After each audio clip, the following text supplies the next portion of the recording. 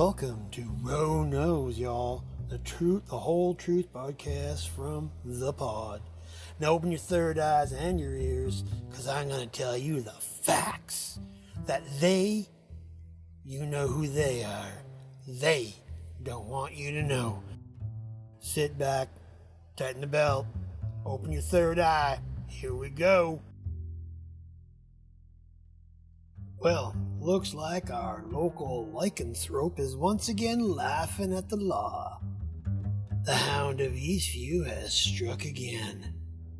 This time he must have been interrupted in his feasting, as the mostly intact but badly mutilated body of a young man was washed up 2 days ago, and they're gonna tell you it was just another person.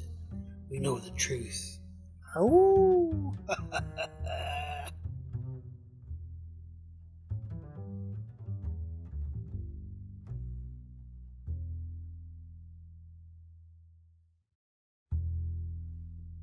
Welcome to Roe Knows, y'all. The whole truth podcast from the pod. Now open your third eyes and your ears, because I'm going to tell you the facts.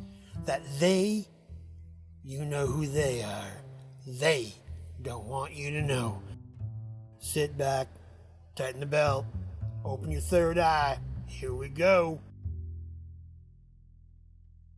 A lot of young men have come up missing as of late. Wouldn't be surprised if it's some of the demonic rituals that our very own betters of society perform to stay youthful. As that, or Dungeons and Dragons as rears its sinful sights on the youth again. But it's gonna be demonic either way.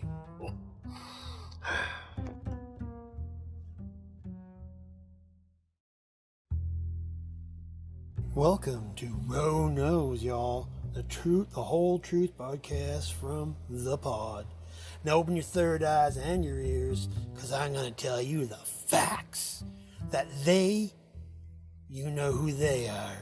They don't want you to know. Sit back, tighten the belt, open your third eye. Here we go. Whew, doggies, check out that storm. Guess the spooks got the HARP facility online a lot faster than the official story. They'll go to any lengths to cloud the ionosphere, so we, the common folk, can't see the proof of the aliens with our own eyes.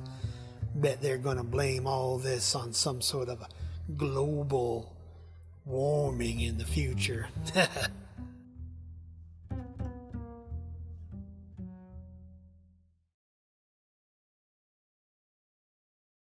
Sharon. Hey everybody, welcome to the Toothfairy Part 2. Sharon! Sharon! Sharon! We're all talking crazy shit in here. Am I good? You're good. Do you have any spiels or announcements? I do have some spiels to go through. Do it.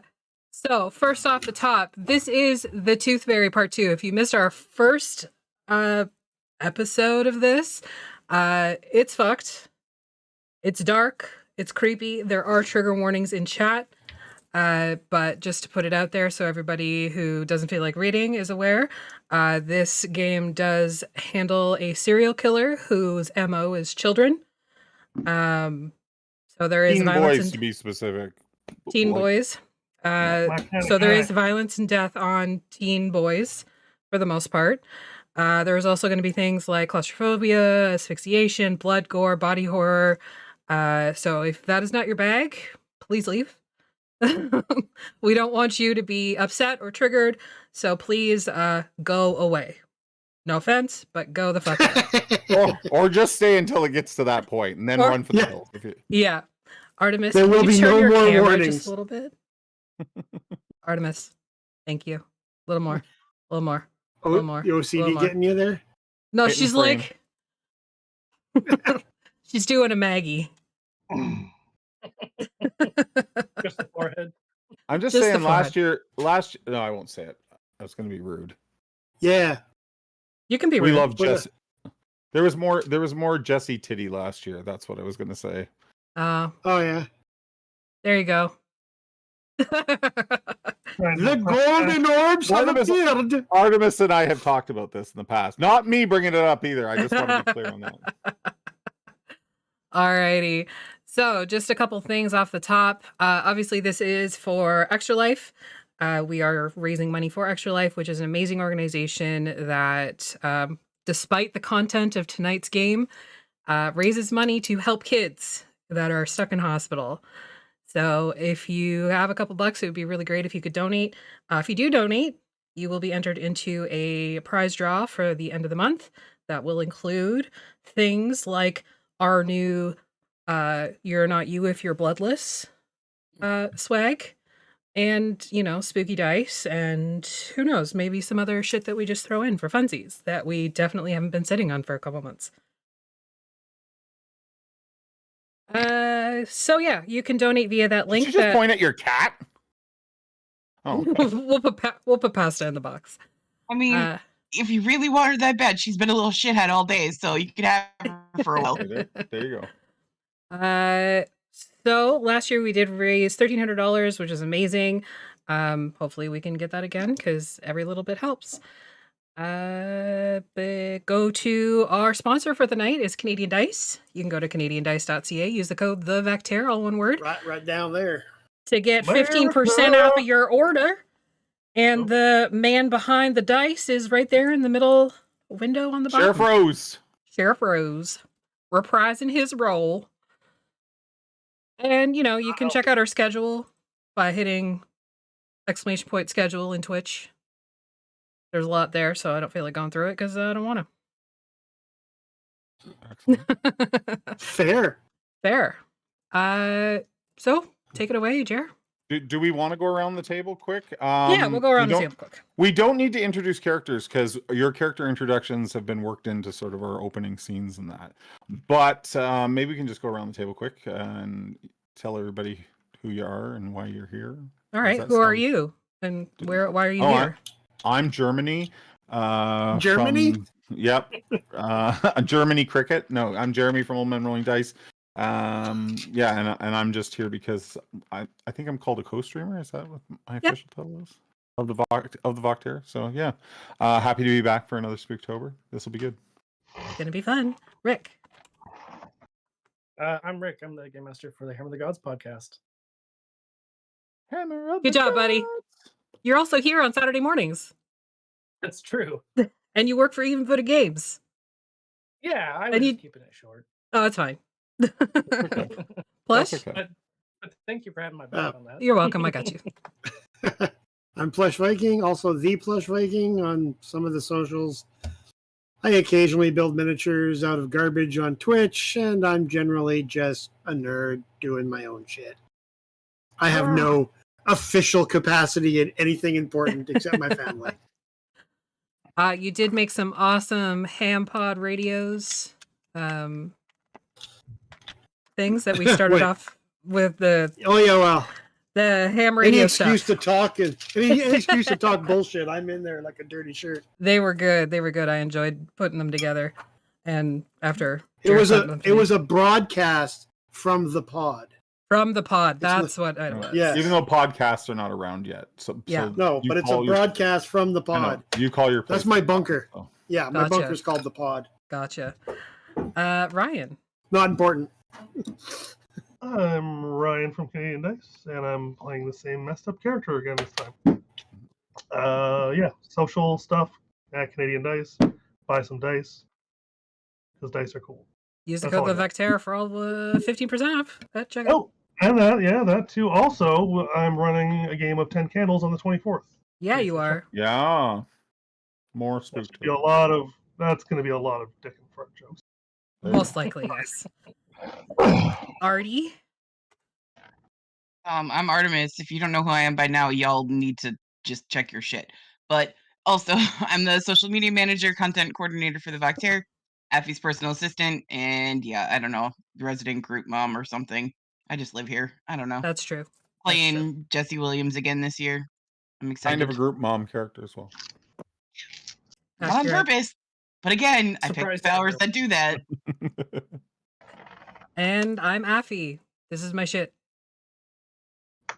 Welcome to it. This is my shit. This is my shit. Is this You're all, so much Okay. more than that. is this like 2 Crocodile Dundee with the one side up? Yes, it is. A little bit, Yes. yeah. Yes. I kind of like it. Okay, we'll keep it up then. I mean, we don't care. Are you Captain Morgan posing right now? Me or Yeah. him? Yeah, you. You. Me. I'm leaning. Okay. I'm getting ready. I'm getting into this. I just took some out. Okay. let's do this then. Let's do this then. This is the Tooth Fairy 2. So our story takes place in October 1989, on a day not unlike today, in El Paso, Texas. The monsoon season is running unseasonably long in Texas this year. Storms that should have been over by mid-September continue to saturate the region. The deluge of the rain has caused flooding and washed out bridges and roads, and the city's law enforcement and first responders have been stretched to their limits as they block off roads and areas that are unsafe. The radio is playing songs like Young MC's Bust a Move, Fine Young Cannibals, She Drives Me Crazy, Poison's Every Rose Has Its Thorn, and ironically, Milli Vanilli's Blame It on the Rain. Movie theaters are showing movies like Friday the 13th Part 8, Jason Takes Manhattan, Indiana Jones and the Last Crusade, Tim Burton's Batman, and Bill and Ted's Excellent Adventure. Some might say that these were simpler times. The internet was in its infant stages, and although cell phones are starting to make their appearance, they're massive bricks of technology. People might have been a little more polite, and communities were definitely stronger. But you need to know a little bit more about what happened before 1989. So I take you back 5 years to Ridgeway, Pennsylvania. A quiet little town nestled in the mountains of Pennsylvania. A town that was ravaged by a serial killer, known to the media as the Tooth Fairy. The local sheriff and a handful of allies ended his killing spree. Private investigator Mike Pellico and Reverend Marge Hildegard gave their lives to end it. The body of the Tooth Fairy was never recovered from the Warwick house fire. But there were 2 survivors that night. Jesse Williams, a stigmata, and Sheriff Rose, a broken cop struggling to save his daughter.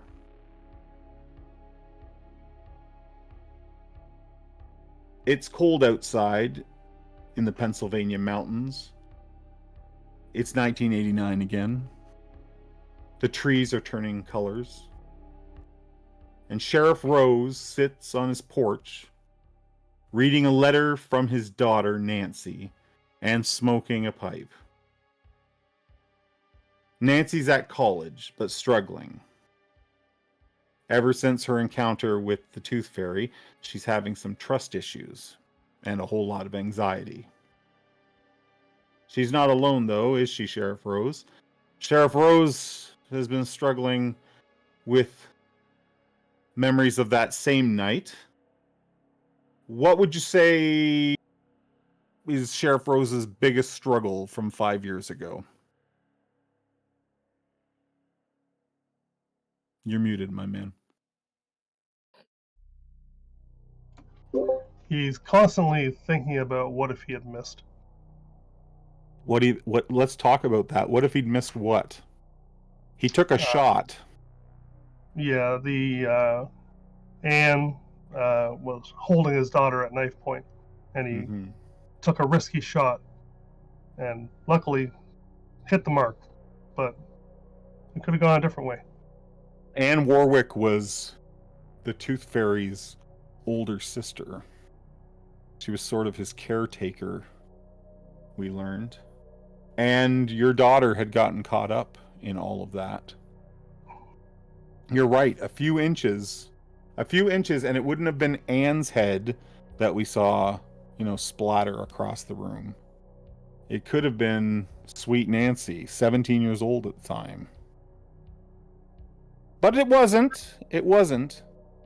So how is Sheriff Rose coping now with, how does he forget the fact that shot came so close? Well, it's been 5 years now, and he's actually dating someone locally. He's been enjoying the outdoor life, taking a little bit time off of work here and there as he can. It's a pretty quiet small town. He has a few new deputies to help him out. And this week he's planned a fishing trip. He's about to leave. Is the car packed? Oh yeah, we're heading up. Or the truck? I think last time we saw Sheriff Rose, he was driving a Bronco, if I remember correctly. He has an old pickup truck, the one bench style pickup truck. But he's getting ready to head up to Lake Arthur to do some fishing for pike, smallmouth bass, catfish. And the letter from Nancy is it's I don't want to say same old, but you get a letter from Nancy probably once a week. She stopped calling you Ed. Since that day, she calls you Dad again. Since that day, she feels like if anyone in this world can protect her, it's you. So her letter is telling you that she's, still struggling. Another friend, she's found something wrong with another friend. And although she believes it to be legitimate, you feel that there's more going on there. She doesn't want to become too close to anybody. As you read that letter and maybe ponder that to yourself, a car coming down the road slows down and begins to make its turn onto your driveway. It's a blue 1969 Pontiac Tempest, and you haven't seen this car in 5 years, but there's no doubting who it belongs to. I pull out my pistol. Jesse, you've driven from New York all the way here. As you drove through the Pennsylvania mountains to get to Sheriff Rose, one thing sort of stuck out in your mind. It's very dark here. It's not New York. There's no city lights. These towns do, in fact, sleep. And right now, they are just slipping into sort of that beautiful part of the night where you feel a little dopey and drift off to pleasant sleep. But there'll be no sleeping for you tonight. You've got a big task ahead of you. You can see Sheriff Rose sitting on the porch as you pull on the driveway. Being here in the mountains amongst these big trees, they bring back memories of 5 years ago. What memory specifically jumps to Jesse's mind? Right now, probably the last time that she drove here, she had the Reverend with her. She wasn't by herself. Mm-hmm. And it brings back a memory of that pain in her shoulder. Yeah, Reverend Hildegard was a bit of a mentor for you, and although you lost her that day against the Toothfairy, you know that she would have not wanted to go out any other way other than trying to save people. How do you expect Sheriff Rose will take the news that you're bringing to him? Well, if I get within 100 feet of the house and he hasn't shot me yet, we'll probably be all right. Okay. How important is it to Jesse that Sheriff Rose join her tonight, rather? Very. He knows what they were up against. He was there the last time. And if the rumors are true, he needs to be there. He's the one that got away from us both. Mm-hmm. Well, the car makes it within 100 feet. Maybe 50 feet. He's standing on his porch. You don't do that to a pistol. I have the arsenal perk. He has whatever he wants. The car comes to a stop. As you came up the driveway, that familiar sound of gravel hitting the bottom of your car could be heard. You don't like that sound, but it's not to be avoided. The car creaks to a stop, and what does Jesse do? Takes a big breath and gets out. Looks at the sheriff on the porch. Closes the door. Well, I did say if I ever saw you again, it'd be too soon. I agree. How are you, Sheriff? Oh, you know, a couple kidney stones, but other than that, just fine. You need more cranberry juice or something in your life. How's Jesse dressed? I think simply right now, but well. Jeans and a well-made shirt, probably like a button down of some kind. Okay. And got her, she's got long dark hair that she keeps tied up, and she always looks like she has like tiny cuts across her forehead. Always. All right. How about the sheriff? What's he wearing on this cool night? Oh, this is it, baby. I got this lovely shirt that my lady got for me down at Bullock's. She works at the unmentionables department. Yes. And she got this for me for my birthday a few weeks ago. Little roses on there for Rose. What's the girlfriend's name? Stacy. Stacy? Okay. Okay. You can mind your business, DM. I need to know people before I kill them. Oh, shit. I'm sorry, Stacy. All right. Well, I'll let you get back to your conversation. Well, I better make it quick. I'm about to head out of town on a fishing trip. What are you doing here? Need your help? That's a big no can do. No, you're not going to say that when you hear what I have to say. Well, you drove all the way out here, so let's hear it. Happening again. What's I happening? think he's again? back. He's back. I'm not gonna play dumb. I know who you're talking about. And that man is dead. That house exploded. No one came out Never of there. found him. Doesn't mean he's not dead. Incinerated. Big explosion. Gas. Remember? Whole thing. Well, I remember. And she kind of like touches her shoulder. Yep. There's a bit of a hole there, like the scar tissue is healed across it and everything in this last 5 years. But you can tell it just feels different. Where that piece of, I think it was brass. Yeah, it was like brass from the overhead lamp that fell on me. Yep. And what too similar to be coincidence. Well, all right. I'll hear you. What you heard?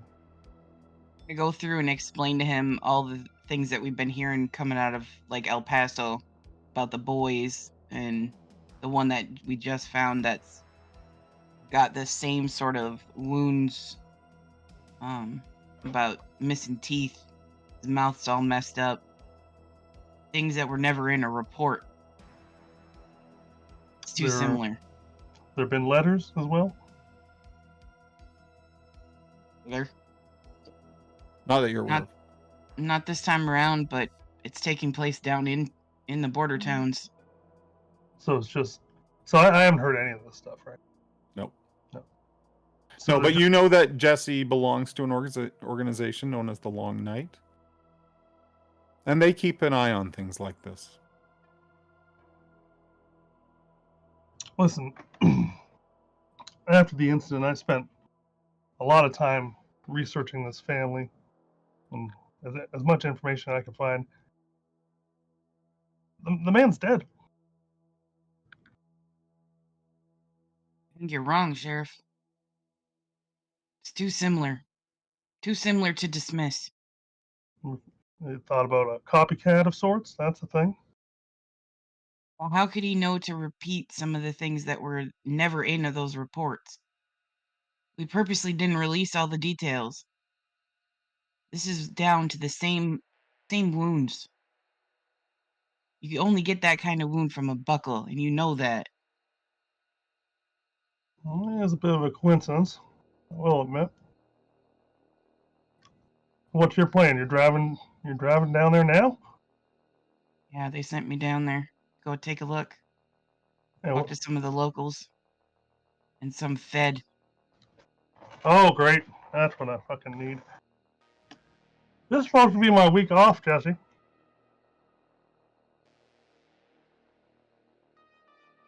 mean, you can say no, but after The everything catfish that are we went calling. through, I think this is a little bit more important than fish, Sheriff. You've seen the catfish down there at the creek? There's fish in Texas. If nothing else, you can fish there. Maybe we get down there and it's nothing.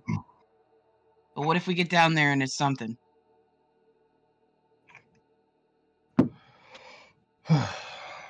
All right, let me make a call and then I'm already packed.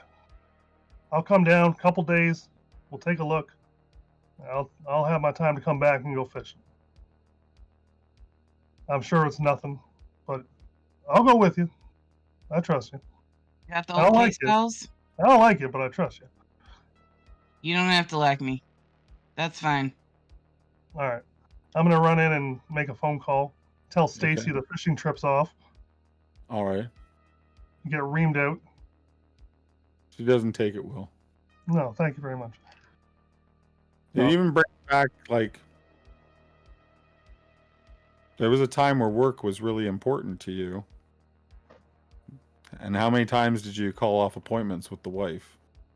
How many times did you call to be late? How many times did you miss things that Nancy did? Too many times. I wasn't a great father. I wasn't always there. So let's skip to, we go from the dark front porch in Pennsylvania to the interior of a airplane. Not first class, but business class. Probably smoking a bunch of cigarettes out there. Agent Mulsky is sitting, going through all the paperwork she's been given. This case is not the regular type of case that Mulsky would investigate. She's well aware of supernatural things, but she's a bit of a specialist when it comes to this, and her specialty is sort of sorcerers and witchcraft.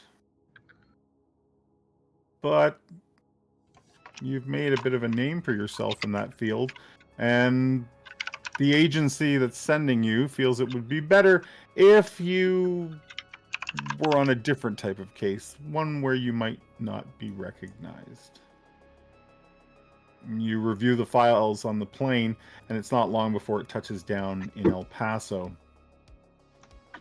The agency told you that they've reached out to sort of a brother, a sister type organization. They call themselves the Long Night, and they're dispatching an agent to El Paso as well. You're to meet a CSI who's processing the remains of a young man. His name is Doug Hoffman. He's to meet you. You're to meet him at the coroner's office. It's not long before you're in the hustle and bustle of the airport, and then into a rental vehicle that's been provided, and you're on your way. How's Agent Mulsky transporting the files and paperwork she's been given?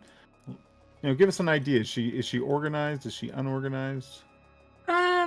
She has her own organization, her own method of filing. She knows exactly where everything is, but if somebody were to walk into her office, not so much. The file in question regarding the Warwick and this new development in El Paso, It does look like a mess on the outside. Lots of paper clips, files sticking out everywhere, but she knows exactly what's in it and where it is. All right. And how confident are you feeling? I mean, you made a pretty major, should we call it a bust? It was more of a hitman's job, but you broke up a pretty big ring of sorcerers, and now those same sorcerers managed to get your identity out to people. So how are you feeling coming into El Paso in this particular case, being outside your wheelhouse? Anxious, but not in a bad way. More something to prove that I'm not just witches and warlocks and sorcerers. All right. I can do other things. You know, it's not just about counterspelling or whatever. I can do, you know, the more physical sides of the job. All right. Your paperwork contains a little bit of information on a Mr. Rowe, who's sort of a... The agency's had their eye on him for a while. This is his territory. Do you think conspiracy theorist is maybe the best way to describe him? What is Mulsky?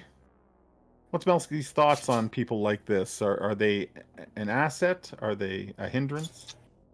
I think if they're in the right vein, they're an asset because they are able to look at something and see it from a different perspective than somebody like Mulsky would.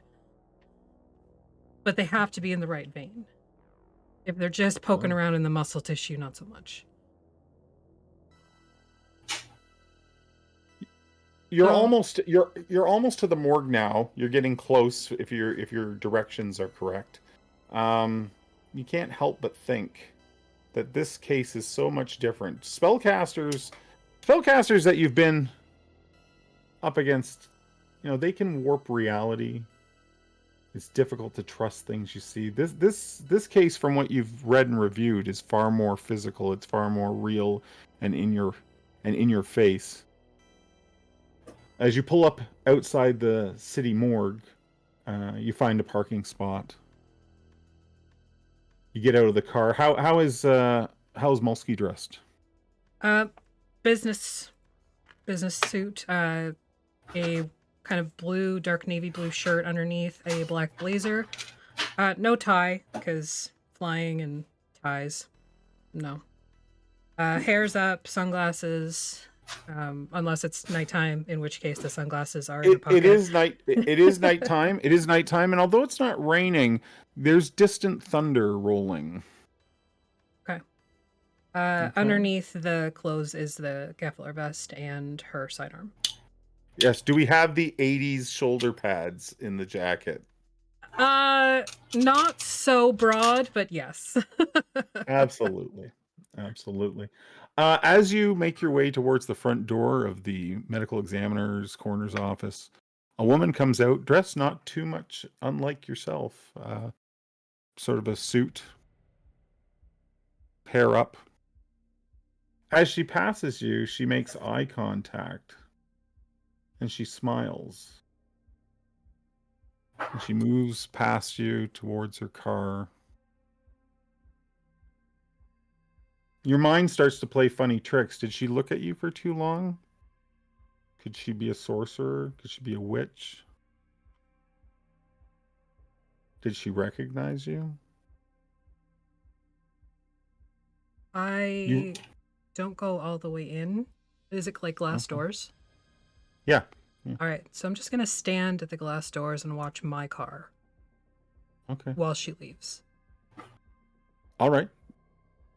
You watch her. She doesn't pay you any more attention. She walks to a vehicle and gets in, starts it, and then drives off. Is there any delay between starting it and driving it that would be more than putting on a seatbelt and putting it in drive? You're not sure. This is the problem with these types of things you've been hunting. Is any of it real? Was that even a woman that you just walked past? You used to be very good at this, but they didn't know who you were before, Mulski. And now that paranoia is starting to set in. You open the door and walk inside, and it's obvious that the the coroner's office is understaffed, or maybe everyone is busy at other things. Speaking of being busy at other things, in the basement of the morgue offices are the examination rooms, and Doug Hoffman has just finished collecting evidence from a boy that lies on the table.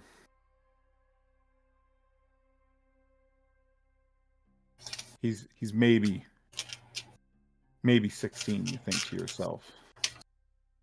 His face horribly beaten. His jaw is barely intact. And you think he's been dead a month? There's a fair amount of decomp there. You go over your notes quickly. You know that you're supposed to be meeting a federal agent that's coming into town to sort of brief her on the situation. With so much of the first responders of the city tending to flooding and washouts and keeping the populace safe before yet another storm rolls in, you're expecting it maybe tonight, maybe tomorrow. You've been assigned to stay with the federal agent once she gets here and lend your assistance and expertise in the investigation. You give your notes one last look over.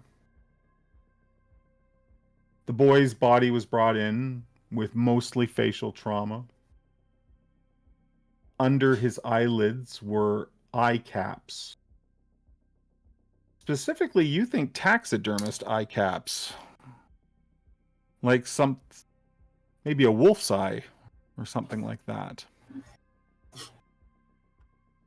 When you took them out, Doug, you found a fingerprint on one.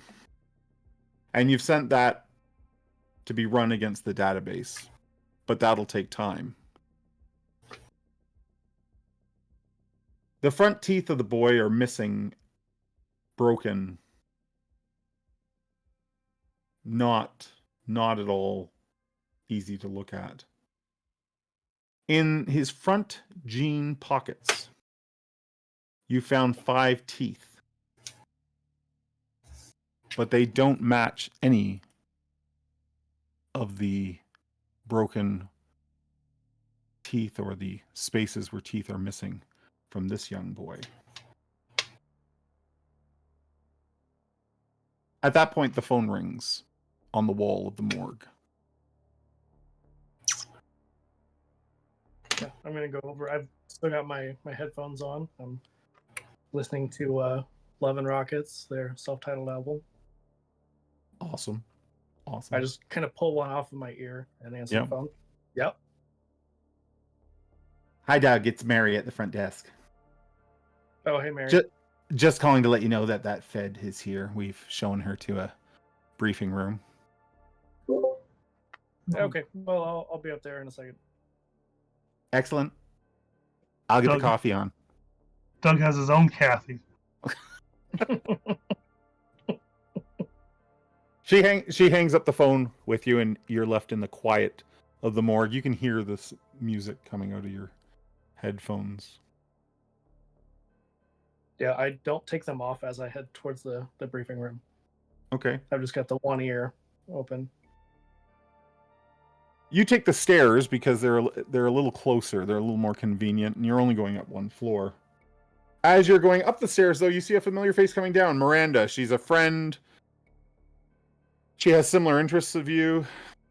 She works here at the coroner's office, not as a CSI.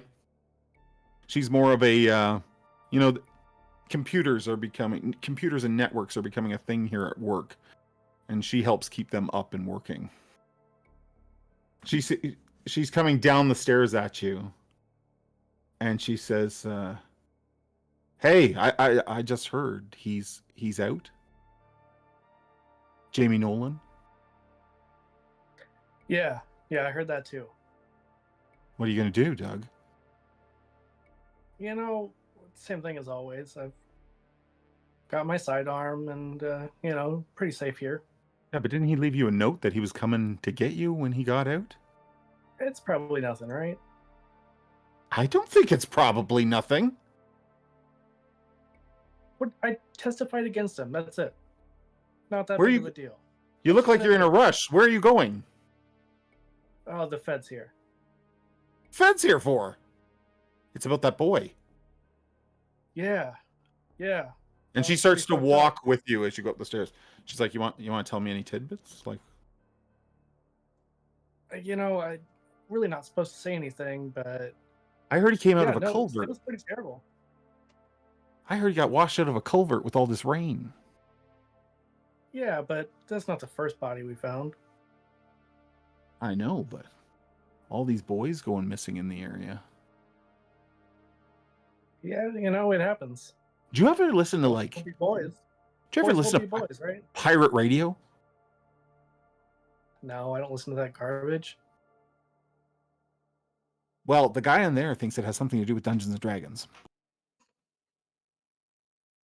That seems legit. That checks out. I saw it on the news, Have you ever played that game? No. I dated For a guy once nerds. that played that game. He was fucking weird. I believe it. Yeah, you don't want to hang out with those kinds of people. No, I think his name was Ryan. I'm trying to remember now. That She walks- sounds like an indie nerd. She walks and the door opens and you come out onto the floor. Now, normally there would be like lots of people working at desks and that around here, but there's not because they're all out with the city going crazy with these floodings and washouts. You can look across the room and there's three meeting rooms and they're all glass. And you can see Agent Mulsky as she described herself in one of them. Maybe setting up, maybe writing on a whiteboard or setting up, there's one of those old overhead projectors in there and everything, like for presenting meetings and things like that. With the transparency on it and everything. Exactly. Exactly. And as you come out into that, that room, Miranda looks at you and goes, "Holy shit, she looks terrifying." No, she's just a Fed. It's not that big of a deal. Says Doug, who just said the same thing about a person who's threatening to kill him. She says, I would not mess with someone like that. I mean, it's no worse than Jamie. Fair. But Jamie wrote you a note and said he was coming for you. She didn't. So maybe that's, one in your No, court. she called ahead. Yeah. Oh, is that sort of the same thing? Yeah, you got a point there. I didn't think about it that way, but I mean, Feds will be Feds too, Don't forget we're meeting for beers tomorrow. Well, yeah. Okay. Couldn't forget. Wednesday All night. right. You have fun with that. And she points over towards the office. And keep your head down.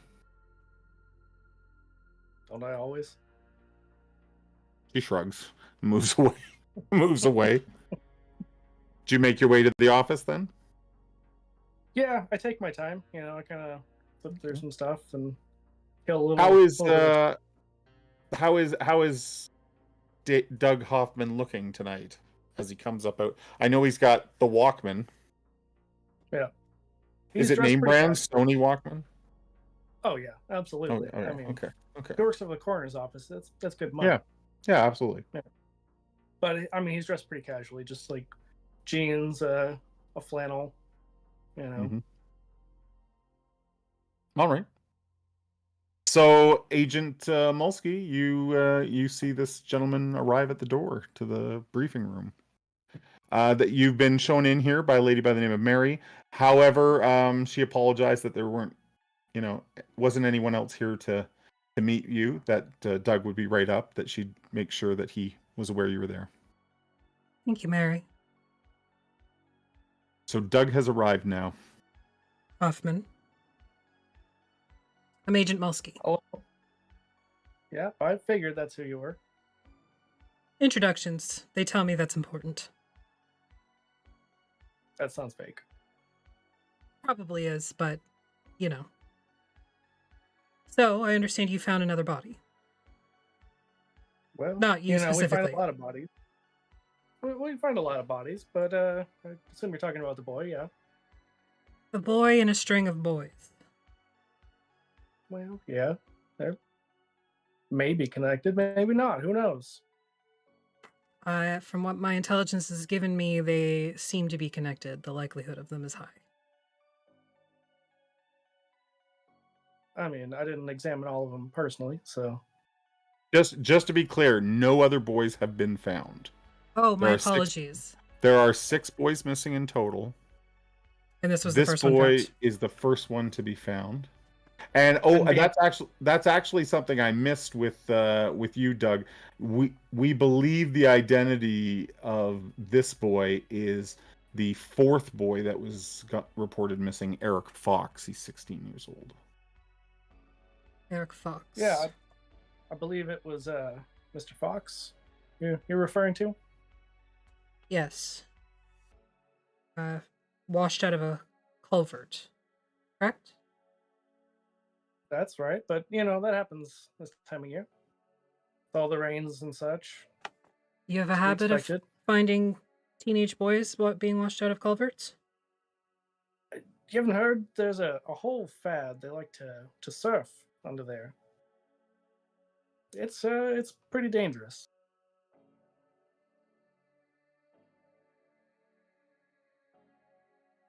That's a thing. It's a real thing. Mm-hmm. There's a great awkward silence. American teenagers are just dumb. Yeah, can confirm. So possibly surfing in a sewer. Which would explain the missing teeth, but it wouldn't explain the teeth in his pocket.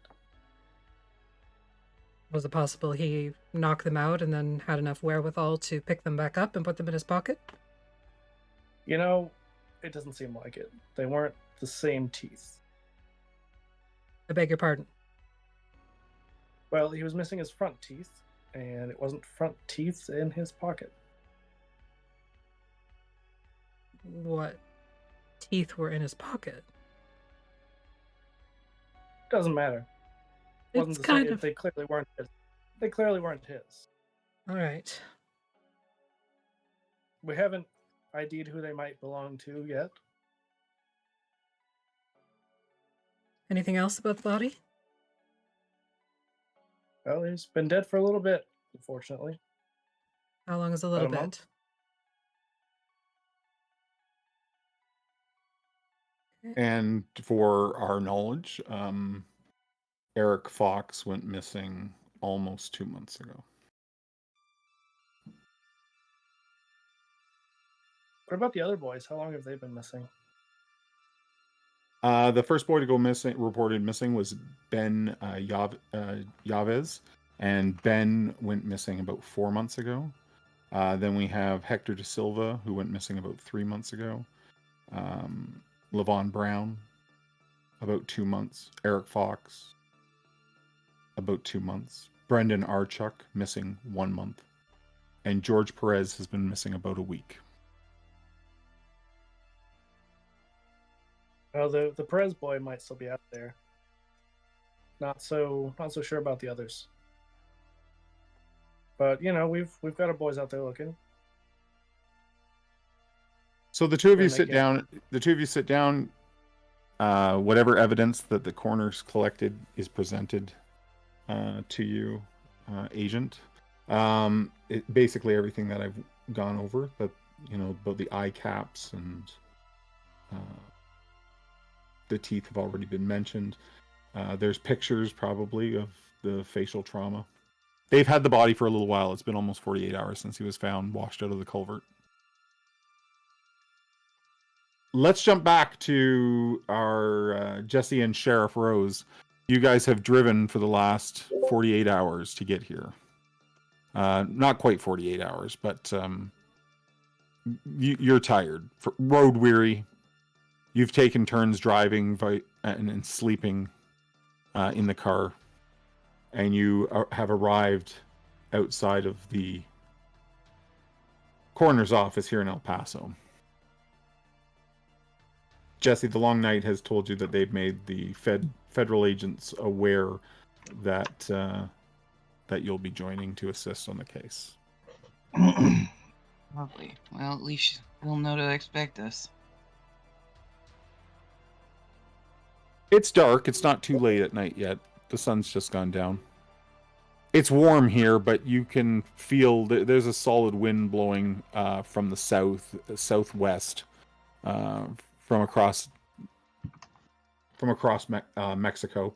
Just so everyone is sort of aware of El Paso. It is a border town.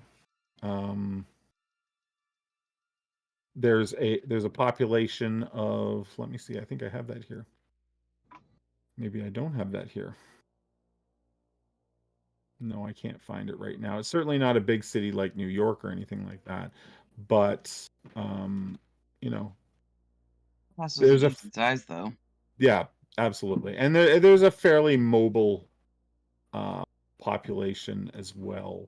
Here it is. So El Paso is a city, and it's in the county of El Paso as well. In 1989, the population here is about 580,000. The Rio Grande Rift, which passes around the south end of the Franklin Mountains, is where the Rio Grande flows.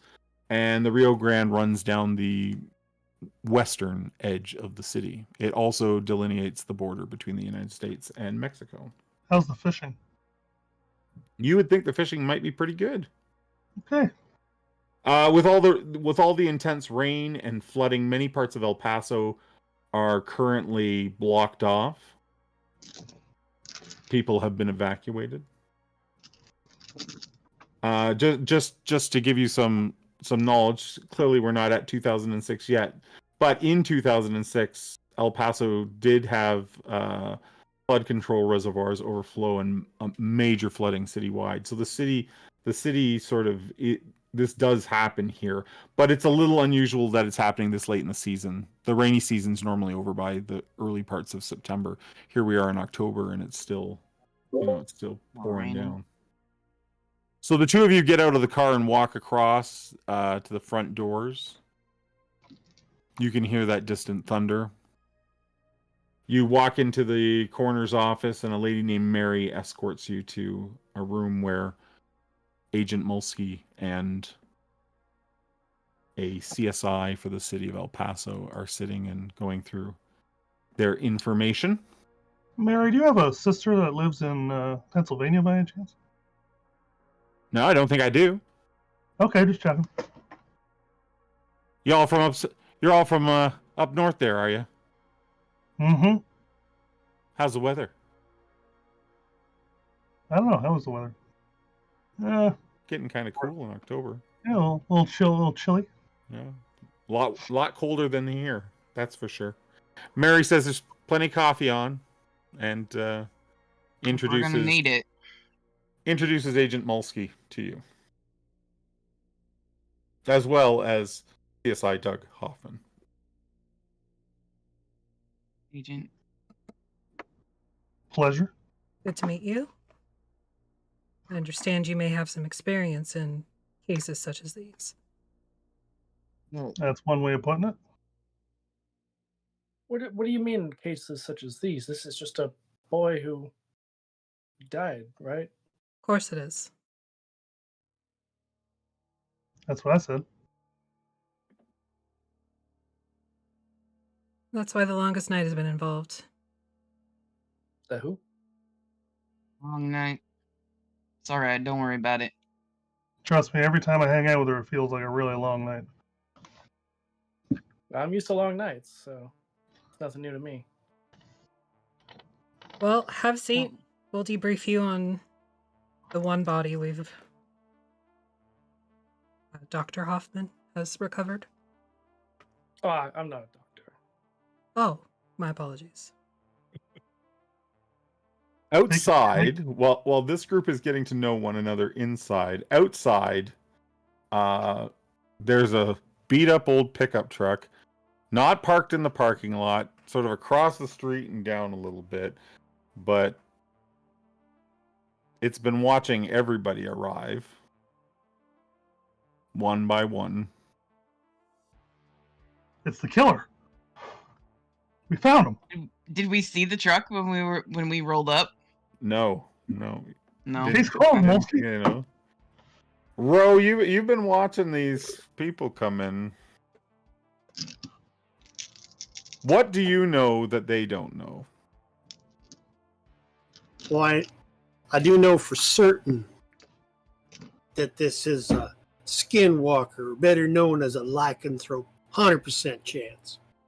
I know it is. Why else would they send a spook in to talk to the ghoul? It's gotta be something hinky. They're always up to something hinky. And you certainly don't trust the government. Am I right? Nope. Well, that's not entirely true. There is a few good old boys that are kind of stuck behind the bullshit, but as a unit, not so much. That's why I put the foil in my hat so the radio waves can't fuck with my head. How often would you say that those bothered you prior to the tinfoil? Well, all the time. Once I got out of NAM, it was rough for a long time there. I'm pretty sure they're watching me. That's why I'm the only one that survived in my unit from the goobly-goo that took us all out. Pretty sure that was a skinwalker. Talked to my grandma about what happened. She's Indian, and she told me it sounded like a skinwalker. So, are you intending to go into the office? Well, I'll give it a bit more. I'm not going to sit here all night, but I'm pretty sure they're going to go check out the culvert area. It's pretty much what they do. Okay. I'll watch them from a distance there. I'll crack them like the bloodhound I is. So you remain in the truck. Meanwhile, back inside, the four of you have gotten to know one another a little bit, and you've shared the information. So the situation here in El Paso, I'll just summarize, is that we have 6 teen boys missing. They're all between the ages of 13 and 16 years old. In all cases, they were by themselves when they disappeared, walking home from school, going over to grandma's house, sent to the store to go shopping. Different schools or the same school? No, different schools from all over the city. Different areas? Okay. Yeah. And from different walks of life too. We have some kids with parents on welfare, and we have some kids eating off of silver spoons. George Perez in particular comes from a very well-off family. Would Ro know any of the family personally? He is in this area. Well, he does live in the area, but I don't think these are, I don't know that Ro comes in from the pod all that often to... Not if he can help it, no. But, No. he might know one of the poor kids. Might know their family. Well, then, share tell you what, roadkill recipes, give me a streetwise charisma check. Yeah, the first roll. Game. First roll of the game. Streetwise charisma. Sixes are successes. How many dice I roll? Sorry. Check what your streetwise rating is. Oh, and then maybe I should read that. And then add that to your charisma. Okay. Well, that's not going to be a lot of dice. Apparently, I'm out of social and don't go to town much. Okay. 7 and a 5. Okay.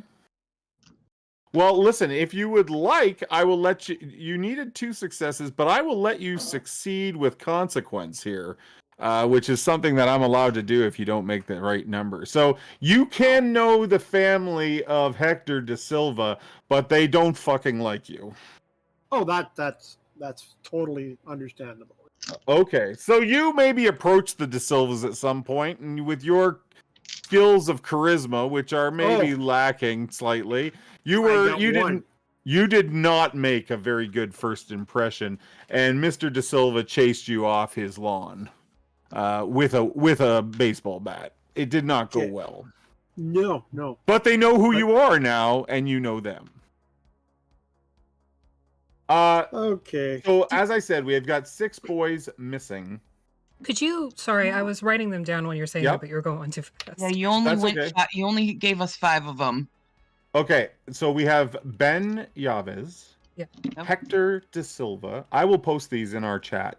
Okay. Levon Brown, Eric Fox, Brendan Archuk, and George Perez. And George has been missing how long? George has been only missing about a week, and normally the police would not necessarily worry. However, I did mention George's family has money, and with 5 other boys missing ahead of him, you know, there is some concern. Okay. Yep. So I've shared that in our chat on Discord. Next up, we've had a boy wash out of the culverts about 48 hours ago. Doug Hoffman was the CSI that collected the body and collected the, as well as collected the evidence.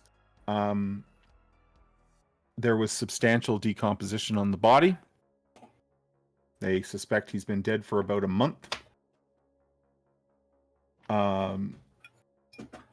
There were eye caps under his eyelids, specifically the type that taxidermists use, and a fingerprint was lifted from those, but has not, you know, they're still running it.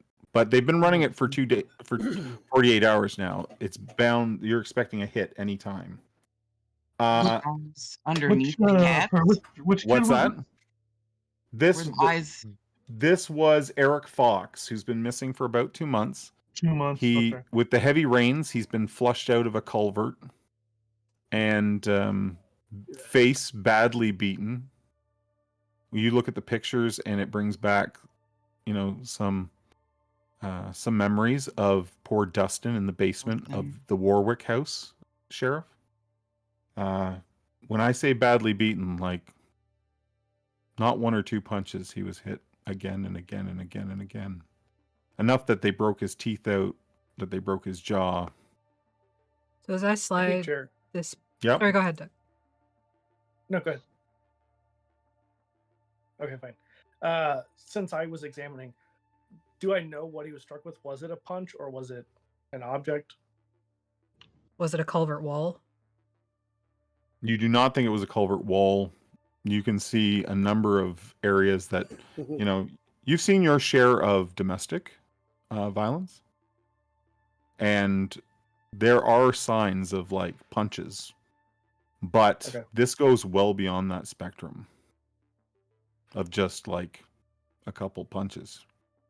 Someone really worked this kid over. Yeah. And he was found with these caps under his eyelids. They look like wolf eyes.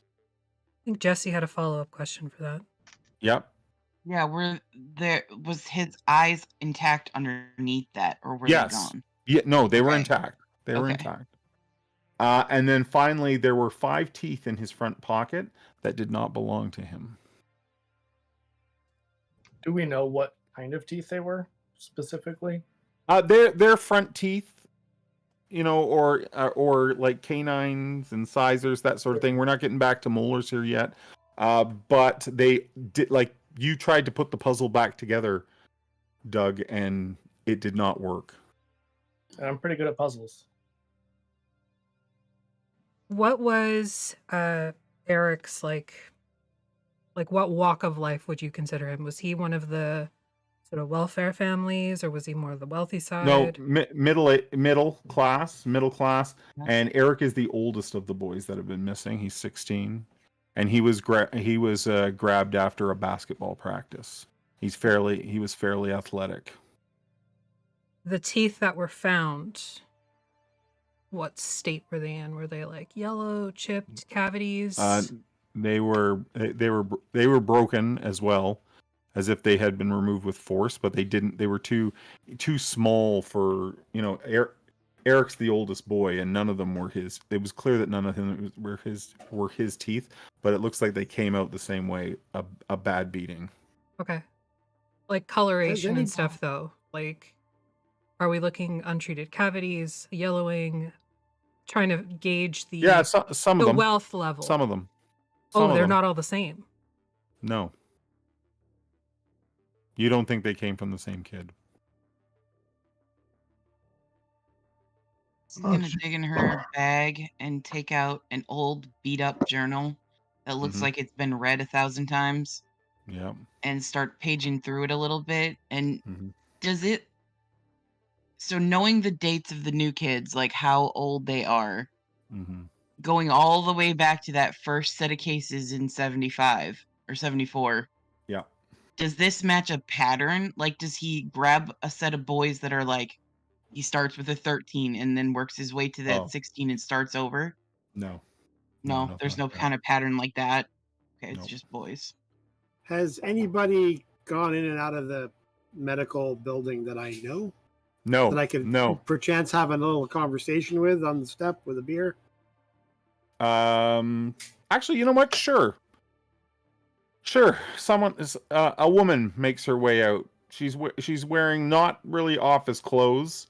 Has curly hair and in her late 20s. Do I recognize her a little?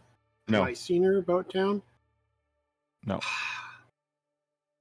right, well, I can't really do nothing with her except creep her right the fuck out. Yeah, but you're so good at that. Shut up, you.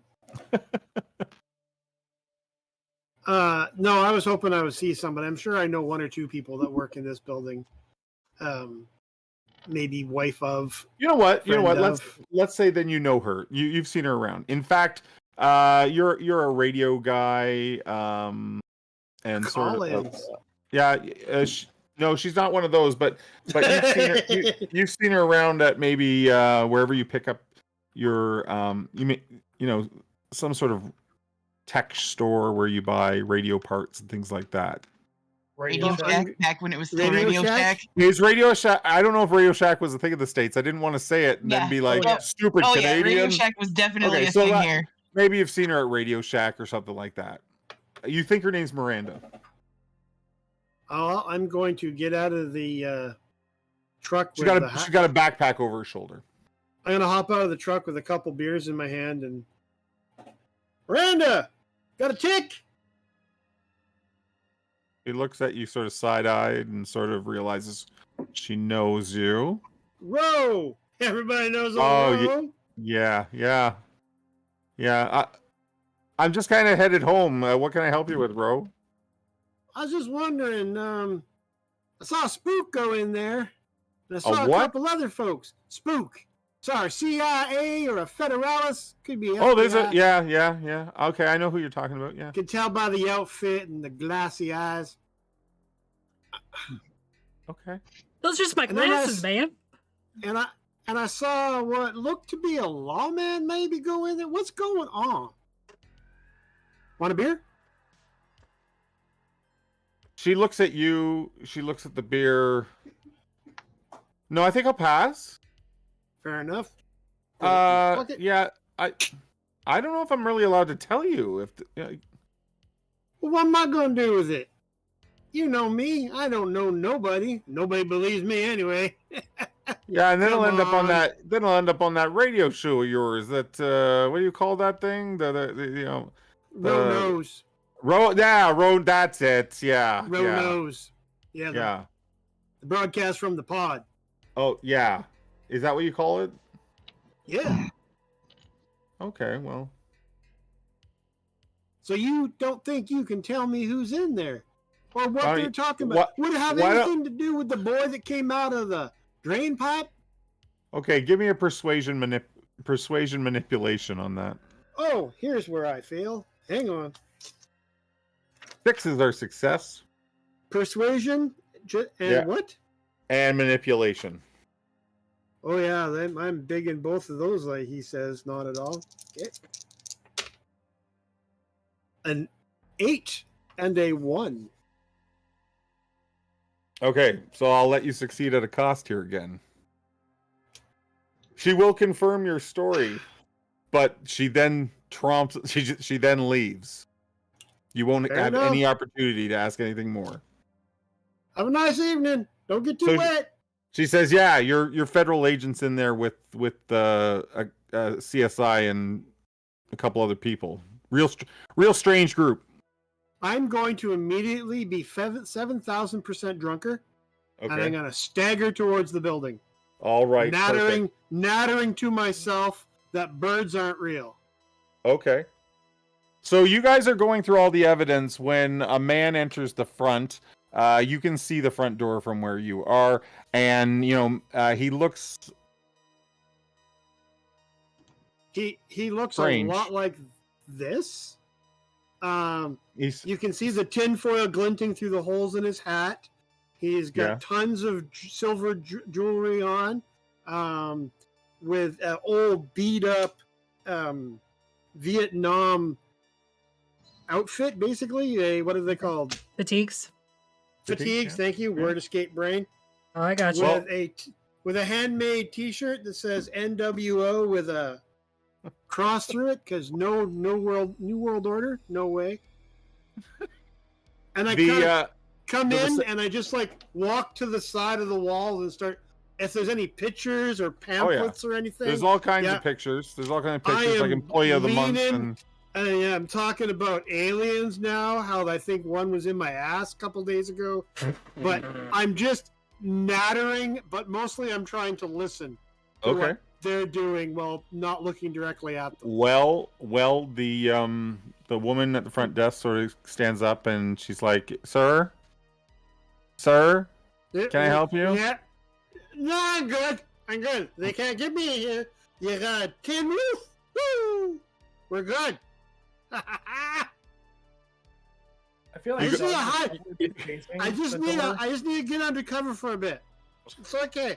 It's wet out there. Sorry, what does Doug's what? I feel like Doug would be facing the door. Like he would have his back so that he could see, the entrance. Okay. And just be like, great. What's the politically correct term? That's the local whack job. It depends on the type of whack job he is. Is he? And I go to look out. Do I recognize them from a personnel file I have? Yeah, sure. Yeah. Oh. I'm military trained. You have an old military picture of the guy that they mentioned in the area. All right. And he's a little shaven. Yeah, he's a little rougher looking, but you think it checks out. What was your military rank? I'm not telling you. I would be in the file. I don't know. Never made up the rank because people get punched when they get lippy. Private first class. So probably as high as I can get without being anything in charge. Yep. Private Jordan. I turn instantly sober for half a second because, damn it, training. And then I look at them and then I smile and go, "Bananas! Woo!" It's so great that you made your way here. Get in here so we can talk to you. Fine. You do have some concerns. You do have some concerns that your tinfoil hat has not protected you from identification. Well, she can see me, right? It's not from space. That's what I'm worried about. I don't want to be tracked. I was dumb enough to come in here. I knew it was a chance. I was pretty sure the ghoul would recognize me. So. Okay. So as Rose walking in, Doug's rewinding his tape to start it over from the beginning. Okay. Hey, Doug, how goes the ghouling? I can't hear you. What?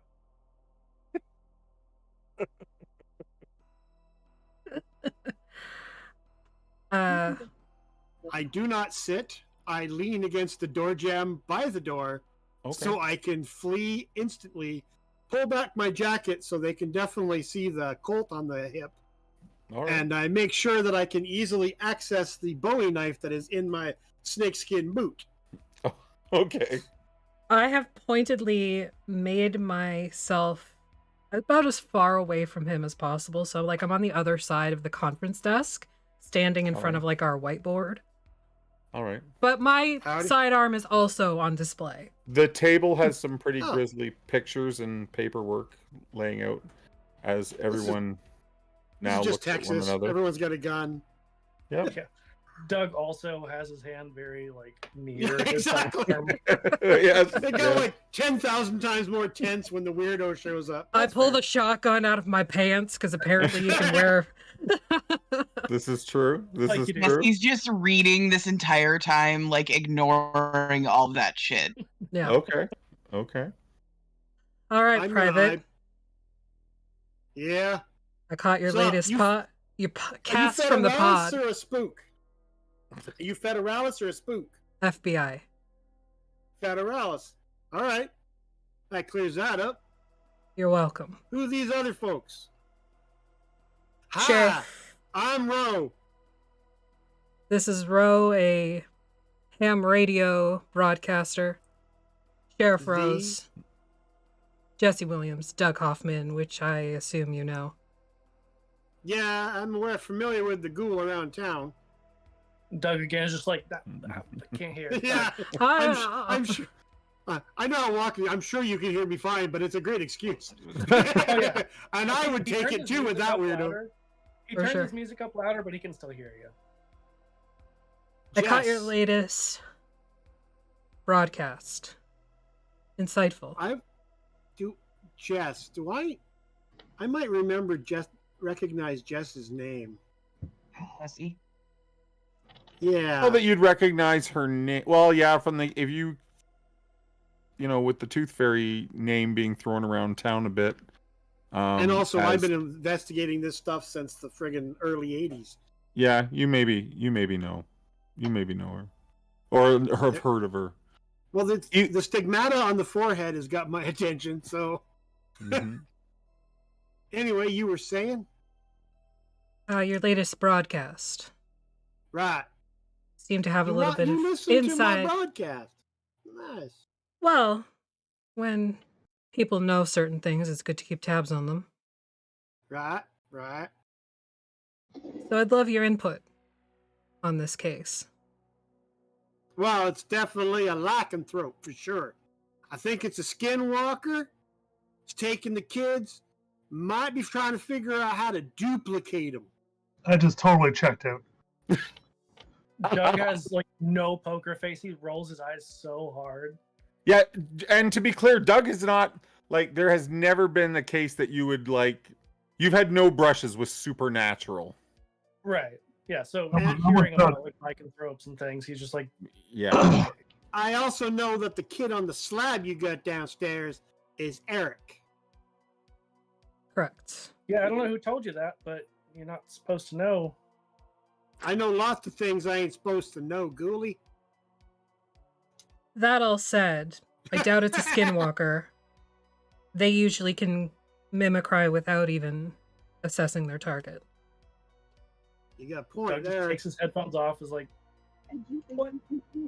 And if it was a lycanthrope, there would be indications on the body of bite marks or claws. Yeah, I didn't get to Gotta be get all the details on it. Were there any bite marks on him there, Ghoulie? Hold on, Agent. You gotta be shitting me here. This can't be real. I am not shitting you at all. I never shit to be anyone. had. Look, does she look like she has Yep. a sense of humor? Can we pause there for a moment? I like Absolutely. Rose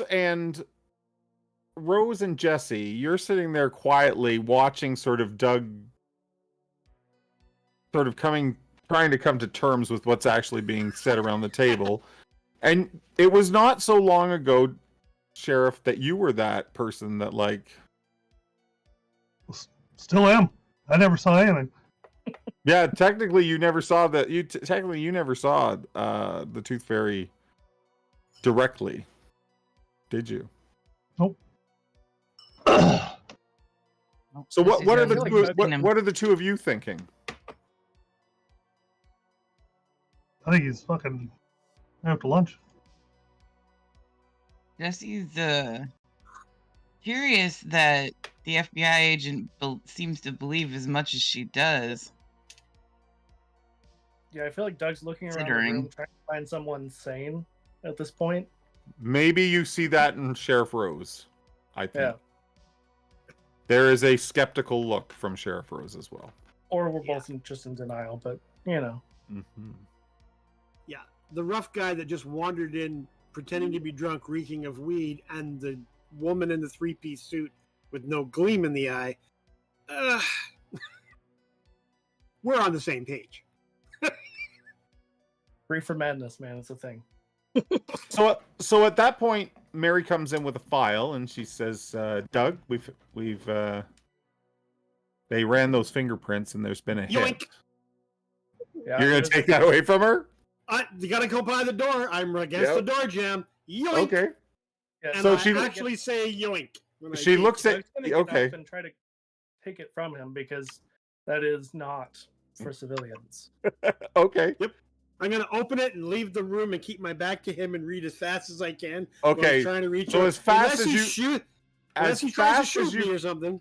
as fast as you could read before Doug's on you, and he is going to take it from you. But as fast as you can read before Doug gets there Calm to down. take the paperwork, you do see that there is mention of there's mention of a Marcus Lopez, and you then it's taken from you, but you probably have had a few run-ins with Marcus. Maybe his house is not far from the pod. Maybe he's sort of living on the edge of El Paso. So Doug, you get the file. The fingerprints have come back to a Marcus Lopez, middle-aged man in his 50s. He's a taxidermist. He has a few charges on his record: assaulting an officer, public disturbance, and there are notes that he probably has some mental conditions that were the cause of these. He's never been put in jail. The judge has always waived it to public service or something like that. None of his offenses were to a level of violence or anything like that that would have gotten him in trouble that way. All misdemeanors.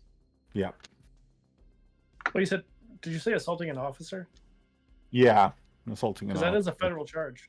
No, that I know, I understand that, but it says in the thing, it basically when they approached him, he got a little pushy, but the police decided. They know the guy. Marcus has lived in El Paso for some time, and it was waived. But absolutely, it could have been pushed. But you can see in the notes that they don't feel Marcus is any threat. But these were the charges that were originally levied. There's probably one of those in my file too. Yeah, Doug's gonna just take that file, plop it down on the table, and say, "There you go. We found our perp." Don't be so hasty, Hoffman. Case closed. Don't you think we should at least go to his domicile? I know where it is. So do I. It's His also address listed. is right here. It's also listed on that. Yeah. I leave and I go in my truck. I'm going to beat them there. Okay. Fuck. I just scoop all my shit up, and I'm making And for I my book it. SUV. Okay. Like I'm being chased by Because something. I'm probably in better condition than he is. Can I catch up to him on foot? I'll tell you what. Yes. Why don't we just make it opposed here? Athletics, stamina, both of you. Oh no, this could be close. Athletic stamina. What did the other four do? The other three do as these two rush out of the room.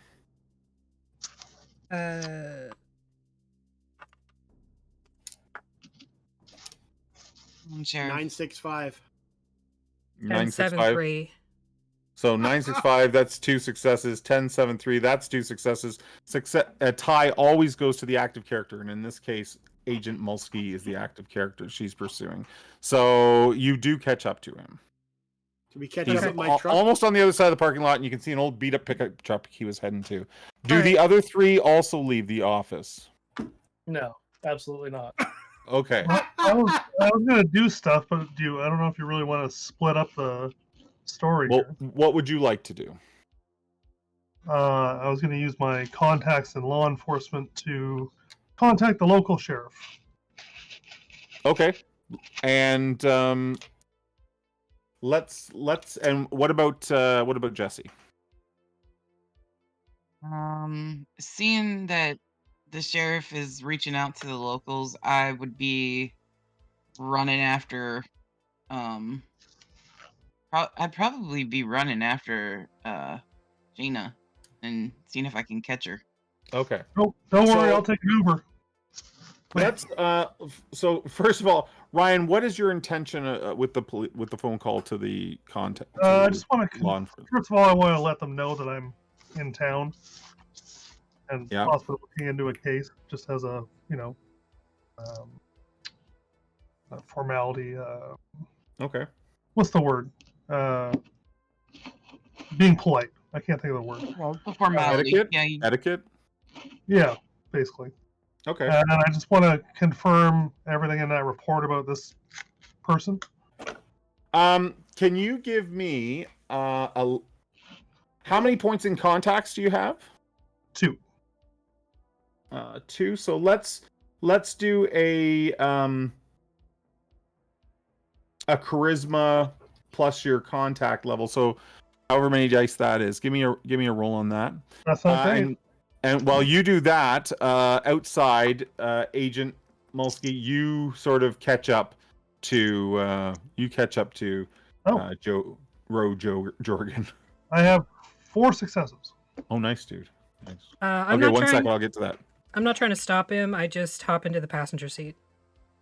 Oh, you're going with him? Yep. In the old shitty Okay. truck? No, you're going to stand at the door, pull on it for a lot, and then I'm going to sigh and let you in. I'm going to pull a bunch of fast food containers off of the seat, kick some just out like- of the way. Yeah, and I totally let you in. You got up. It's fair. Let's go. Come on.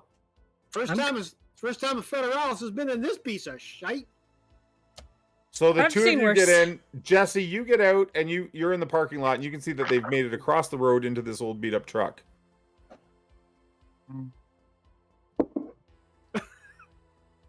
Is it a single bench? I would bet it is, yes. And Jesse's getting in her own damn car. Yeah. Yeah.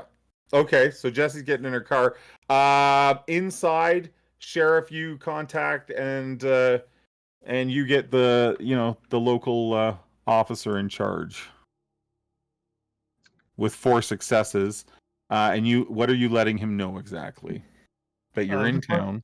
I'm in town. I might be working a case that might be related to a case of mine in the past.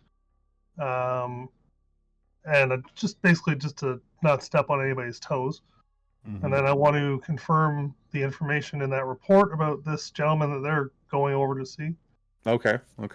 And And ask any background on him that I might need to Okay. know. Doug, you're in the room as Sheriff makes this call, and you can sort of overhear things that's going on. So feel free to jump in here if you need to. The police confirm. First of all, they're more than happy. They're running around with chickens with their head cut off. So if you can lend any kind of assistance with the missing boys, and they're not sure how that links to a previous case of yours, but they understand that there's a federal agent also coming into town tonight. That's been assigned to that case to take that off their caseload. Although they have not heard from her yet. Oh, has the case been taken over by the FBI? Are they not actively They have relinquished the case to the FBI on the grounds that the body count has reached a level at this point, if it is the same killer, that that this is now a federal jurisdiction. Plus, it's cross-state. So yes, they have relinquished control of that. Can I also ask if they have anybody else that's like super sketchy in the area that might fit like that they were looking into? Or no, they have checked on everybody that they thought might be of a threat. As far as the man that you bring up, they can confirm that Marcus Lopez has been a El Paso resident for as long as they can remember, probably all of his life. And he can be prone to fits of violence, but he is a very kind and gentle man, usually. And because he's been around for so long, his family has certain connections in the city, and they have tried to show him as much lenience as possible, which confirms everything that you're seeing in his report. They also mentioned to you that he is a bit of a holy roller. He believes that he's doing God's work.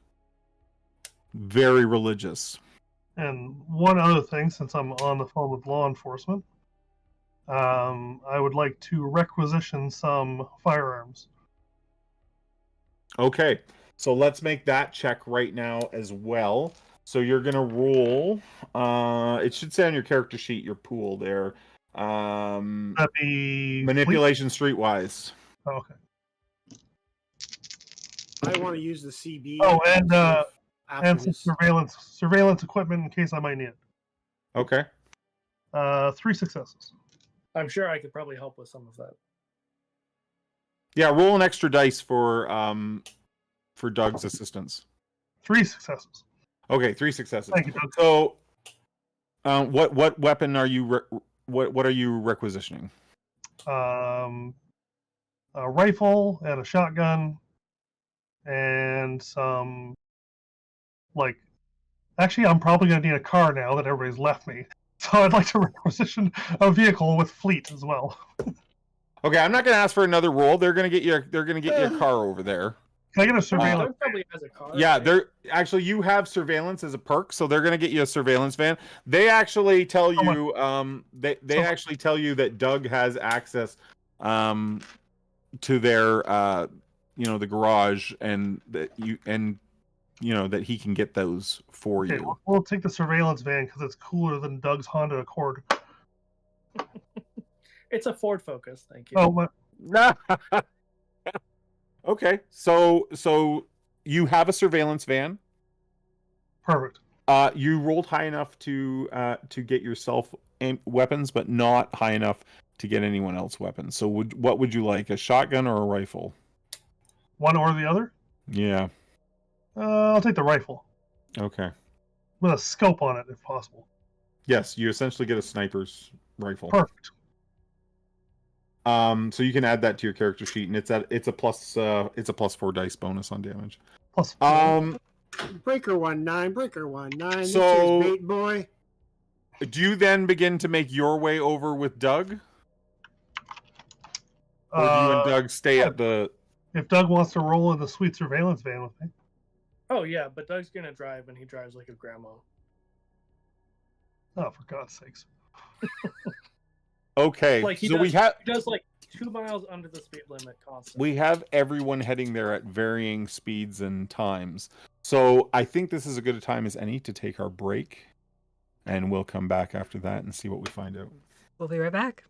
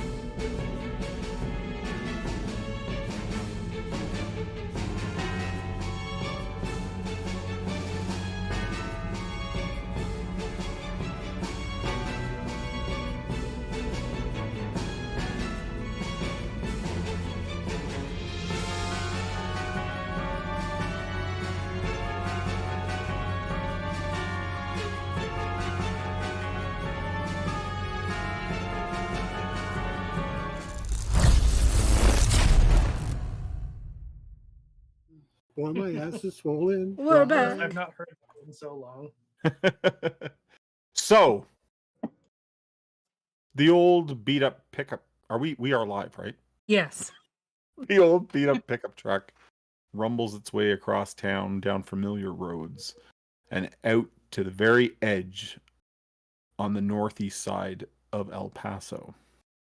The rains behind it. You need to use there's just enough rain that you need to turn the windshield wipers on once in a while, but not enough to just leave them on any frequency. But the truck Wiper arrives. singular. The one on her side doesn't work. Fair enough. You It might arrive. even be there. You arrive at Is Mr. it like the Lopez's. metal striping on the window? It's not even there. Yes. You arrive at Mr. Lopez's abode and you pull up. There are no lights on at the house except for one on the second floor.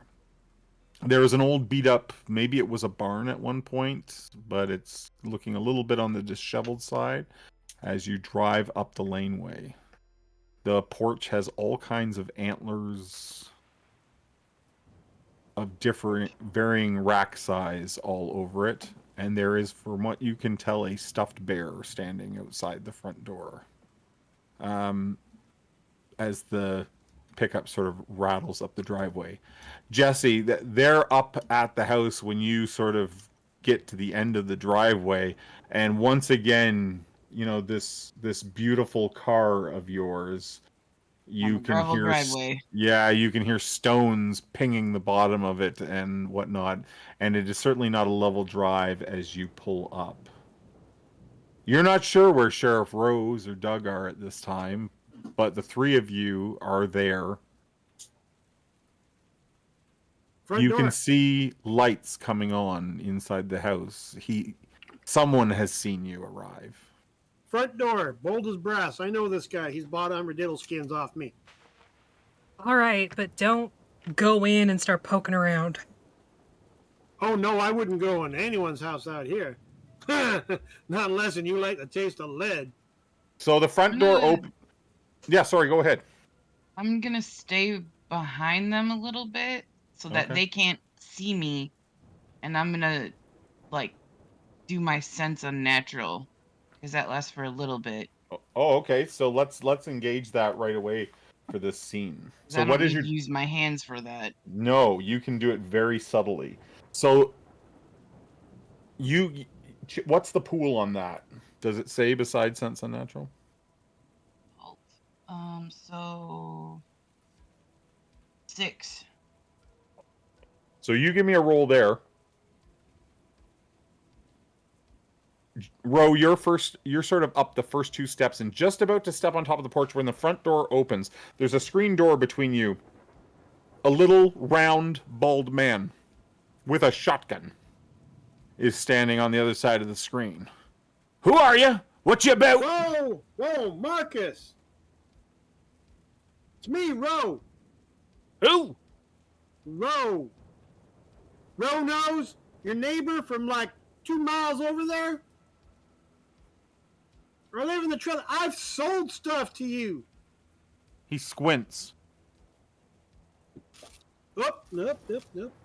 Yeah, you lift the hat just for a bit and you can feel the hair start to tingle. You're so close to a federal agent and you've just taken your tinfoil hat off. Yeah. I just look over at him like, He's like, I step a little bit farther away. what the fuck from you want? her. It's the middle of the night. Yeah. I'm sorry. Any successes? I had 4 successes out of 6. Nothing. Nothing? Okay. Not even the slightest tingle here. That's fine with me. Calm down. Have you had any break-ins recently? No? You sure nobody stole any fake eyeballs from you? The hell you talking about, boy? Take my eyeballs. What are you talking about? You mind holding this silver ring for a sec? Lean Not over touch- to Jaina. Just kind of, this ain't your guy. As he sees Jessie and her unsettling aura, he pauses and he's like, well, oh my, bro. You did not tell me you were traveling with angels. Yes, he's like You know, looking Ro! around. You know, And bro. He lowers his gun. He comes out through the screen door. The man is wearing a wife beater tank top. You know the kind. Yep, You can I see do. I his have one. dark areolas through the thin shirt. Pancake And his nipples. He's and his got shoulder hair and he's got a pair of underwear boxer shorts with a big fucking yellow stain on the front. Like it's nasty. One ball is hanging out. I like that. I am going to turn my He's- silver ring inward and extend my hand to shake his hand. He absently shakes your hand while not being able to take his eyes off of Jesse. The silver doesn't hurt him? If it does, he does not let on. Okay, fair enough. He does not let on. Mr. Lopez, could you please do an inventory of your eye caps and ensure you have all of the ones that you should have? I got All words. all. He looks right at Jesse. He's like, I got all my caps. I would appreciate it if you double checked. What's this about? A dead boy. I'm going to move my way towards Oh. the door slowly Oh. to look in. Not go Okay. in. Okay. Just kind of Give me an look and Give me an awareness wits. make some deep breaths in through my nose and see if I smell anything. Awareness wits. Weird. Jesse. Hmm? He says, my dear girl, what? God himself has put his thumb on your forehead. Don't know about that. You have the most beautiful aura I've ever seen. I don't know if I've ever heard it put that way before. But I would appreciate it if you checked anyways. Oh, you're talking about the caps I put in that boy's eyes. Why did You- you put him... What? You saw his body. I did. In the culvert. You found him. I went in there looking for animals. They get caught up in the culvert, you know. A lot of rain. With all this washing. rain, I can imagine. He doesn't even seem to notice anyone else. Now, everything is focused on Jesse. Perfect. So 6 is a success. Anything less sucks. Yeah. What'd we get? I got 1. You got 1 success? 1 out of 4. Yeah. You know what? I'm going to give it to you because he's so enraptured by Jesse's halo that that you can see his house is a mess. Like the man is not tidy. But there's you don't see any signs of any kind of taxidermy equipment or anything like that in there. You have a feeling maybe in the barn. I am gonna go in the house if he's not watching me. Yeah, Sneaky, you walk. sneaky. Like Just I said, before Ro goes in, I Yeah. pull out. He's on. Don't touch anything unless you gotta. she gives you a pair of gloves. I love that you have the You props. just by the have way. those on your desk. It's fucking amazing. I use them for my 3D printing. Yeah, Sure you I do. remember. Sure you. So he says to you, Jesse, he goes, yeah, that boy was just staring off into nowhere. It's not good for the soul. So I put the eye caps in. Okay. I'm so Why busy didn't you doing report it? well, I meant to. I'm so busy doing God's work, and he motions to the bear, and now you can see there's an owl stuffed above the door. So busy doing God's work, taking care of his creatures. I got sidetracked. I apologize. Surely the Lord will forgive me. I heard the thing about him struggling mentally a little bit, right? Like Yes, but the or religious stuff to angle you that? don't. Okay. The religious angle you don't know about that. Only Rose and Hoffman know about that. I think we can put 2 and 2 together, though. A little bit. Jesse's not stupid. He's like, that boy was in very bad shape, lying up against the side of the culvert wall. Okay. Was he I could still alive? No. Okay. I think he'd been there for some time. Did you find anything on him? Take anything from him? No, ma'am. I put the eye caps in so that he didn't have to look upon this world anymore. I closed his eyes gently and I left him there. Did you see anything around him? Find anything around him? I'm not sure what you mean. Anything that seemed like it shouldn't be there other than him?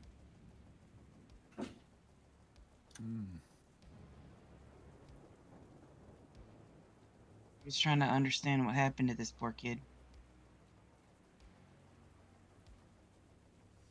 He's like, no, nothing comes to mind. Hearing any other rumors? Rumors. I heard about the boys going missing. And you ain't seen any of them?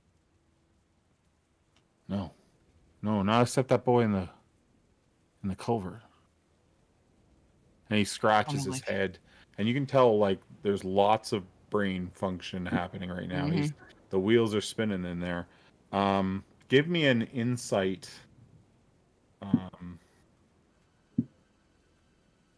Give me an insight. Insight manipulation. I'd have that too, since I'm standing right Yep, there. absolutely. Let's jump inside while they make those rolls. Ro, you walk in the front door. Yep. Like I said, the place is not well kept. The man, he's an older man, and there's an old beat up TV. There's a single chair in front of it. There's a kitchen with a stack of dishes in the sink off of this room, and a set of stairs going upstairs. Bathroom, laundry room on the back. I'm looking for anything nefarious and a basement door on this level. Okay, give me an investigation. Investigation wits, please. He's like, Mom, pay attention to me. How many successes do we get? 2? I had 2. I had 1. 1? Okay. Jesus Christ, Doug, could you drive any slower? You feel like he's slowly but surely recognizing his error here. And not reporting it, or not reporting it. Yeah. But you don't sense that he's being deceptive. No. But Does clearly, he seem like he's getting agitated though? Because Jesse would definitely try to help calm him if he is. Okay. He was very agitated at the door. Okay. But your presence normally sets people a little on edge, but it's having the reverse. Doing the opposite. It's having the reverse effect here. He recognizes the marks of the stigmata, and he sees this as a connection to the divine in some way, and he is enthralled by you. Sort of look at Jaina for guidance. Mr. Lopez, what can you tell us about how you found him other than he was leaning up against the wall? What did the area around him look like? I hold out one of my hands to him so that he is paying attention. Yeah. Like you hold out a hand to take his hand, or? Yeah, so in a sort of comforting sort of way. Okay. There is a sigh of relief as he touches your hand. He does not everything creepy in at his power all. not to twitch, but. And he says the walls of the culvert were green, sort of. It's dark in there. It's melt pretty bad. Didn't find no animals there that day. Just the body.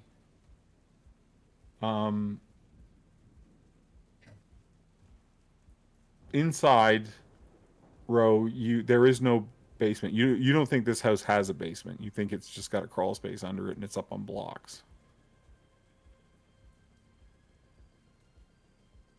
You're on mute, my man.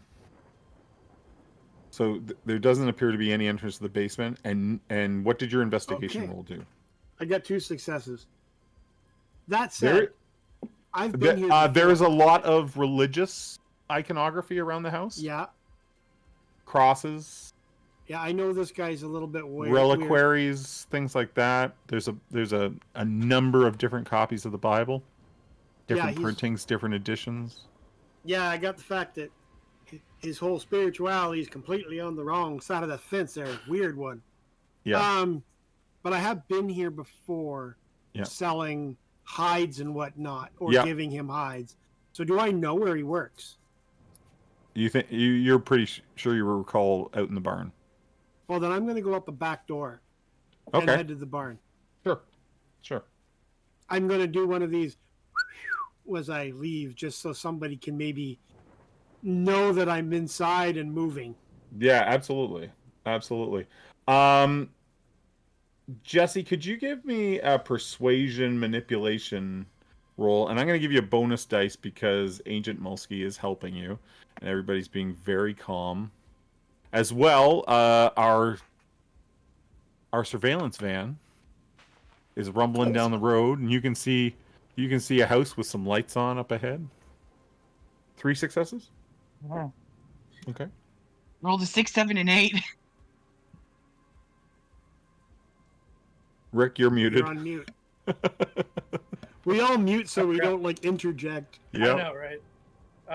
As we pull up, you just hear the from the Who, from Won't Be Fooled Again. Yeah. Because I could not figure out how to get Miranda's tape to stop the whole way here. Okay. So, as we roll up and just park. Very slow. Does Sheriff? Do you like the Who? No. Neither does Doug, though. I get out of the van and I say something along the lines of, "Thanks for." Oh wait, Jess, you inside or outside? We're on his porch. Outside on the We're porch. standing on the porch. I get out of the van and I say, "Thanks for leaving me there, and I had to drive with Miss Daisy all the way over here." Or you seem like you were busy. Is that movie out yet? I don't know. No, Miss Daisy is not out yet in '89. I'm pretty sure. Also, Miss Daisy wasn't the driver. It's a joke. It's a joke. Sorry. It doesn't hit. No. It doesn't hit. No sense of humor. So as the vehicle arrives, it doesn't even break his focus on Jesse, and he goes, I saw a van when I came out of the culvert. On a van. Don't tell me it was a florist van. What? No, I don't think so. What did it say? It says... Was there a dick on the side of it? No. It said,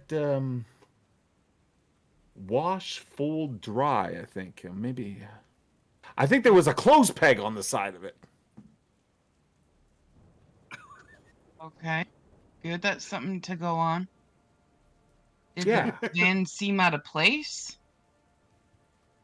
Sure, there's nothing out by that culvert. And he points generally in the direction it is. It's not near here. It's take a bit to get to. But he points in a general direction. Like he knows the lay of the land. Sheriff, you and Hoffman are now here, the two of you, and you can see this half-naked man on his front porch. Agent, what do we got going on? I'm just going to make a gesture to Hoffman and Rose to loop around back towards the barn. Just like a very subtle gesture at the hip, telling them to amscray. Okay. No, go ahead. Doug is not what? Doug is not very good at police work. He is very good at lab stuff. So he is kind of the distraction. He's just like, Mr. Lopez, you're hanging out. Fully Nice callback. trying to like Okay. get his attention to Sheriff Rose, posed. do you take the hint and go around back? Sure. I'm going to say that you meet up with Ro here coming out the back of the house, and the two of you walk together in the dark towards this dilapidated barn. Okay. Let's try not to be extra chatty or loud. Well, stealth is my worst Poor skill. Mr. Lopez is devastated that he would have a testicular getaway in front of this divine creature that is standing on his porch. You can tell He's he's just like- embarrassed. He immediately blushes. He puts his gun down and very quickly tucks himself inappropriately. But you can tell that you've definitely embarrassed him. So he Doug- puts Well, he's his gun embarrassed away. himself, but he is like embarrassed. Doug hustles over though. He's gonna like put his body in the way of everyone else to shield his shame. Okay. But he's out of breath. He's so out of breath. Okay. Just driving here. It's just like, oh, I'm so stressful. No, the hustle. They're like 30 feet to the front door. It's Yes, he okay, tries to, Mr. like- Lopez. Smile reassuringly, like realizing sort of what's happening. Like she doesn't want him to get stressed and stop talking. Yeah, and So- you feel like maybe that's about to happen. So give me a persuasion charisma check, Jesse, to sort of reassure I'm the him. person to be doing this. I am definitely. I the will wrong give you an person to extra be dice doing this. because Agent Mulsky also told him not to, sweat it, and so I'll One give you an success. extra dice. One success. One success. It's just part of the body 1 out of God 2. made you. It's okay. Just I'll use that let very you persuasive. succeed at a cost. Okay. You will calm him down, but he will become more infatuated with you.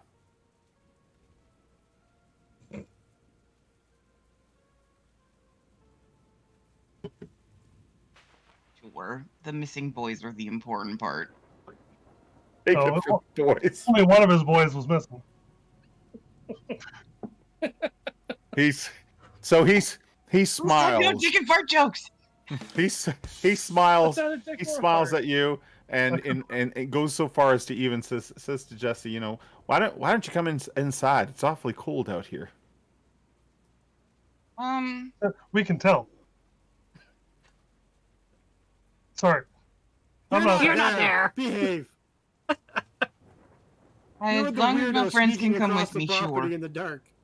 Okay, whatever you want. I didn't get your name. Jesse. Oh, he lets out a sigh like that's the beautifulest name he's ever heard. Oh my god, it's male Tugger all over again. Well, Miss Jessie, you come right in. And you bring your friends. I'm not sure I got any refreshments, but we'll see what we can find. That's all right. That's quite all right. We got a my- long Mr. night ahead of Lopez. us. My two guys at the back, you reach the barn. He's gloving up as we're walking in the door.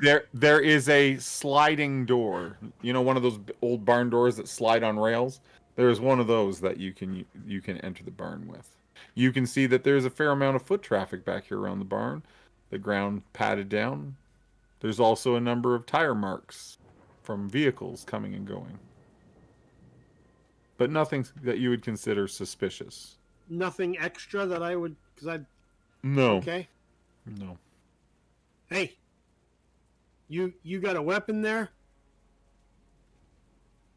Of course. All right. Then cover me. Maybe you should. You know what? That's probably a better idea. Okay, I'll cover you.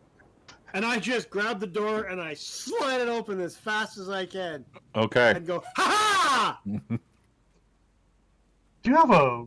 No, I guess you don't really need a license for a firearm. Anyways, Inside, Not in the 80s, you didn't. inside, it's almost like there's a concrete step up, and inside, it's almost like some sort of museum animal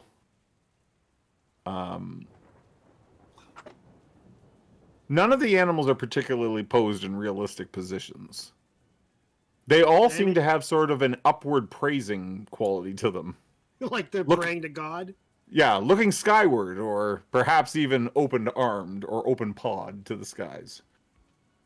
And the number of different animals in here is astounding to you. Apparently people have brought their pets here. There are a number of cats and dogs, and it's all little... How is there a light on in here, or No. But you see a light switch inside. You can throw that, and sure enough, it lights up. And to one side, you can see a door into where all the work is done. And compared to his house, there is a certain level of pride in the way things are kept out in the garage versus in the house. The garage itself is not in good condition, but he has, everything has its place in here. Really, and his working space is pretty clean and tidy, and there are a number of large freezers. Yes, in here as well.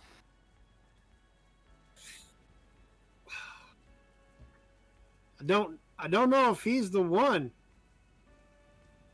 He was going on some cockamamie story that he found the guy in a storm drain, and he didn't want his eyes to be dead to the Jesus or whatever thing he said. Some weird mumbo jumbo. After I realized that Ro is like walking into the darkness, I pulled a flashlight and I'm like, okay, let's have a look around here. Okay. I think he turned the lights on. He hits the light switch just inside the door. So everything is lit up. But as strange as this room of this menagerie of, taxidermist animals is, it's all little... It's far different than the house. Is it basically like a kind of... Does it seem like a religious sort of thing? Yeah, there's literally like a cat on its knees with its forepaws raised to the sky. It's strange. But the difference is that this place is kept and the house is not. Right. I'm going to the freezers first. Yeah, okay. that was my thought as well. All right. You check. I assume you're checking for bodies. I will tell you now. No need for a roll, because I think sheriff's intelligence and investigation is high enough, anyways, to get him his 2 successes. Because we can do a half as opposed to a roll. So mine the two of you are 5 dice as well. You've got 5, and I think sheriff has 5 as well, if I'm not mistaken. Investigation. Yeah. Investigation, intelligence, and intelligence. Oh, I have 7. Yeah. Okay. Yeah. So.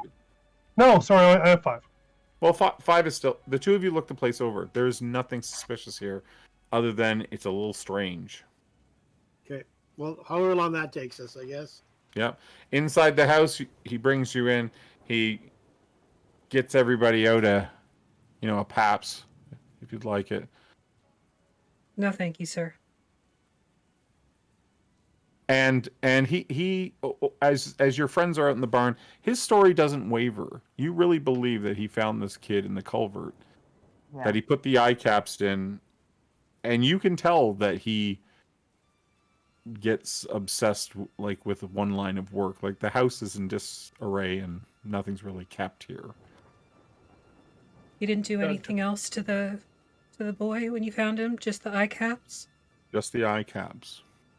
He needed to rest. Of course. You are doing the Lord's work. I am.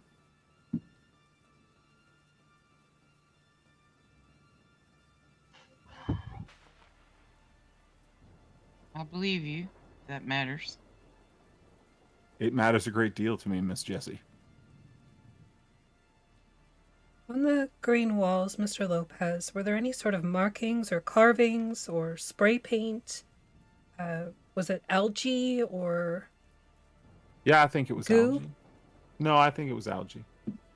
I don't remember any markings, anything significant. I go in and out of that drain a lot. How often? I check it once a month. Have you found other boys' bodies?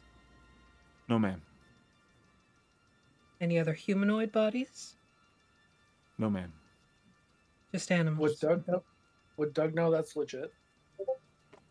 No other bodies have been found, and it's entirely possible that this guy, like, there's nothing that goes against what you found with the body. So if we were to build a timeline here, he finds a body in the culvert, he puts the eye caps in, the heavy rains come, and he gets washed out. That like it all seemed that. Yeah. With the exception of, like, how could this man not report it? There's nothing really suspicious here. Yeah, Doug believes the most mundane explanation possible. He doesn't believe all the supernatural mumbo jumbo. Mm-hmm.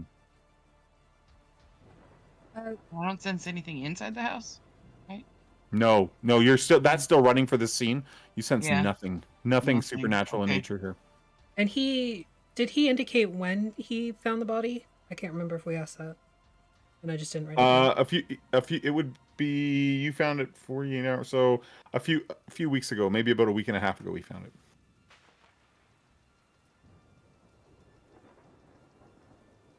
That again checks out because Hoffman noted that the body had been decomposing for a little while. Yeah. Okay. If the boy was missing for 2 months, been dead a month. We're still missing a Like couple others. Yeah. Like he's hanging on to him or something. Because Doug would probably pull somebody aside and mention, Well, you'd probably pull Agent Mulsky because he is not letting go of Miss Jessie's hand. Yeah, because rank and all that. Levon Brown, Brennan Archuk, George Perez, they're still missing. They're around the same time or more recent gone missing. And it seemed to kick off with Ben Yavis. Yeah, he was the first reported missing. Sure seemed like it, yep.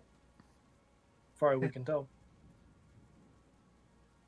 I'll go back to Mr. Lopez. Mr. Lopez, do any of these names sound familiar to you at all? And I'll list off the boys' names. Yeah, he says I think I heard about them on the news. That one boy, the last one you said there, which is George. I remember hearing on the news, and he points at the television, that young boy was missing. Jeremy, would Doug recognize any of these names? Because he is, public servant and also. I mean, you don't necessarily know any of the families, but all of these names have you, like, being around the police and investigations and things like that. All of these names, have come up at some point in meetings and whatnot as missing persons, and there is some concern that they're all teenage boys, which is why we now have a federal agent here and whatnot. Right. I didn't know if he had anything personal with anybody. No. Well,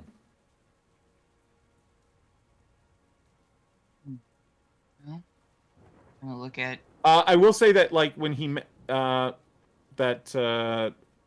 would know. Doug's maybe seen vans like that were described around town. There's a laundry service in town with vans like that.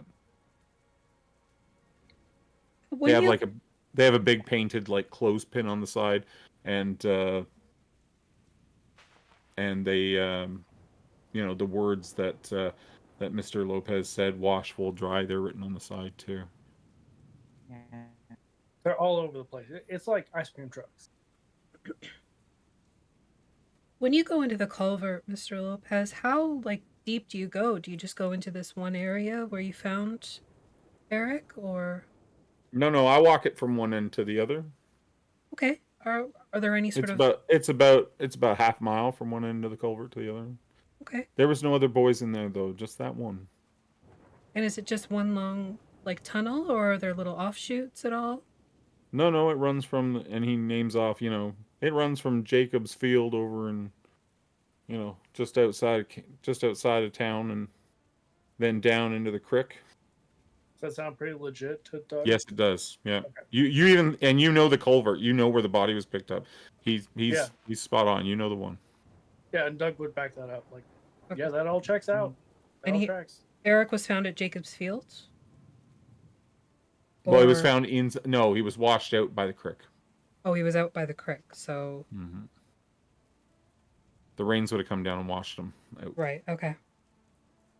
That's normal. I mean, we find lots of bodies out in the creek. Concerning. Well, you see a lot of things. I'm aware. The devil's work. The devil's work, Mr. Lopez says. Sure, Mr. Lopez. Yep. All right. Have you ever met a man named Kevin? Kevin Warwick? Kevin Warwick? No, ma'am. Any Warwicks? No, ma'am. Doug at this point is like, who? Who are you talking about? So in the meeting, they would have gone over. This would have been gone over. Oh, okay. But it was brought up that this suspected serial killer, this Kevin Warwick, aka the Toothfairy, he comes from a family up in Pennsylvania, the Warwick family. Maybe Doug's playing a little bit dumb. Like who? Oh, okay, fair enough. Kevin? What? Yeah. You don't. Kevins around here. You feel like this is a dead end now, with the exception of the van. Mr. Lopez, you could certainly bring Mr. Lopez in for not reporting the body. Kind of look at Jaina, and I'm like, I mean, I know that he should have reported the body, but technically he didn't do anything wrong. Miss Williams. And he's working so hard out here. My concern is missing children. I am not concerned about the desecration or unreporting of a corpse. Our two guys from the barn, you guys have wrapped up in there. You're back outside the house. I feel like Doug is probably reaching for, some handcuffs that maybe he doesn't even have. Okay. Yeah, and I'm just like saying this, and I'm like, I think maybe we could let him go with a slap on the wrist. Do you think? That's exactly what I just said. I have no interest in misdemeanors. Okay. I'll kind of look at Marcus, and I just, let him, just be like, just keep it up, and we got some work that we got to go get done, but you keep it up. And if you think of anything that might help us, you come let us know, okay? He offers for you to come back anytime. I give him my card with my briefcase phone number on it. Okay. All right. While they're handing out cards and, talking, Doug's going to head out to the van and try to, because he's totally lost at this point. He's going to try to come up with something to give him some kind of lead. Okay.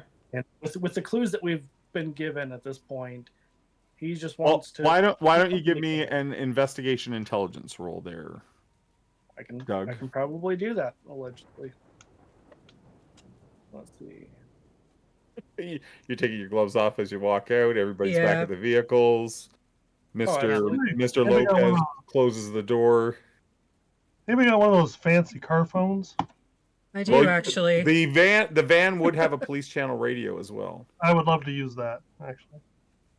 Okay. So first of all, Doug, what did you roll? 1 second. I had to find my numbers. That is 1 success out of 5. 1 success. Then I will give you one tidbit here, and that is that I think you probably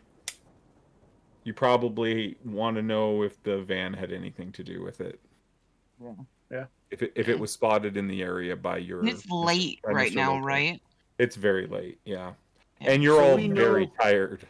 You're all very tired. Maybe we regroup first thing in the morning and. Sheriff Rose, you get on the police radio? Yeah, I want to inquire. I want to describe those vans to anyone, see if there's like a company that comes up. You weren't there for that discussion. I was going to say, can we run the plate? Let's move the ball along here. Okay, you didn't get a plate. Can we say that you tell the sheriff about that? Yeah, because Actually, know. Doug, you were thinking about it. So do you want to maybe bring that up to the sheriff? Okay. Well, we Yeah, know the I'll name of mention the it to the company anyway. Yeah, I'll mention it to the sheriff as he gets back in the van as I'm driving 2 miles. So into the school. dispatch gets back to you, and they tell you they think that's Herrera Laundry Services. And can we get an address for that? Yeah, they give you an address. Okay, perfect. It's right down. It's like right downtown in the business section. The rain is starting to pick up. The rain is starting to pick up now as well. Nobody should be there at this time of night, correct? Correct. Well, I'm going to go park out front. Okay. I'm going with. Okay. Yeah, so is the surveillance van. just Just like our convoy. So the convoy driving across the fucking El Paso.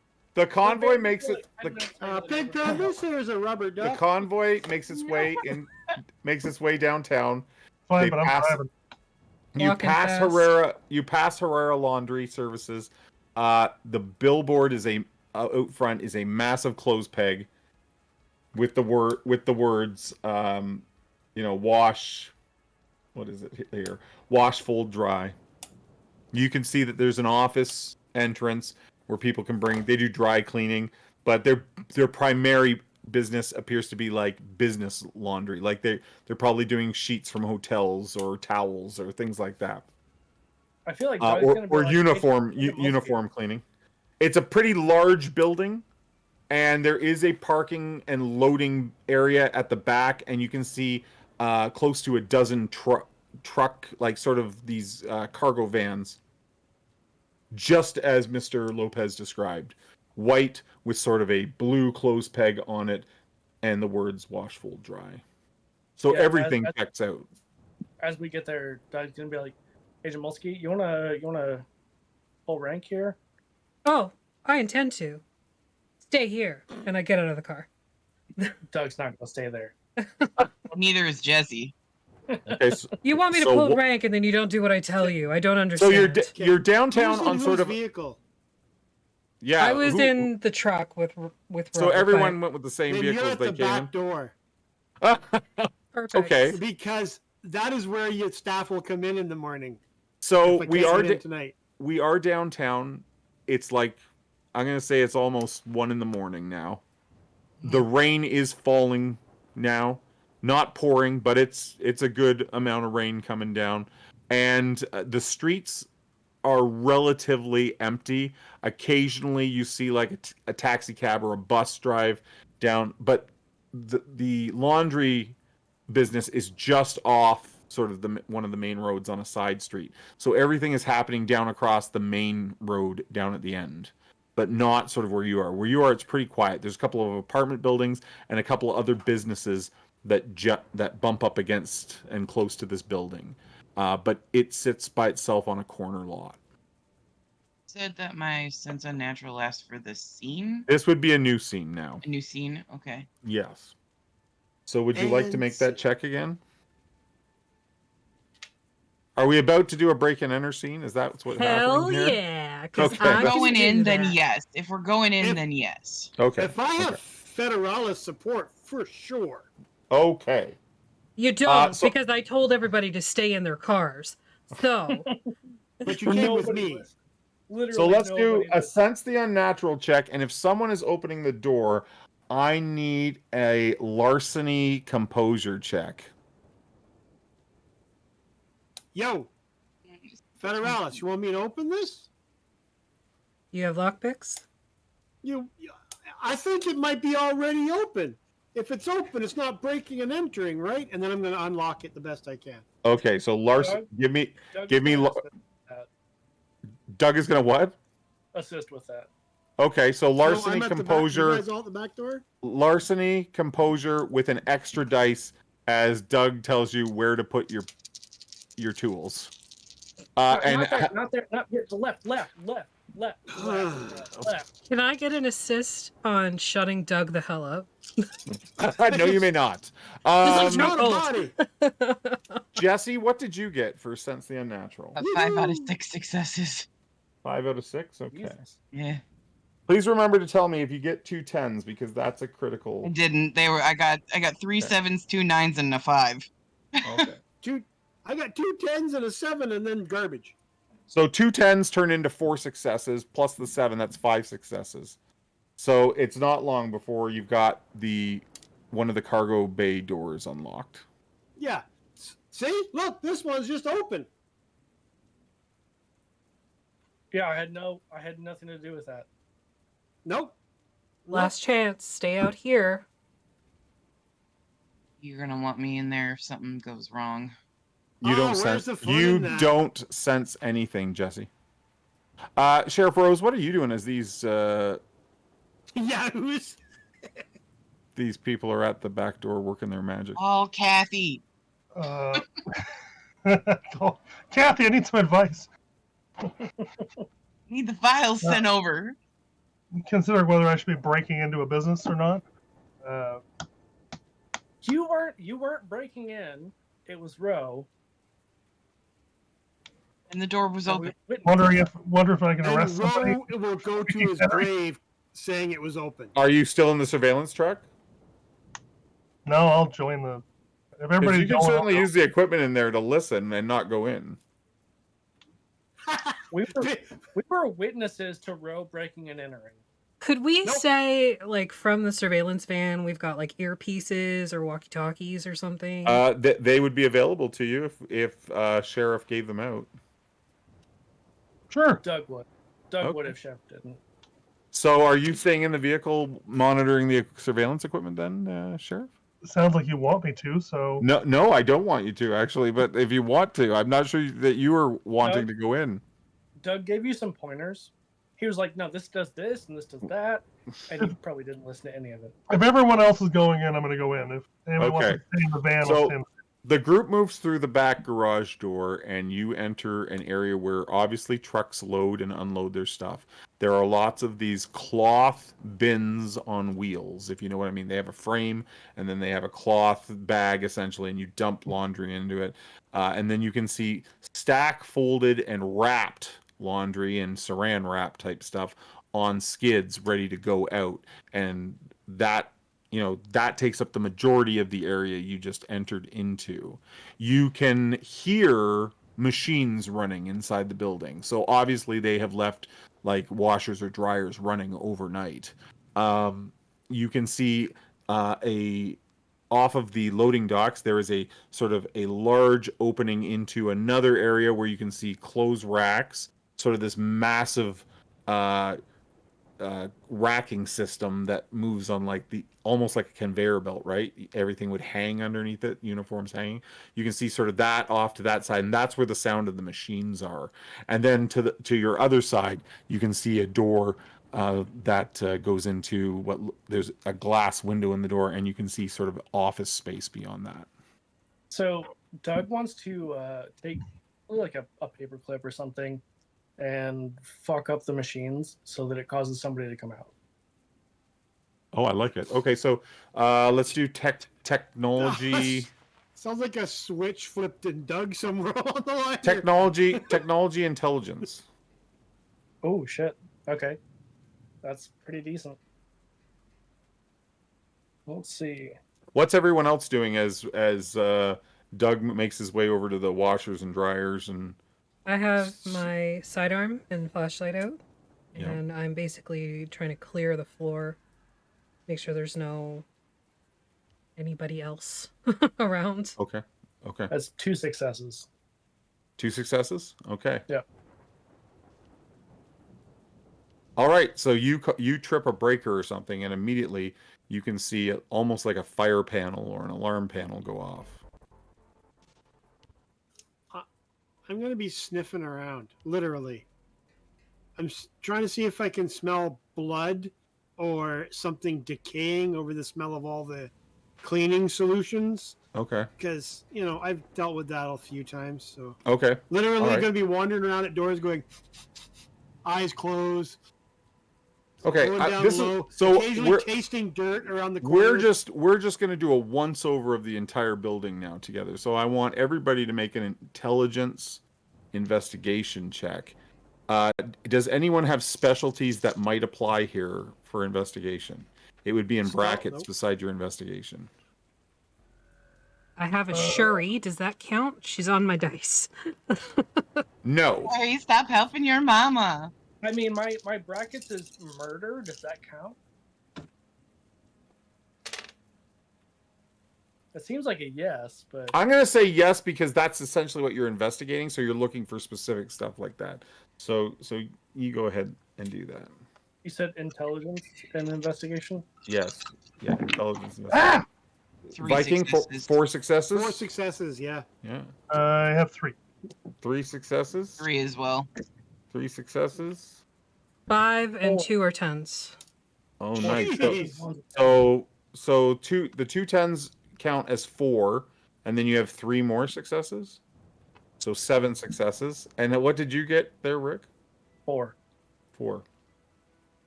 Only one was a 10, so it doesn't really matter. You guys go over this place like you're looking everywhere for something suspicious.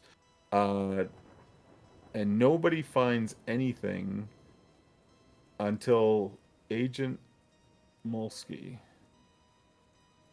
You get back into the employee locker area where, the drivers come in and put their shit and whatnot for the day.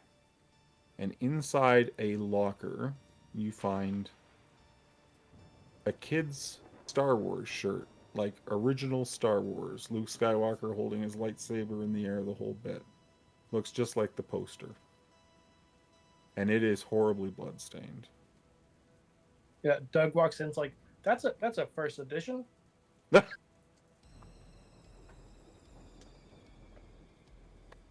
You guys can hear the distant sounds of fire truck sirens as well. I think you need to contact your CSI. You got any evidence bags on you? Well, I was gonna say, does Doug have any kind of walkie on him? Because he is technically police. Yep. Would he know what's going on with the fire? Would he have heard? Well, what you did obviously set off something on the fire panel, and okay. Fire trucks have been dispatched. Okay. As long as I know it's us. As long as I know it's my own thing. I'm gonna pull out whatever I've got that would be applicable here. Okay. And you're radioing to let them know you're here? I'm gonna say false alarm. False alarm. It's fake. So you're gonna try to call in that it's a false alarm to the monitoring station? Yeah. Okay. No, just keep drive past, guys. Give me a subterfuge manipulation check there, Doug, as you call the dispatch center for the city and tell them they have perfectly calm on the dispatch. It's all good down here. Dispatched incorrectly. How you doing? You said subterfuge and what? Manipulation. Okay, I'm real good at one of those. That is 2 successes out of 3. 2 successes. They're like CSI Hoffman. Once the trucks roll, they have to investigate. It's policy. No, guys. It was a bad quarter. I'm sorry. I was just doing laundry. It's fine, guys. I promise. They're like, we're responding to a commercial laundry building, It was 1 in the morning. Give me the walkie-talkie, Hoffman. Hoffman hands it off. Okay. This is Agent Malsky, FBI. You can come to the scene, but do not enter. This is a crime scene. Okay. I'm not going to ask for a roll on that. They acknowledge that. They'll hold. So they let you know that they've also contacted an owner. Perfect. Doug would like to persuade them in some way not to call the owner. Oh, God, they tell Molsky they've already contacted the owner that they've dispatched fire as protocol. Doug is yelling over Molsky's shoulder. No! Elbow him in the back, in the ribs. So it's not Hoffman, long I've before got it. fire trucks are outside, and it even more. One of the fire, and then a little while after that, one of the fire lieutenants is sort of standing just outside the doorway, hollering inside, identifying himself, and that they have the owner, Mrs. Herrera here. Before we get to that, do Yep. we have descriptions of what the boys were wearing when they disappeared? Yes. Yes, Was I did this not. I did then? not include that, but I can let you know that the family of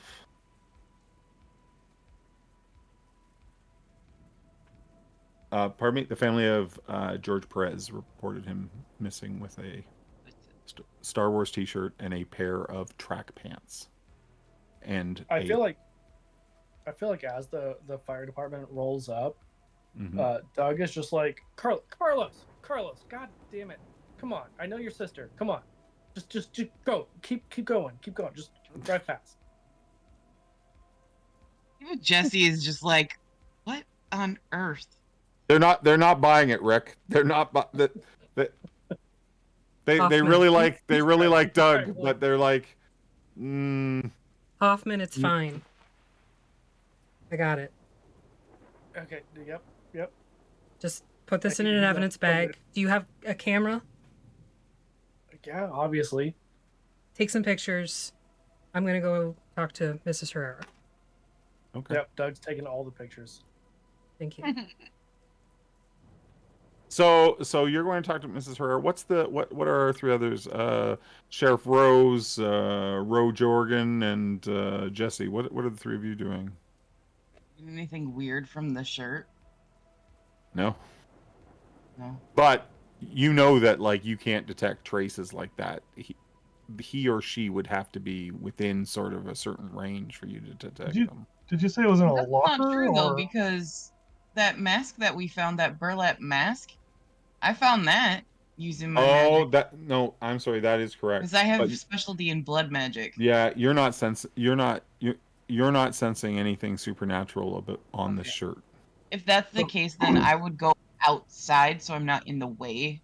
Okay. So that Agent Melsky can do her shit and. All right. It's a locker. It was in a locker. And Is there any way to know whose locker it is? That's what I'm gonna find out. they're numbered. Doug does not know the meaning of in the way. Do you want to go with Agent Mulsky, Sheriff, to talk? Well, to... if she'll have me. I don't know. Are you gonna step on my feet? No. Doug does. I am going to look for Scooby-Doo secret panels. Okay. Because of course there's one. I'm going to pull levers. I'm going to check all the doors. All right. I'm going to hang on them. I'm going to do any esoteric gestures I know. Perfect. Perfect. Yeah, I'm going to do nanu. I'm like all of it. Anything I can think of. I like it. You know. I'm going to use the Force because it was a Star Wars T-shirt. So I'm going to try everything. Our two officers of the law come outside, and they're introduced to a Rosanna Herrera. There is an officer of the law here who is not out there. Okay, fair. I'm sorry, I misspoke. When we get out there, Jesse's gonna keep an eye out outside and like, just in case anything like pings on her senses while she's out there, just keeping an eye out. All right. And which locker had which number locker? We'll say 42. Nice. Meaning of life. Miss So her. you see an older woman. She's she should probably be retired, but isn't. Miss Herrera, I'm sorry to get you out of bed this late. We were driving by and the alarm was going off, so we made entry into your establishment. In order to ensure that there was nobody still inside, we did have to do a thorough sweep of the floor And in the locker room, we happen to find a bloody t-shirt. Could you tell me who locker 42 belongs to, please? So she says, she's like, well, we do take care of some medical waste. And then she says, what, I'm sorry, I don't know all the locker numbers, but could you explain where it is? I explain sort of the wall that it's on. Is that what she's asking for? Yeah, sort of like where it's located. Yeah. She being outside, she doesn't know the numbers off the top of her head. Well, we can go inside and... Okay, do you want to do that then? Yeah. Yep. Okay. Do you want to give me an insight composure check for me? Sure. As you come into the locker room, Ro has dismantled a number of lockers. Can Doug help with that? He may not know what he's doing, but he's trying really hard. Dismantling lockers? Just assisting in general. Yeah, absolutely. Just being helpful. When she looks at the locker, she says, I don't know. I don't know whose locker that is. But you can tell that there was some sort of recognition when you pointed out the locker. Mrs. Herrera. Sorry, go ahead, Doug. I was going to say Doug would like to, as a local, just be like, look, Miss Herrera, come on. It's me. It's Doug. Give me a insight composure check, Doug. Yikes. Okay. Things that Doug's real good at. Yep. And if that fails, I want to do something. It's going to. Yeah. I love that I love that you're pulling leverage on that, but Doug just can't read between the lines her body language. But with your previous check, Agent Mulsky, you can tell that the woman is not being forthcoming. Yes, she's. Yeah. Okay. Actually, Mrs. Hold on. Doug speaks Spanish. Okay. And he speaks Spanish to her with like some kind of advantage. Maybe she's better I'll at give Spanish than English. Okay. I tell you what, I'll let you succeed at a cost. Okay. You can succeed and you'll get through to her. She'll give you one piece of information, and then she's going to fall apart to the point that she will be inconsolable for the remainder of the evening. Let me do it. No, I'm literally standing right there. It's your call to make. You can hear him speaking Spanish to her. I speak Spanish. Okay, well, he's asking her to be forthcoming. So, Rick, I'll allow you to make this decision here. Rick can succeed at the cost that it will break her. I will defer to Agent Herrera. Okay. I am all about the chain of authority, and yeah, FBI is way higher than CSI. Okay. Thank you. Yeah, you should listen to her. Do what she says. You should do what she says. Shut the fuck up, bro. Mrs. Herrera, I don't need to impress upon you the importance of this case. This is not some mistake. If you know who owns this locker, I need to know who owns it. Because this is about 6 missing boys, possibly more. One who has been found dead within the last 3 days. He becomes very stiff and very defiant. And says, I don't know whose locker that is. Mrs. Herrera, I will have you arrested for obstructing the law. Give me an intimidation manipulation check. Doug would like to assist with that. If this doesn't work, I'm going bad cop.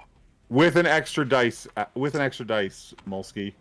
Intimidation, manipulation with an extra dice. 2 successes, 8 and 7. Yeah. 2 successes. I will allow you to succeed with the same failure cost. That's fine.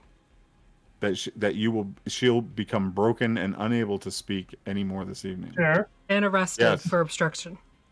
Can I use my intimidation stare down ability? Ooh. I never got to use Sure. it before. Sure, give me that as well. Intimidation. You have a I'm trying specialty, so give me I'm trying to- intimidation. I'm trying to assist in her. You're just looking strength. at her over the shoulder of Agent Mulsky. So I would like intimidation composure from you. Oh yes. Is there a bonus? Would you allow it that I could come up with some kind of device to intimidate her further? Like a bomb? Absolutely.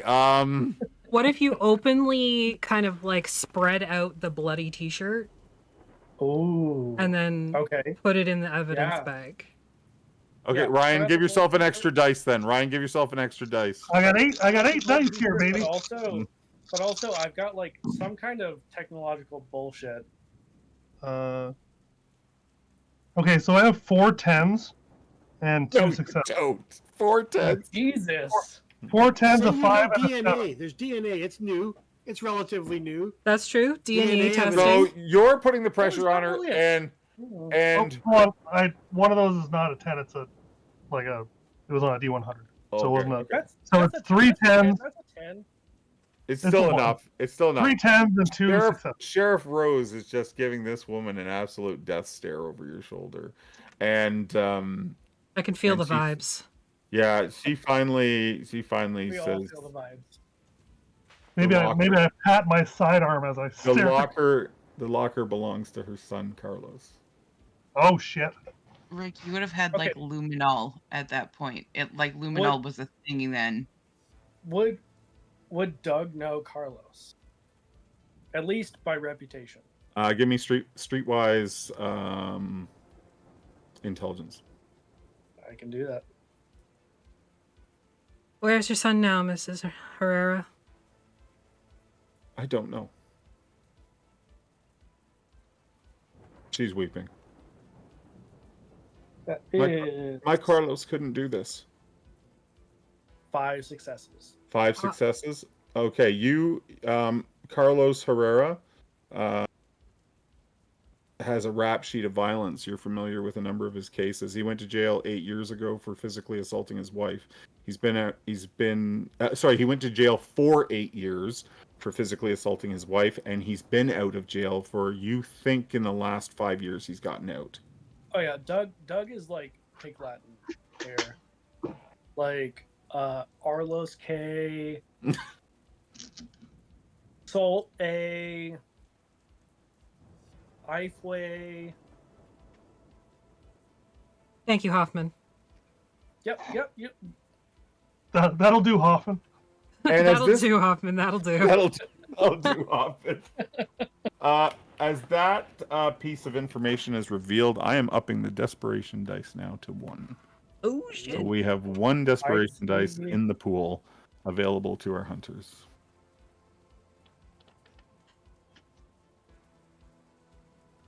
Only took 3 hours. All right. Have any police officers arrived, or is it just the fire department? Fire department, and that's it. Has Okay. Doug been able to like deter any No. of them at all? They haven't come in the building, Okay, cool. That's all he really. and now that they know there's no fire, they've let a couple of the trucks go. Perfect. Nailed it.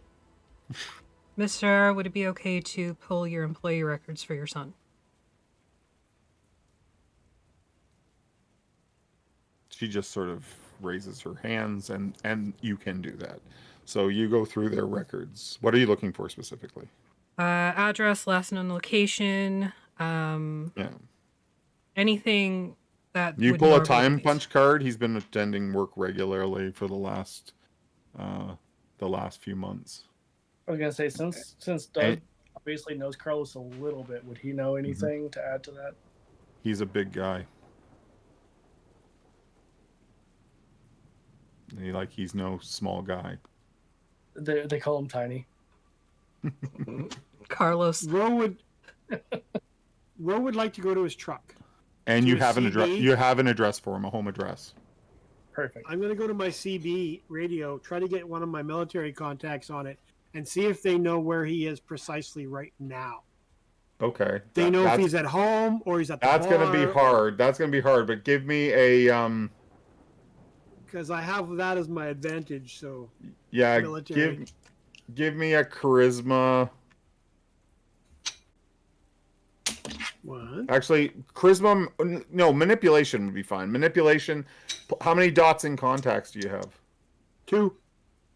Okay, I'm gonna let you add that. So you're gonna go.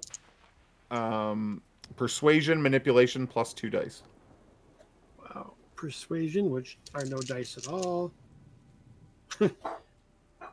So manipulation plus 2. Yeah. All right. That is 2 successes. Mm-hmm. Of One of your local contacts knows of the guy. He's into some pretty bad shit. But he thought he makes the remark that he thought he was cleaning himself up. Doug would like to use. But he doesn't know where he is. Okay. Doug would like to use his contact and see if they can trace any local calls. Yeah. And what contacts are you using? Miranda. Your ally? Okay. So go ahead and so you call. We don't have to make a roll for that because she's an ally. So you call her using maybe the phone in the office. Yeah. I'm gonna ask. Obviously. So you call her and you can hear her sort of like you've woken her up. Miranda, I'm so sorry. I'm so sorry. I know. I get it. Oh my God! Did Nolan find you? No. Is that why you're calling me? It's worse but better. Oh. Okay. What is it? You remember the Fed? Yeah. No. It's just the Fed. Okay. What time is it? Oh my God! It's 1 o'clock in the morning. Don't even look at the. No, don't worry about it. Maybe it's 2 o'clock in the morning. Like, it's 2 in the morning. No, Miranda, don't calls real quick. From home? No. Can you run to the office real quick? Run to the office? 2 in the morning. Big time, Miranda. This is a big fucking deal. Give me a persuasion manipulation check, please. Actually, no, persuasion charisma. Okay. You're trying to. Yeah. Trying to.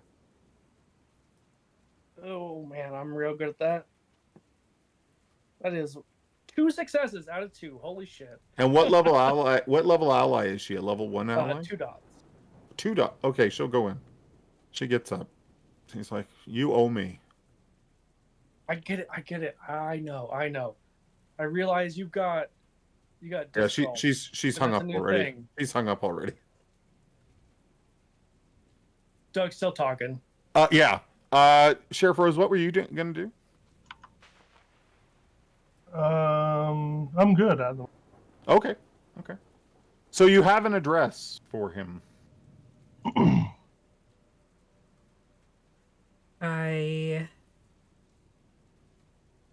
Hoffman, are the lockers cleared? Are we good? You got everything? Yeah.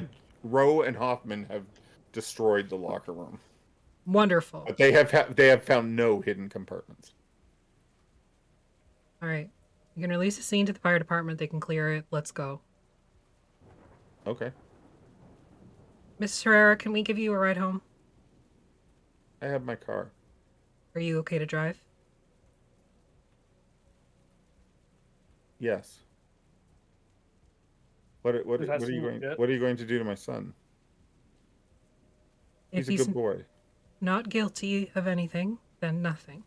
But I need to get his statement. Doug would like to persuade her that we're not going to do anything at all. Anything. Persuasion charisma, Doug.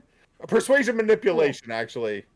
Cool, I'm real good at that. Actually, no, you know what? I think subterfuge. Jesse's just outside for all of this nonsense. Manipulation, because I don't even believe that that's going to happen here. So go ahead and. You know what? That's better than the other options you gave me. So yes, that is a 10 and a 9. That's 2 successes. All right. She seems. Anyway, we can. Okay If with we could that. stall her for a bit, because I don't want her calling her son and telling her we're coming over. Oh yeah. Good No, call, that's Doug's whole Ryan. thing. Good It's like, call. Try to slow her down. She would have to wait until the fire department clears the scene so she can lock up. The fire department was already kind of on their way out, from the sounds of it. They still have to clear the scene before they. So do you want to tell the fire department not to let her in the building then? Well, she's already in the building. Cell phone. She would not have a cell phone. She's already been in. But are you trying to restrict her access to the phone? Is what yes. Yeah. Oh, absolutely. Oh, escort her outside while they clear the scene. Yes. Sorry, I'm not there. Doug no, that's what I've been trying to say. Okay. Doug will not touch his gun, but he'll get real close. So, so you guys are going to head over to there, and we're going to start our next scene. But just before we do that, Ro, you go to the glove box in your truck, and you pop a little fun pills. You're muted, man. I grab a big chunk of some funky, nameless, slightly moldy jerky, and I cram it in my face hole, and I swallow a couple pills, and I wash it all down with a half-empty beer can from the back. Okay. That's and wonderful. I'm kind of waiting to see who leaves first, because I'm going to follow them. And I now I like my. Where is what is the driving situation? Who is going with who? You've got three vehicles on scene. I was gonna hop in the truck with Ro and give him the address. Let's go. Excellent. Doug is driving. Yeah! Obviously. 2 miles under the speed limit. Sheriff is 2 miles under the speed limit. Let's go! Yeah! Dog Okay. it. And as much as I can, ride with me, Sheriff. Jesse's driving on their own. Okay. So you Yeehaw! drive across town. By the time you reach this house, it's 3:30 in the morning. Don't care. It's raining. Don't care. How hard is it raining? I'm high as balls on speed. It Beer is and jerky. It is raining a steady downpour. Sucks. I would if you're outside without a raincoat or something on, you're getting drenched.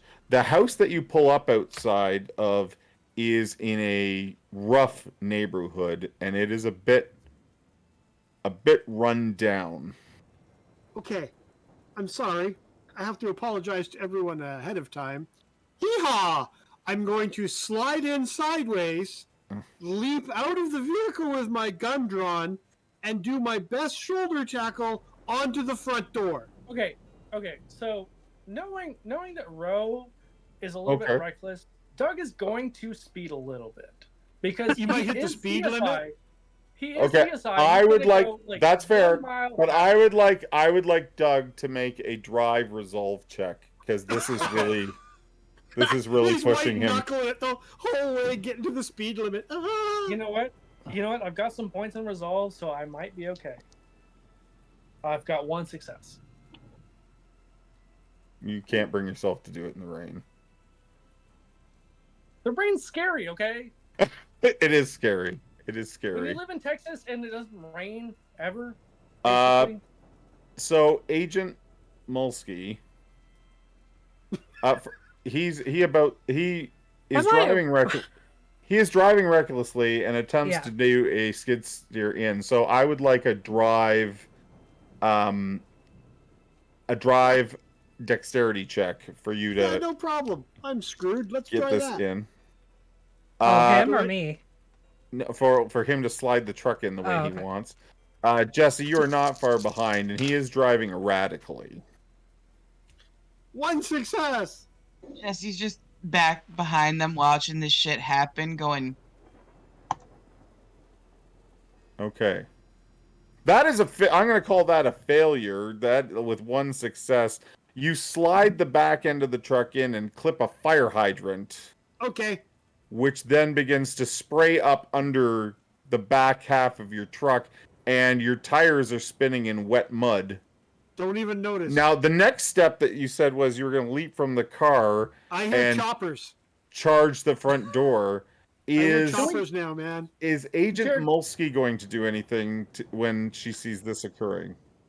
Was I aware, like, in the drive over here, that he was very heavily under the influence? Well, something was going on, yes. He is fired up. Handcuffing to the steering wheel. Screaming yeehaw a lot. Yeah, God, I I was got this. gonna I got say, this. like, I got this. I got While this. we were driving, at any point, would I have been able to, like, when he's veering off the road, kind of reach over, correct the steering wheel, but then cuff him to the steering wheel? Because he is fucking toked out of his gourd, and I don't want him running in like an idiot. It's Okay. just pills. Just pills. Just Look, pills. go It's rough. just pills. It's for my heart. Yeah. It's for my heart. Oh no, it's for my indigestion. Yeehaw! Let's go. Let's go, doggies. Let's get it. Get some. Get some. I don't know if this roll has ever been made in the game, but I'm going to ask for a larceny manipulation. Oh shit, okay. Why Because you're am I essentially doing a stopping? bit of sleight of hand here without Okay, him. But can Doug help in some way because he knows? No, because something. You're Doug not is even driving. there. Doug is driving behind like a granny. No. Rick. No, at this point, like I said, at this point, he is concerned. He has I know, but noticed you something's failed off. you failed your drive resolve. You can't bring yourself to go over that speed limit. Can I use my I'm doing, like, desperation dice? exactly. You're welcome to roll a desperation dice. I need to know if that hits a 1 though. It doesn't. It hit a 10 Okay. and an 8. So a 10 and an 8, 2 successes. Yeah. Can Doug use some desperation dice here? Doug, you're in Because a different vehicle. Get out No, there. What are you Because- trying to do? You're not even there. because You're because still he back has- in the parking lot at the laundromat. No, You because drive he so has fucking been- slow. he clearly knows that there's something going on. You clearly know. I'm gonna. You know what? I don't want to take player agency away, but I am gonna say with 2 successes, you get the handcuffs on, just as he's sliding it in sideways, and clips the fire hydrant, and the water begins to spray everywhere. Stay in the goddamn car, Ro. I shoot my handcuffs. I'm already out of the car and Immediately. heading for the front door. Okay. So hold on. The agent gets out of the car and heads for the front door. Jesse pulls up. The back vehicle is almost here. That's a nice way to put it. And give me a Dex firearms check. Sure. Please Like, fail it what- and shoot your hand off or something. Oh, it's Wait. definitely a possibility. Who's doing? Oh, Me. Hang on. Firearms and Dex. Okay, so we've got a 9, a 10, and a 7. So, Agent Molsky, you are almost to the door. Is that the plan? How are you approaching the building? Quickly. Okay, so you're almost to the door when you hear a gunshot go off in the car, and the My front shatter window blows and the out. shatter of a window. Because at no point was there any mention of the window coming down. Oh no, I might have broke my front window. And I feel like a car on the street, it triggers an alarm. Again, I hear choppers. I can smell napalm. We're going. I am raising desperation to 2 at this point. I don't blame you. That's fair. Make it 3. Do I hear 3? I bang really loud on the door and in my biggest federal agent voice say, Agent Molsky, FBI, open up right now. So you lift your arm to bang it on the door when you hear the creak of a door around the back of the house open up and footsteps. Well, running steps. Jesse, from your vantage point, you see a large man, exit the back of the building. He runs through the backyard, and you see him start to go over the back fence. Aw. Jesse, remembering what she saw, does it look like what she saw? He's big. Big? But the man that you fought in Pennsylvania wore a pillowcase over his head. And this one This is man, you saw hair. This man is not. Hi, Does Liz. not have a Thanks for the pillowcase raid. over. Oh, thanks so much for the raid. Bitch. So what is Jessie gonna do? She's gonna get out the one weapon that she's got that that would be used for like people, and she's gonna get her stun gun out, and she's going around the back. So she's running for the back. My drivers that just arrived, Sheriff and Doug. You see Jessie out of her car running for the backyard of the house. You see the agent at the front door.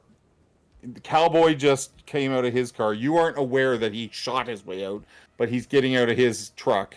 The truck is up on the sidewalk. It's sort of awkwardly on a fire hydrant. There is water spraying everywhere in addition to the rain falling. And you see a man running through the backyard towards the back fence. Oh, Doug is on full alert because he's already seen Roe acting erratic.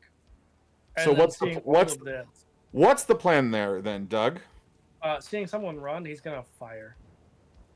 He's gonna pull the car over and shoot? Yes. Okay.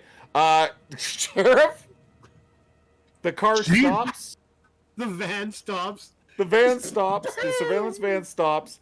And the driver gets out, takes aim, and is going to let off a shot. The driver's seat is available at this point. If you shoot me, so help me God, Rick. If you shoot me. Blame Ryan. He did nothing. He did nothing here. I think Doug lost it from the way he was at the beginning of this till now. He's gone like 180. It's great. Do I recognize the runner at all? No. He's big. It's dark and it's pissing down rain, and there is a fire hydrant spraying everywhere. So it's really pissing down rain. Yes. What is Sheriff going to do? That's what I want to know. What does the Sheriff do? I fucking don't know. I guess I'll like roll you're out essentially it's like everything is on fire. Yeah, world's on fire here. I'll just roll out of the van once it parks. Wait, did he park it before he started shooting? No, he stopped it in the middle of the road, got out of the car, and opened it. Okay, it's still rolling. Huh. I'm gonna sit here because I'm not jumping out of a moving car. It's going like half a mile an hour. Okay, then here's what I'm gonna ask. I'm gonna ask for Jessie to give me an athletics strength check as she sprints after this guy, making a break for it. And I would like Doug to give me a firearms composure check with a -1 dice penalty for lack of visibility. Okay. My old men rolling dice face. Remind me, Jared. How do I use desperation dice? If you'd like to use desperation dice, you just add them to the pool. You need to make sure you can recognize which dice they are in the pool when you roll, because ones matter on those dice. Okay. And you said it's 2 right now? 2. Yep. We currently have 2 desperation in the pool. That is 1 success, and it was a regular, not desperation. Okay, so you let a shot off. This is the second shot this neighborhood's now heard tonight. There are people probably rolling under their beds. That shot does not hit, though. Jesse, what did you roll for your athletics? 2 10s, a 9, and a 7. Okay, he's just going over the fence. When you reach him, tase the shit out of him. What's that? I'm gonna tase the shit out of him because it's all I got. You're gonna hit him with the taser? Yeah, it's all I've got. Can you give me a melee dex to hit him with this taser before he gets over the fence? That'll go swimmingly, I'm sure. My nerdy ass running after him. 2 successes. 2 successes? Okay, give me a second here. I gotta roll some dice.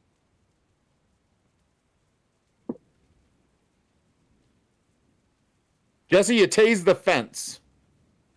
Of course I do. And your one finger goes a little numb because there's a lot of water on it. And he's over the fence now into another backyard, and you can hear him running. Agent Mulsky. Carlos, stop. What would you like? You yell at that to him, Agent Yes. Mulsky. What would you like to do? I'm rounding the side of the house. Yes, you see this guy just disappear over the fence, and so you're gonna go over after him. Give me an athletics dexterity check, please, to maintain pace with this guy. Ro Jorgen, what are you doing, man?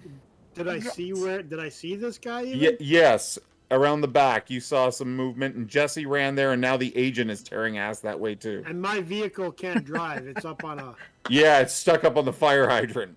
3 successes. I'm going to jump into Jesse's vehicle. I have my keys. Thank you very much. You are not touching my fucking car. Well, I'm going to look real quick in that, realize there's no keys. I'm going to go jump into the rolling van. With Sheriff. The van is going in the opposite direction. I don't care. Speed, baby. Speed. Tweaked out. Give I need me a vehicle. Listen, give me an athletic strength check to catch up to the van. 4. How many we got here? Where's my athletics? 5. That would be 4 successes. 4 successes. Yeah. Can Doug try to rig up a GPS real quick? Like something to track this person?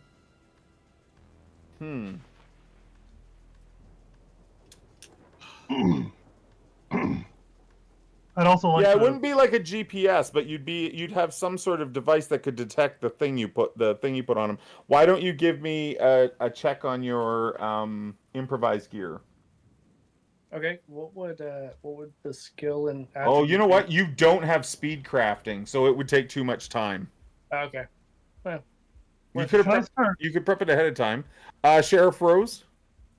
Can I get out and start going the other way, like up the street, or to try and cut around in the backyards or whatnot? Yeah, absolutely. Do you want to do that?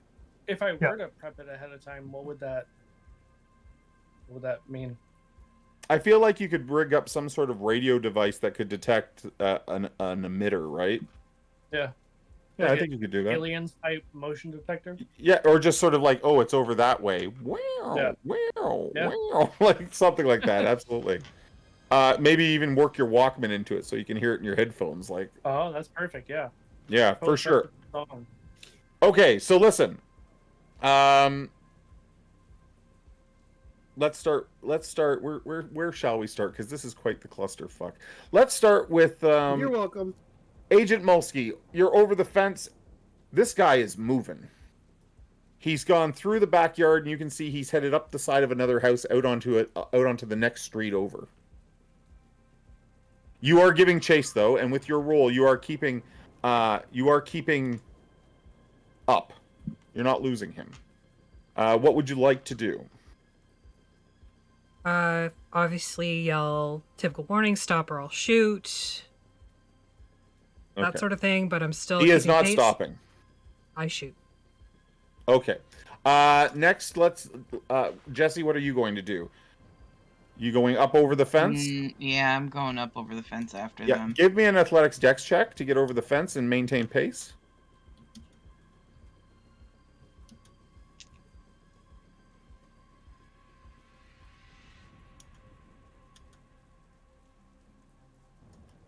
I have successes. Yep, you're there, right behind the agent. Jorgen, you run past Doug, who just let off a shot, and you squeeze your way into the vehicle as you see the sheriff slipping out the other side. Yep. What would you like to do? Woo! I'm going to try to... Worst Scooby-Doo fire drill ever. I'm going to try to parallel the running large man while trying to keep the Federalis in my sights there. Okay. So you're driving down this street trying to keep sort of parallel to everything that's going on the next street over now. Sure, if I can. Okay, And sure. if I can get a really good line of sight on him down someone's driveway or through a yard, Yeah, well, I'll figure it out. you're gonna take a That's shot. where I'm going. No, Oh. I'm going to hit him Oh, with you're a just truck. gonna drive him. I'm going to Okay, go through I got you. fences, through a Can I- carport. Doug, what is Swimming your pool? plan, my man? I was Doug gonna say Hoffman? because I've got a 6 total in a couple of different things, because I've got 3 in craft and 3 in science, math, or technology. Yeah. Yeah, I want to outsmart this person. I want to like predict where he's going Okay. and try to be ahead of him. I will need a streetwise intelligence check to try to do that. Okay, I can. maybe Unless do- you think there is another dice pool that would be more appropriate. But I think streetwise. I mean math. Oh, you want Statistics. to... Sure, I'll let you use that. I mean, it only gives me 1 extra dice. And then you said I could add 2 desperation. Yeah, you're welcome to roll 2 desperation dice, but I need to know if you get a 1 on any of them. I will let you know. Let's see.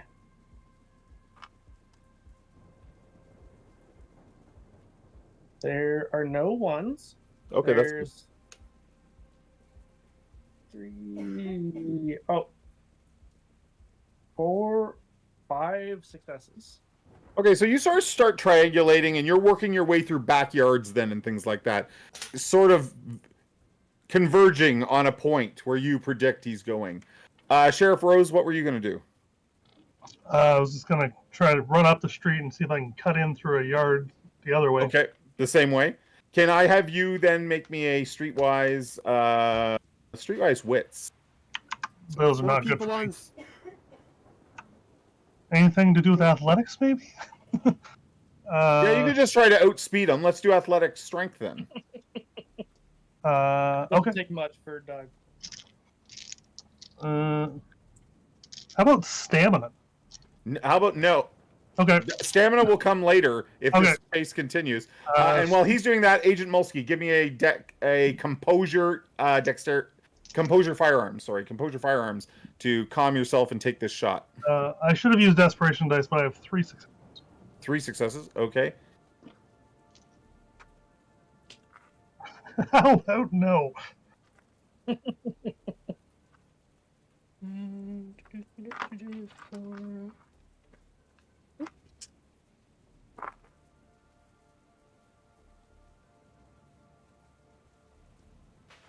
That is 5 successes. Nice. I'm going to oppose that. Okay. Yep. 3 successes, so that takes your success down to 2. You're using your pistol at +3 damage, correct? Yes. So you do 5 lethal damage to him. Can I? It's like you didn't hit him. Oh shit. The I round try takes to- him in the shoulder, and he sort of rolls with it, like from the impact. There's blood spray. You think you probably got a through and through, and then he just rights his shoulder and keeps running. I mean, that could be meth or something supernatural. So, Can So- I Adrenaline Yeah. too. not knowing like the supernatural side of things, can I try to math him out of this, like charisma plus math? No, because you already made your check. So here I'm going to update the situation now for everyone. So we're going to try to paint a picture. The man gets onto the next street over and he darts down. The agent took the shot, so you stopped for a moment and took the shot, and then Jesse runs by you trying to keep pace. So Jesse, you have a straight line of sight now with this guy on the next street over. Both Hoffman and Sheriff Rose are each using their own abilities to close on them, but no one has a line of sight yet. Okay? except Jesse. Oh, Jesse is the only one with a straight line of sight. And Joe, Ro, you're like, there he is. And you feel like on the next block, you might get a straight line on him. Okay? Yo, doggy, let's go. As he reaches the corner, as he reaches a house, Jesse, you see him bowl over this poor man walking his dog late at night. Like, obviously, like, little Fifi has had to pee tonight, and this man is out walking his dog, and he is just bowled over by this man like a fucking freight train. Like, the little dog lets out a little yelp. The man is remind buried. me of like Marge. Yes, in a way. But he didn't like throw a fist at this guy or anything. He's just he takes the shot. Maybe he looks back for a moment. When he turns back, there's this guy walking the dog, and he just runs him over like a linebacker in football, just cleaning out a running back. Like it's you're like, ooh, that was an ugly hit. Okay. So now I'm gonna go around and ask everyone what they're doing so Hoffman and Rose. I'm not gonna ask for extra checks. The two of you feel like you'll be on him next round. Especially with the fact that he just hit the dog walker. Ro, again, next round, you think he's gonna, like, you're gonna turn this corner and he's got to cross the street. And you feel like you've got him lined up. So I guess what I'm looking for is just Jesse and Agent Mulsky. What are the two of you doing? I'm gonna fire up my Thwart the Unnatural and see if I can slow him down. Okay. Thwart the Unnatural will only work if he uses some sort of supernatural power against you. Oh, against me? Okay. Never mind then. That being said, you could have your rosary out ready to go. And yeah, I'm definitely reaching out, like reaching and pulling that out so that I have it just in case. Because I saw him take that shot from her and kept going, and like I realized it could be adrenaline, but also I'm reminded. No, you think it's more than adrenaline. Yeah. She caught him like right up, like probably blew a lung out. Okay. And I call out to him. I call out to him and I'm like I call out to him and I'm like, Carlos, stop. Please. Okay. So instead of making a pursuit, I will give you a persuasion manipulation check. Can you roll that for me? And then Agent Mulsky, what are you doing? Running. I want to run him over. Yeah, I know. I assume that's what you're doing. What are you doing? I'm just running to make up the ground that I lost. Okay. Hoping, so can you give me an athletic strength check? Yeah.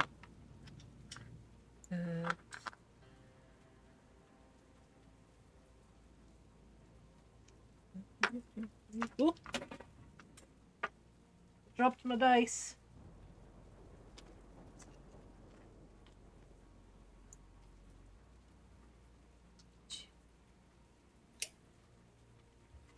Five successes. So you are back on pace. You are back. Unfortunately, you have Jesse between you and this it's guy a street. Running. I got room. Do you want to take the shot? Are you going to take another shot? No, I'm not going to take a shot. I'm going to keep closing the gap. Okay. So here's what we're gonna do now.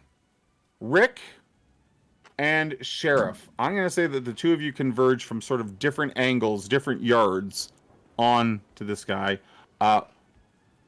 first before he steps out off the sidewalk.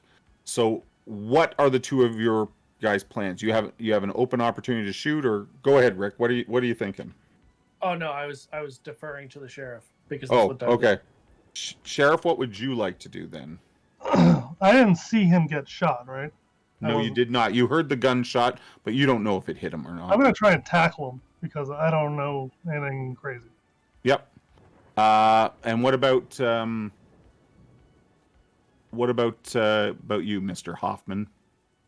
Doug wants to probably intimidate, depending on how well Sheriff Rose does. Obviously, okay. He wants to try to intimidate with his gun because he's got his 9mm.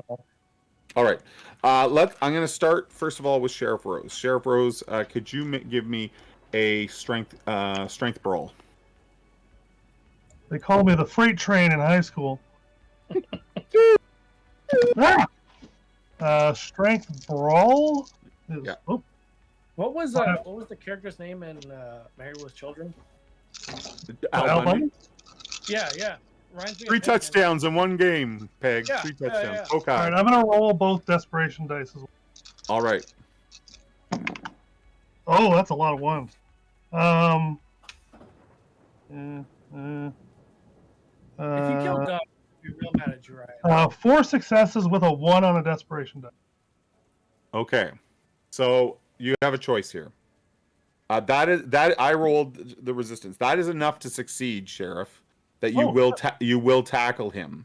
However, with the 1 on that dice, you have a choice here. So I will up the danger level by 1 at this point for rolling that 1 on the dice. Mm-hmm. Which means whatever we're up against here tonight will get tougher. The other alternative is that you can choose to fail this roll and become despaired, which would mean you don't have access to those dice. And but you do have Doug. Doug is still there. But you will fail. Don't forget your Doug dice. I'm taking the danger because that's my number. Okay, so we're gonna move so we have desperation 2, danger 1 right now. You tackle him into the asphalt. Ro, you're coming down the street and you see him get tackled by the sheriff. Yep. Are we still hitting? You would have to swerve off the road, and you will hit the sheriff. How high are you? Yeah, that's the thing. No, I'm not going to run over the sheriff. I am going to not slow down and tuck and roll. Wait. Can I not slow down, open the door, and air clothesline the guy? No, he's on the ground. He's on the ground. Well, can I elbow him? The people's elbow? I guess so. Okay. Let's close out the scene. I'm going to close out the scene there for time reasons. So we give him the people's elbow. The car runs its course into a telephone pole, Jesse. No, it's not Jesse's car. It's the surveillance van. So it's Rose. It's Rose. There's a dent in the fender. Listen. So here's the fallout from this. The giant of a man, Carlos Herrera, is taken into custody and taken to the hospital to be treated for his gunshot wound. Although he did not take the shot, although the shot did not seem to slow him down, when he's finally on the ground and everything, you find him to be out of breath and sure enough, having difficulty breathing because of that gunshot and near death. And they immediately rush him off to the hospital with sirens blaring. Can I ride in the ambulance? Yes, you can totally ride in the ambulance. Also, our dear dog walker, probably a broken wrist or something. He was hit with a great deal of force. Mr. Ortiz was knocked down, but Fifi is fine. Oh, well, that's good. Yeah, exactly. So let's now jump to. We're going to jump to the hospital. I'm going to say that Ro has come down a little bit, unless he takes another hit, but not required to do so with his addiction. Because he's done that. So up to you.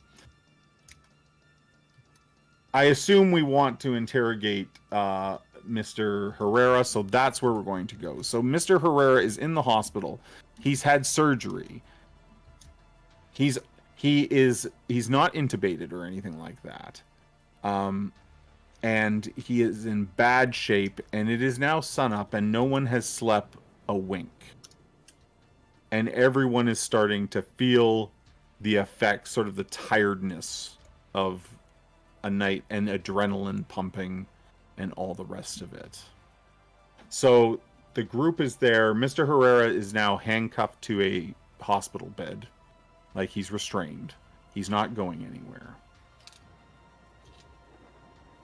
And the 5 of you are at the hospital now, and the doctors let the agent know that, he's available for questioning now. Jared, can we say that Doug just crashes real hard? Crashes? Yeah, he just passes out. Like on one of those hospital benches or something? Yeah, in the hallway? he- Yeah, I he's love not, it. He's not participating in the interrogation. He's just Okay, crashed. so he crashed. Does anyone else do that? I think while he's in No. surgery, just kind of maybe doze. Okay. Okay. Rotates half a pill. Okay. Just enough to keep you going. All right. So at some point the doctor comes out and says he's available. He's stable.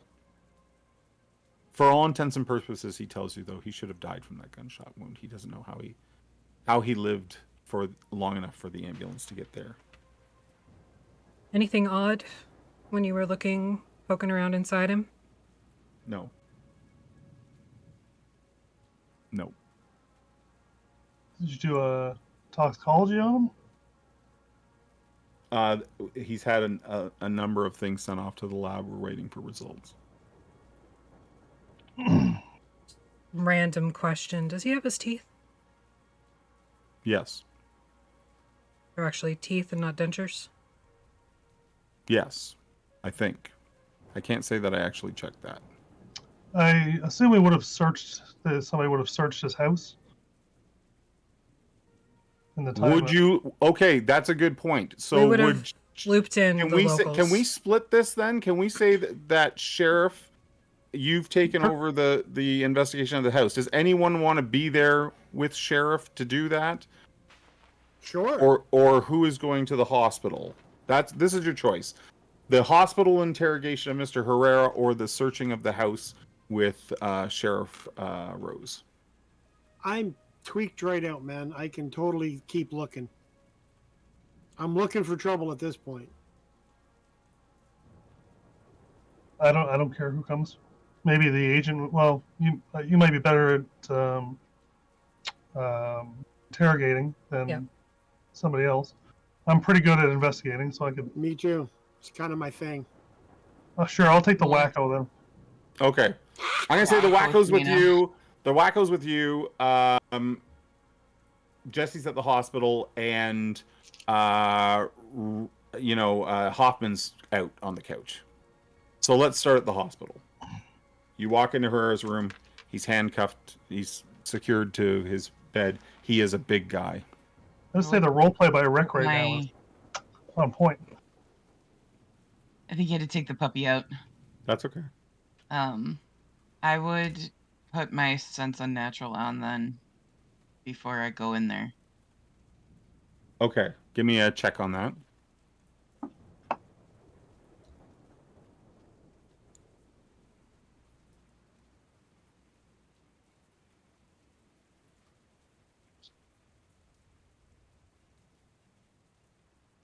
While she's doing that, Agent Mulsky, what do you do? I read Herrera his Miranda rights. Yeah. And indicate that he is under arrest for evasion and bodily assault, causing bodily harm. And I'll just throw in a abuse of an animal just for funsies. Okay. Waste of a good Star Wars shirt. Currently also under suspicion of murder. Okay. Being detained for murder.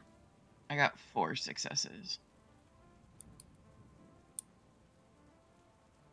Rid of my 6. You don't sense anything on him. Like, he's not a supernatural creature in any way. However, maybe he's been close to something. You're getting a little bit of something from him.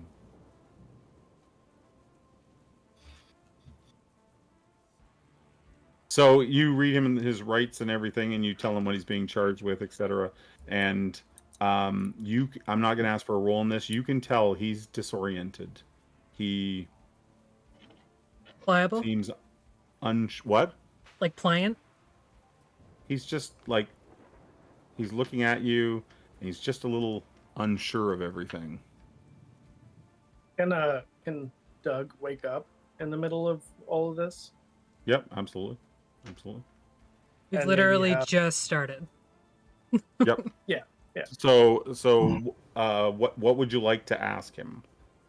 I would like to try to use some kind of technological gizmo to intimidate him in some way, or Okay.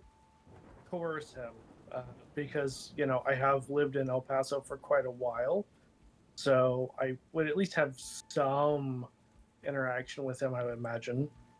Okay. Go ahead and give me that check as you devise some sort of maybe something that looks like it could be a torture instrument. What check would that be? Intelligence craft. Intelligence craft. And Okay. while you're rigging something up that looks like it will hurt him, what does Jesse and Agent Mulsky do? Start questioning him about the shirt. We located a bloody Star Wars shirt in your locker that belonged to one of the boys that has disappeared. Why is that? I don't know. I don't know nothing about a Star Wars shirt. Do you use your locker at work? Yeah, I do. When was the last time you were there? And keeping in mind I have his timesheet.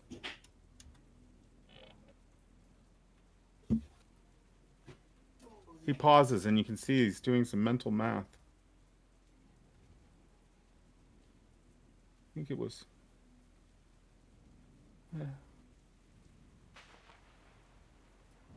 maybe a week ago. It was Mom's birthday, August 14th. Jared, I had 3 successes. Doug wants to be like, bullshit. Don't lie to us. So as you're working away, you're like, bullshit! Does that match up with his time card? He says August 14th. He punched in at August 14th, but that was like 2 months ago. Like, we're in October right now. He's really, Doug's like, no, he's really disoriented. But yeah, has he worked since then? Yeah. Oh, Like, yeah. He's on his punched in on punch his time card. card. Yeah. Okay. No, wait. Maybe it was before that. Maybe it was. I don't remember when I was there last. Carlos, what's the date today?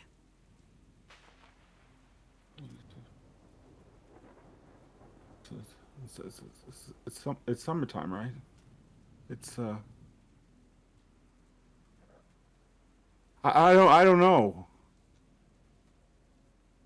Middle of August, end of August, September? Any idea at all?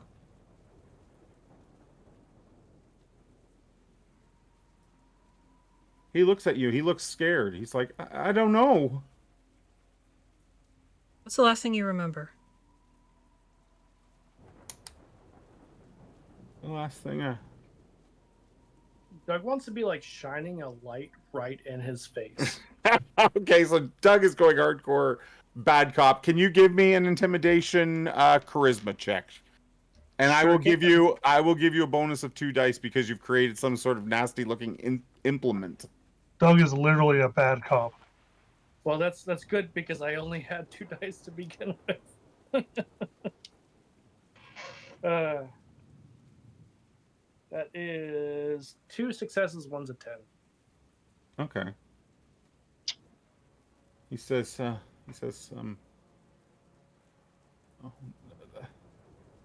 please, I know I've made mistakes, but I'm trying to get better. I know. I'm just trying to... What was the last thing you remember?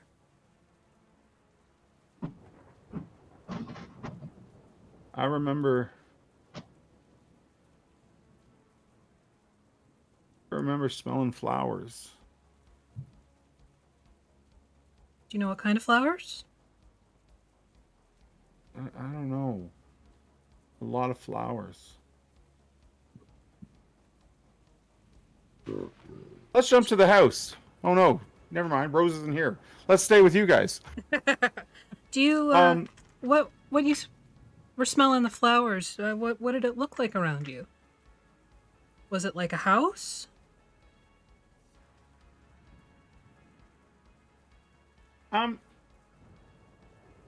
It smelled like a garden. So you were outside? I think so. Okay. Is there anybody with you? No, I don't think so. Was it daytime, nighttime? I'm sorry, I can't remember.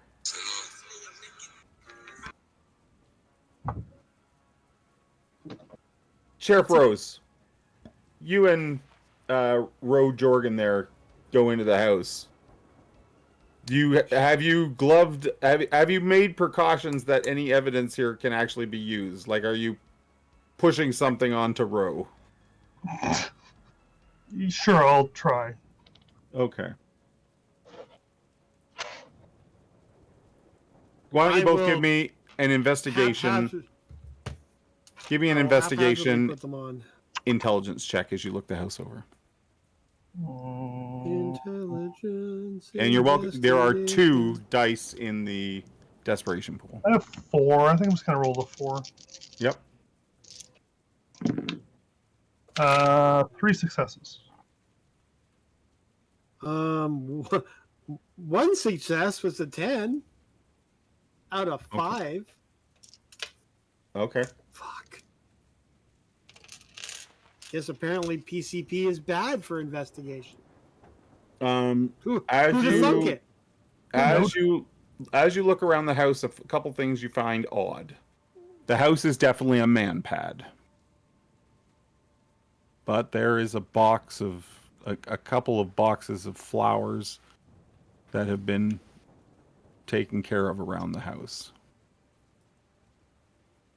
We all know what that means.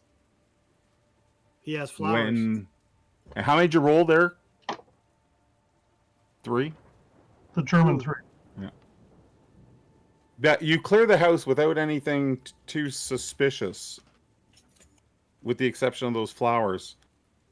But when you get into the garage, you find a large case-like freezer, like one of those big deep freezes.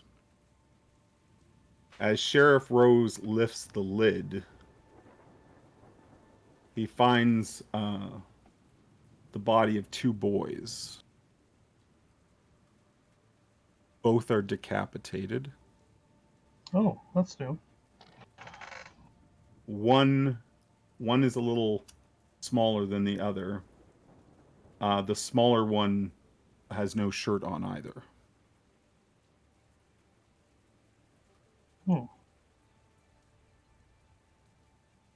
I wonder where these heads are at.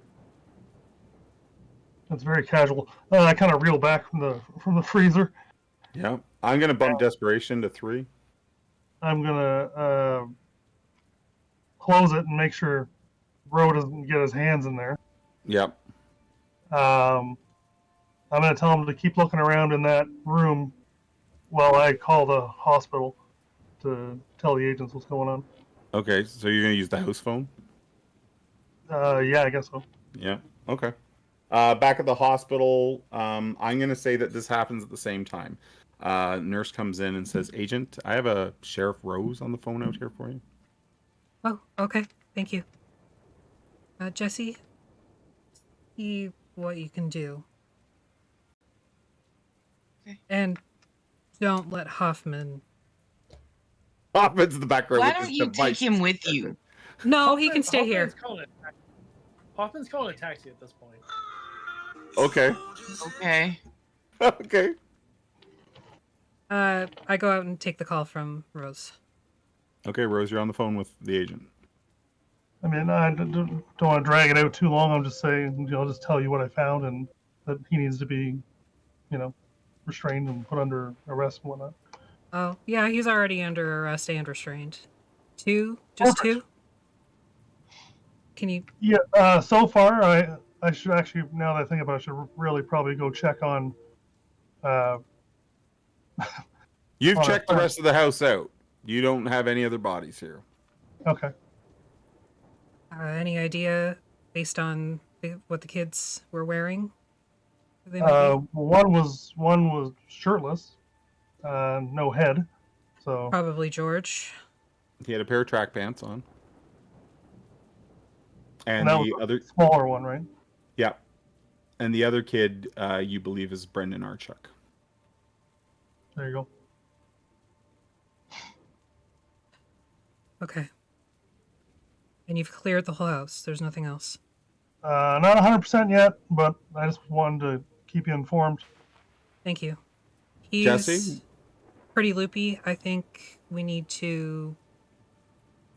Is he there by himself? Like, is he leaving by himself? Have I seen evidence of anybody else living there yet? No. Maybe the flowers or someone else. We need to detain Yeah, his there- They mother. seem out of place. Yeah, there are some out-of-place seeming flowers. But is it like a Okay. kind of hoardery situation? Like, is the house messy? No, but it's like a bachelor pad. Like, Okay. We need to detain his mother. Yeah, Jared, have we seen anything for Ben Yaves or Hector da Silva no, at all? no. Yeah, No. I feel like Doug is working on something, Okay. some kind of device to figure out what the fuck's going on. Jesse, you're alone in the room. I think Doug stepped out. Yeah. I just, He seems uncomfortable around you because of your aura. yeah. I mean, Jesse's probably used to that at this You point. can She's you almost- can also smell that you've got a bit of blood in your nose, having sensed the unnatural. Like, it's not enough to send you into full stigmata, but Doug would also Yeah. be calling Miranda. okay. So I'll get to that in 1 second. Yep. Jesse, any questions for Mr. Herrera? Yeah.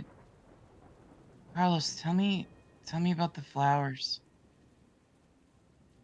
They smelled nice.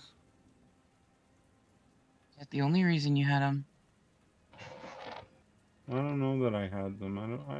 I don't know. Anybody else come by the house? Or was it just you? I'm gonna give me a persuasion charisma, Jesse. I am the wrong person to be doing this. Persuasion, You have charisma. and you have up to 3 dice to bolster them. I'm gonna have to roll them because I have nothing. Like, well, none of them were ones. That's good. I had 3 successes. No crits, but 3 successes. He says so as you're like taking sort of the soft approach with him, he's like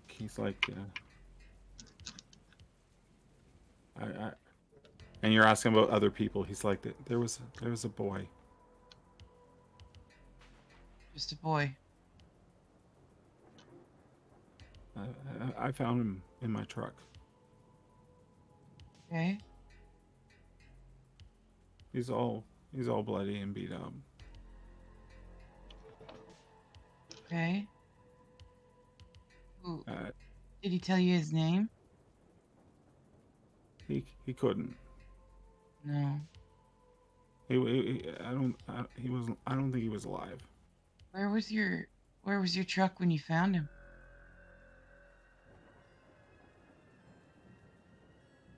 I think I was at work. Okay.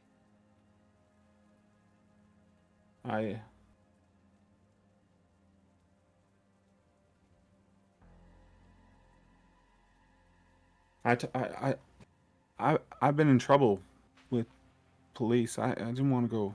I didn't want to go. Understand. I didn't want You to go took him back. out to the culvert, didn't you? And his eyes like open wide, and he nods. Okay. I need to know where you found him. If you, He was in my location, van. anything. He was in my van. Where was your van at the time, though? I I think I need was you to at work. try. I think I was at work. Okay. I didn't smell the flowers anymore, and then I don't remember. Flowers and don't. You're Is done with your. any of this- You're done. Listen. You're done with your call, Affy, and go ahead. I was gonna Rick? say, does any of this sound familiar to Doug, or with what he's working on technologically, does it check out at all? I'm so confused where your character is because you said you were calling a cab and you're still in the fucking room. So I'm so Because it's confused. 1989. Cabs take forever. I feel like he's at the edge of the room. Yeah, cabs take a while. It's on Uber. Yeah, so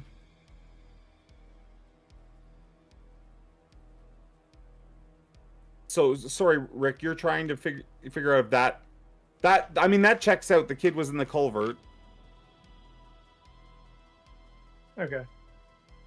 Yeah, I just didn't know if there was anything that I could add to that. Yeah, I don't think so at this time. Okay. Mulsky, you're done on the phone. Okay. Just finish with Rose. Call the police department. Have them detain Mrs. Herrera. Okay. We'll And bring assume her- that that's taken care of. They dispatch someone to do that. Bring her to the station. Yeah. And be careful. Because she may be old, but it might be something else. And then I'll Okay. go back into the room. And I'll just make a couple gestures of... Gone.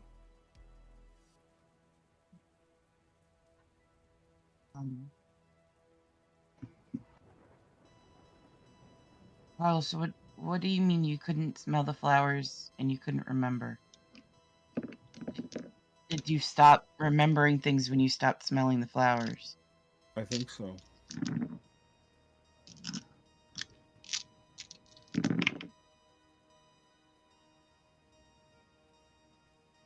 Okay. What kind of flowers were they? I don't know. Did you ever see the flowers? Or just smell them? He's thinking hard, and then he's like, I think I have flowers at my house. Okay. Yeah. Do you know what they look like? I think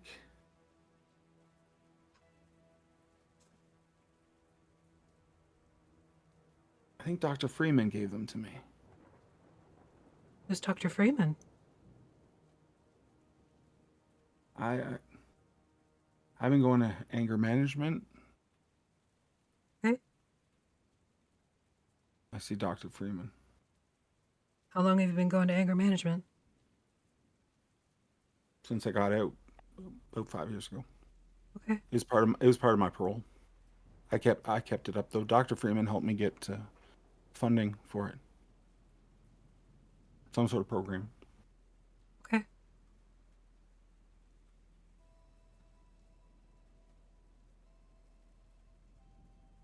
Jess Hoffman, can I speak to you into the hall, please? Yep. Back at the other house, you've wrapped up there. That's all you've got is 2 bodies.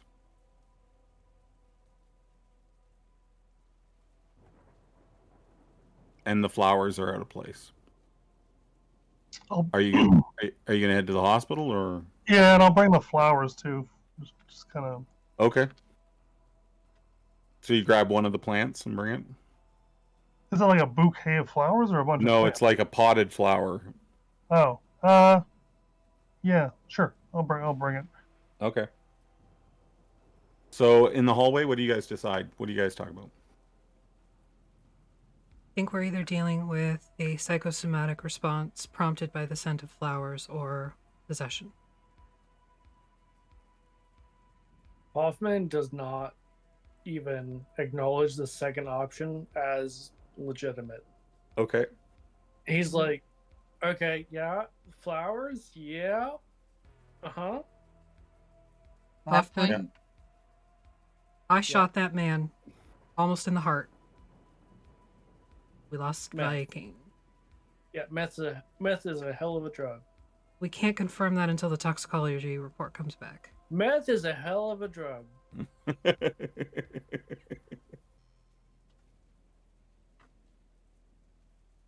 If the toxicology report comes back and there's no meth, what are you going to think at that point? Uh-huh. Hoffman. I'm gonna say that the nurse comes in and goes, "Is there a Hoffman here? I've got the crime lab on the line for him." Yeah, no, that's me. And Hoffman's immediately like he is Okay. booking it out the room. So you make it over. You make it over the phone. It's Amanda. She goes, "What am I tracing here?" Like Miranda, sorry. What am I tracing here? Well, there's a lot of things to trace, but I think at this point, Miranda. That what? Because Hoffman has definitely left her a lot of messages at this point. Okay. Leaving a lot of just. So what information were you looking for? That's a great question, Jer. I don't know at this point. Okay. Because okay. There's been so much. Yes. Well, she tells you that there's like she's got nothing here. But if you want to give her some more information, she can check on that for you. I don't know that there is more. Hoffman was just really He's still trying to process. Yeah, and he's really going off of the mundane. So Okay. he is clearly at a disadvantage here. He doesn't realize that. But Okay. He is clearly at a disadvantage. Jesse and Agent Mulsky, what do you guys talk about while Hoffman's on the line and he can sort of half overhear you? The flowers. Does that mean anything to me, like with my occult sense? And going through Mike's journal that I have, anything like that? Nothing. It doesn't. There's nothing there. Like Jesse's really trying to really think through this with Mike's journal and just working it through with any kind of Yeah, there's no mention of any of that with any of the Toothfairy cases. This is totally out of left field. And the sensation that she got from him. He had been near or with or as maybe Mulsky suggested, possessed by some sort of supernatural creature. Feel familiar. Jesse would know it. Jesse would know the feeling of what that Tooth Fairy felt like. No, it did not feel like that at all. Something doesn't fit here, Jaina, and I don't know what it is. He was in contact with something, and probably at that point, one of her things, it bleeds just a little bit. Yeah. And he was in contact with something, but it wasn't. It's not what I thought it was. So let's regroup here because we are short of time. So I'm gonna say we're back at I'm gonna say that we have returned to our home base at the coroner's office in that briefing room. Everyone is there. We have now confirmed that the bodies who the bodies belong to. Toxicology has come back. Mr. Herrera was under no influence of drug or the like. Doug definitely has the Pepe Silva okay, red yarn. Yep, absolutely. Yeah. Absolutely. So he was under no sort of hints of that. The bodies have been confirmed to be Brendan Archuk and George Perez. Families have been contacted, and the city news is insane today. The rain has stopped for the time being, and you're all working off of zero sleep. We have Carlos Herrera, who, for all intents and purposes, was trying to reform his life, it would seem. Takeaways from him, the smell of flowers. He does admit that he found the body of the boy in his van. The T-shirt, though, he has no recollection of how it got there or why it was at work.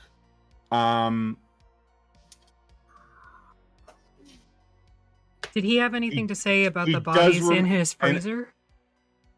No, he has no idea how those bodies got there.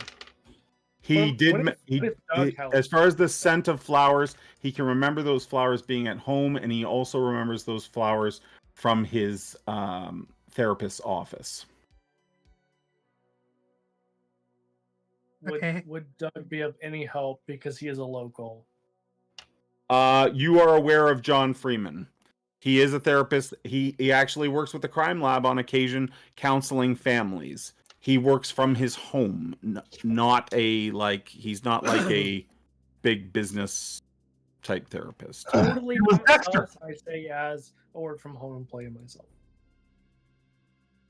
What's that? I said totally not sus. I say as a work from home employee myself. Okay, exactly. Yeah. Can we have a record pulled on Freeman? Yes. What do you want to pull on for that record? Where do you want to look to? My global access. Okay. Does Ro know where he lives? Ro You've done doesn't. enough damage for the night. You can just stay here at the station. But you know where finding his house with his name, you can find his practice and everything. Can you give me an intelligence technology check, Affy? And you are welcome to spend up to 3 points on that. Can Hoffman roll separately? Sure. You want to do your own searches? Yeah. Yes. I want to go to his house. The difference is you're not pulling from as high a power. That's okay. Sorry. Ro is looking for his house address on his own. In the phone book. Yeah. Okay. And if I find it, I'm going to ask anybody if they want to go to his house. Because I could really use a therapist right now, y'all. Yeah. 2 successes. 2 successes? For Doug. Yeah. 11 successes. Can we lock his ass 11 up somewhere? successes? Jesus Christ, Kathy. This is his social security number. You have everything he's ever done. This is So the here's length what- of his wang. Here's what you both figured out. Doug, nothing. No. That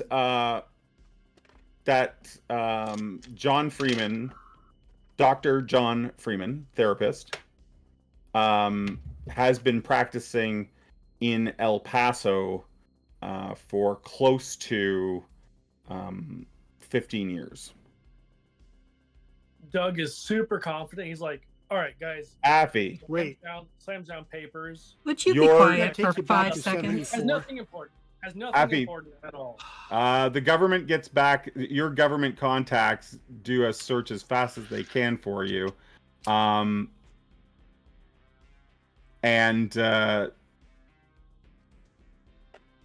they tell you that yes, he opened that practice there 15 years ago. However, they have an alias for him. Burt Warwick. Burt Warwick Jr. had a practice in Oklahoma City until '86. So it looks like he's been practicing in 2 places at once. Sus. Yeah. In '86, though, that practice closed, and they have no traces of him under the name Burt Warwick after that. They suspect that he's living under the alias of John. We John caught Freeman. the sister, and now we got the brother. Yes.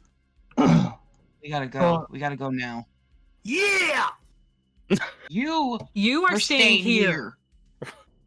So, You mean- Toothfairy. You are 3. under arrest for driving under the influence, causing bodily harm with a vehicle, 2 destructions of property, probably 4 after the fire department gets through with recording their nonsense. You are staying here. Look, Elvis! And I try to run. I tackle him to the can I taser Just him? tase him. Affy. Like Yes.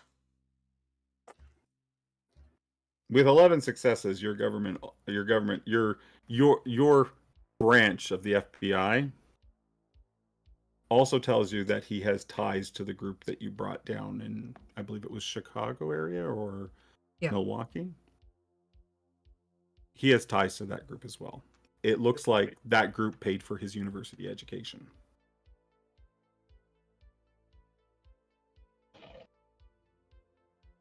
Okay. means something to you?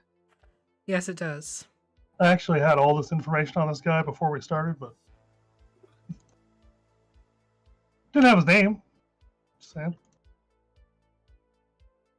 I can't tell if you're bullshitting or not. No, I'm being serious. Okay. Well, no, I did extensive research into the family, but none of the names. He did not know the alias, and he did not know he'd been practicing in El Paso.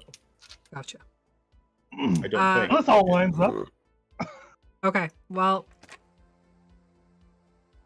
I don't think I know anything other than what you said there, right, Jen? That's right. Okay. we're gonna requisition Kevlar and rifles and Come everything. on. No, you're staying here. I can help, You are a liability. says the spook. Not a spook. I'm a federalis. Give the guy a gun. No. Different. I got my own gun. Says Oh. the mental health patient. So who is going to the... That's going for sure. If nobody locks me up and handcuffs me, I'm going. Doug is going. I literally said you are under arrest for XYZ. I did. No. Did you handcuff me? Sorry, Yes. are you locking him up? Yes. Oh, come on. Doug would like to second that. You stay in the You know truck what? unless we call you in. Deal. You move from that truck and I will shoot you on sight. And I will I've been help. shot- I've been shot before, and you can't hit shit, Ghoulie. Let's go. So you arrive at the house. It's afternoon by now. I've got my sense up Yes, it's immediately. It's a side split house. You can see let me just bring this up here. Doug would like to use his MacGyver bullshit to Okay. MacGyver anything he can here. I need Based off of- based off something of- specific that well, you I was would gonna like. say, based off of everything he has learned from the FBI and everyone else. Okay. Are you willing to believe that this could be a supernatural entity that you're about to face? No, but yes. What do you want your device to do? About 50%. No, what do you want it to actually do, though? To try to find what we're looking for Okay. based off of what I. I'm going to say that you for the briefest moment go, okay, maybe they're telling me the truth.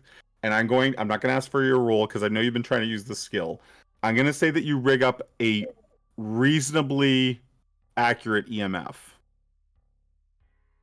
Okay. which will allow you to sense spirits and other supernatural stuff. Okay. Okay?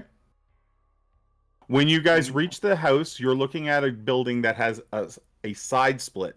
So to the left side of the house, we have a carport, and there is a nice sedan parked there. Then there is sort of a living area of the house, and then a split level, which you assume has bedrooms, and you can see a sign and a walkway going down around the back, because it's built kind of on a hill, down around the back to the office. When Is you it say sedan, office? I'm picturing a Delta 88. Yes, okay, Delta 88. Is it You want me office to- hours or no? According to the sign out front, yes. Okay. Rose, take Hoffman, secure the front. Williams, you're with me. Ro, you're staying in the van. Okay, here, take these. And I'm going to hand you my bottle of pills. Better else have them than him. Yeah, listen. You don't have to listen to him. He's full No, of shit. take them away from me. So you're No. approaching. You're Yes. approaching Actually, the. that's really smart. We have That's two probably the people smartest thing he's approaching ever said. the front door, or are you going in the side door off the carport? Both. Williams and I are heading to the access to the practice. Okay, so the guys that are two other gentlemen. Are you heading to the front door or the side door, or are you splitting up? Side door. Side door. Sure, side door sounds good. Okay. And the two of you go around the back to the practice. When you reach the back, there is a backyard that has recent flower beds put in. There is a wheelbarrow and a shovel and relatively recent plantings. Oh, The ground Hoffman's is fully suspicious. Hoffman's not there. Hoffman's up at the front. So Oh, the girls around the back, that's what you see. The ground is very wet here, and there is a back door, sort of with a little office sign, Dr. Freeman. I rolled. And there is a door buzzer as well. I rolled from my sense unnatural. Yes. I got 4 10s and a 7. The house is glowing. This is what You we begin were to looking bleed for. from all your orifices. Yeah. Just I actually had something Okay, for this every too. orifice? No, I'm talking about her stigmata openings. Oh, okay. All of them. No, Thanks. all They of them. all begin to bleed. All of them. Butthole, urethra, everything. You feel like there is a very strong presence in the house. There's more than one. You think there's two. Shit. Talk to me. Neither Williams. of them are what you sensed in Pennsylvania. Can you tell what they feel like at all? They have some similarity, but they're not it. I very quickly explain what I felt in the house back in Pennsylvania, what I saw in the house back in Pennsylvania, Okay. and then explain how this is differently, like how this feels differently but similar, Okay. and that there's 2 of them. Okay. And then we're going to go to the other two and we breach the side doors, guys. Yeah, we didn't need to hear any of that. Yep. So you breach the side door and you come into a dining room overlooking a kitchen with a door to your right into the living room. Excuse me? I would like you both to make a composure wits check, please. I would like to back my truck up to a point where if I floor it, I will kill anything that comes out the back door. Okay, I love it. Ooh, I'm composure. not allowed in, but if something tries to This escape, is composure and wits. I'm gonna roll 1 desperation die. We're at 3 desperation, right? You Oh, are you at have to 3 roll- you have to desperation. roll 3? We're You know what? no, you can gonna- choose how many you'd like to roll. I'm gonna do it. I'm gonna do all 3 for shits and giggles. I have 3 successes. Oh shit. Nice, Artemis. I have 4 successes. Okay. Did you start bleeding recently from your eyes? Yeah. Wait, there's Okay. more blood. Okay. You've been waiting all night for that, haven't you? Who breaches the door first? You're so awesome. Probably me. Yeah, Yep. Okay. Mostly, that's never gone Doug does it. Rose. Doug like breaks the door, and Yep. then he's like, "Oh, yeah, sheriff, go." You breach the door. You see living room, kitchen, you're in a dining room. There's a kitchen ahead of you, the living room to the side, and then it all bursts into flames. And you Oh. hear, Daddy! The living room bursts into flames? The whole house bursts into flames, and you hear your daughter cry out, Daddy. Oh, son of a bitch. From does Doug understand any of this? Doug, you open the door. The house around you fades away. You're on a dark street. Oh shit. And you recognize a man approaching you with a metal Oh god damn it. object in his Is it hand. Jamie? Is it Jamie? You think it's Jamie? Jamie, listen. He's gonna get murdered in the street. Nothing to do with what we're doing. Listen, I had to do it. It was what the law demanded. I did what I had to do. It was my job. Absolutely, Hoffman. And the code of the street demands payback. Sheriff, the house is on fire around you. There's a set of stairs leading up. Yeah, run up the goddamn stairs. You see Jessie. She's on her knees. She's impaled by some sort of metal, and she's pleading. She's pleading to Anne, who has your daughter. She's standing behind her. She has a knife to your daughter's throat. I'm a bitch. You hear her cry out at Jesse, "You don't know what he did to me!"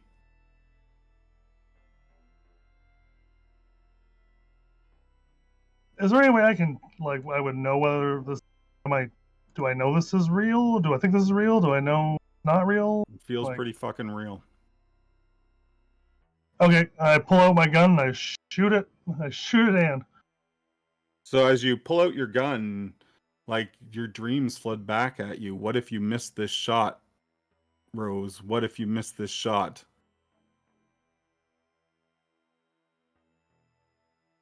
Do you proceed anyway? Yeah. Okay. We're back on the street with a pipe-wielding thug. He comes and takes a swing at you. Can you give me, or what is your reaction to that, Doug? Oh shit, Doug. Is Doug aware?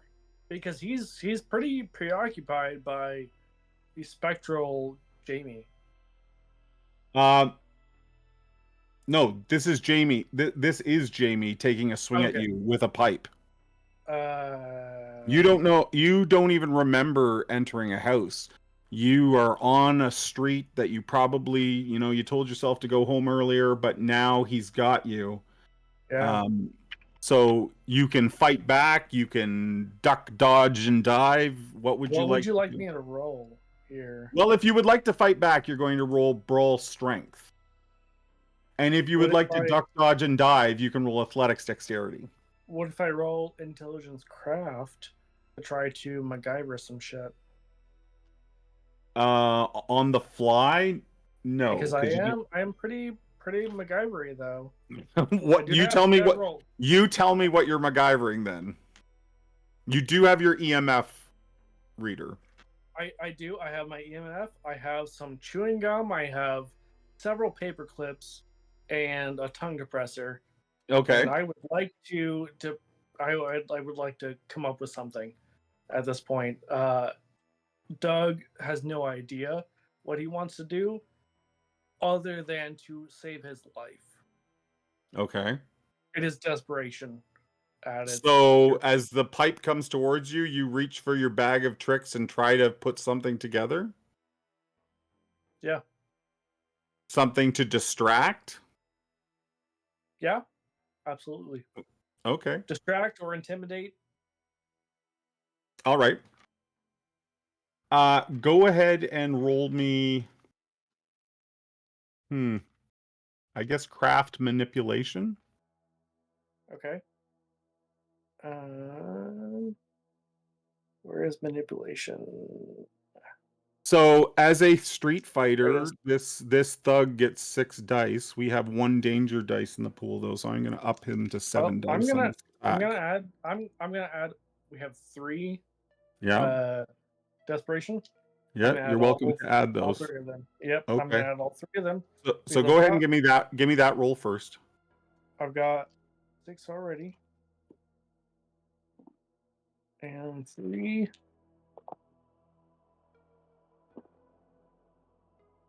Okay, so my 3 are good. None of them are bad. That's 2 successes on the regular dice. 2 successes.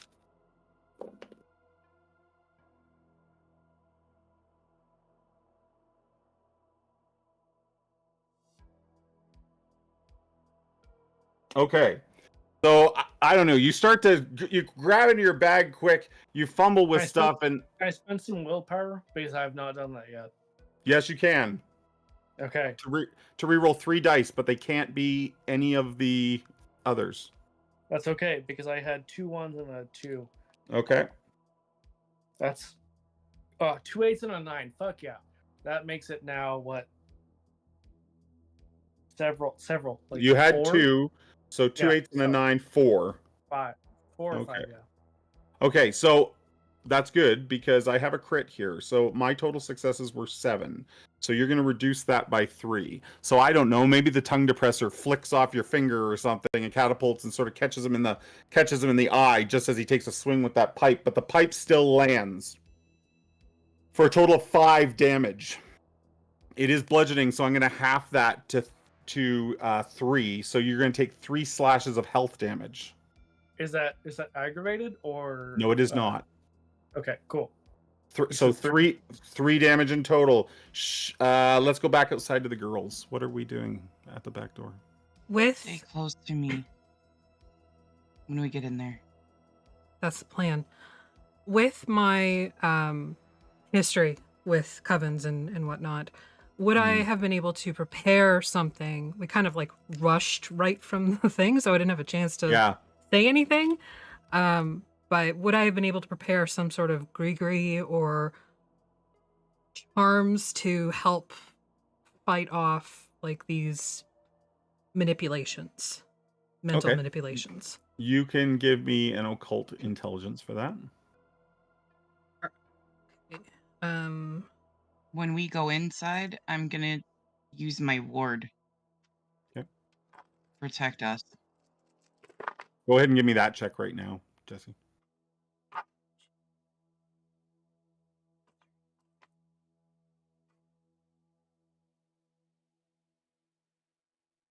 That's 9 successes.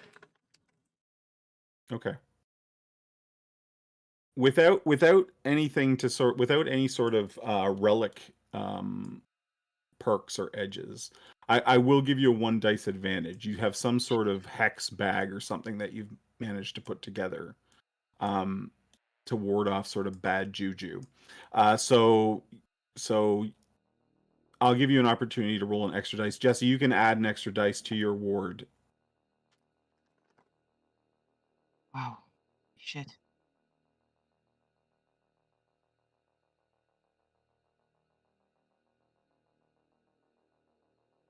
Shit, what? I rolled 6 10s and a 7, plus a 5, a 4, and a 4. Okay. So And then are you breaching the door? Is that the case? Yes. So you walk into the room, and you immediately feel reality begin to warp around you. Jesse, you feel flames and a hard knot where that scar My is from shoulder. when you're impaled. Agent Mulsky, you sort of remember a similar event fighting the Coven up in Milwaukee. There's the smell of like incense burning in that, and you feel like you're being taken to that place, and then it just sort of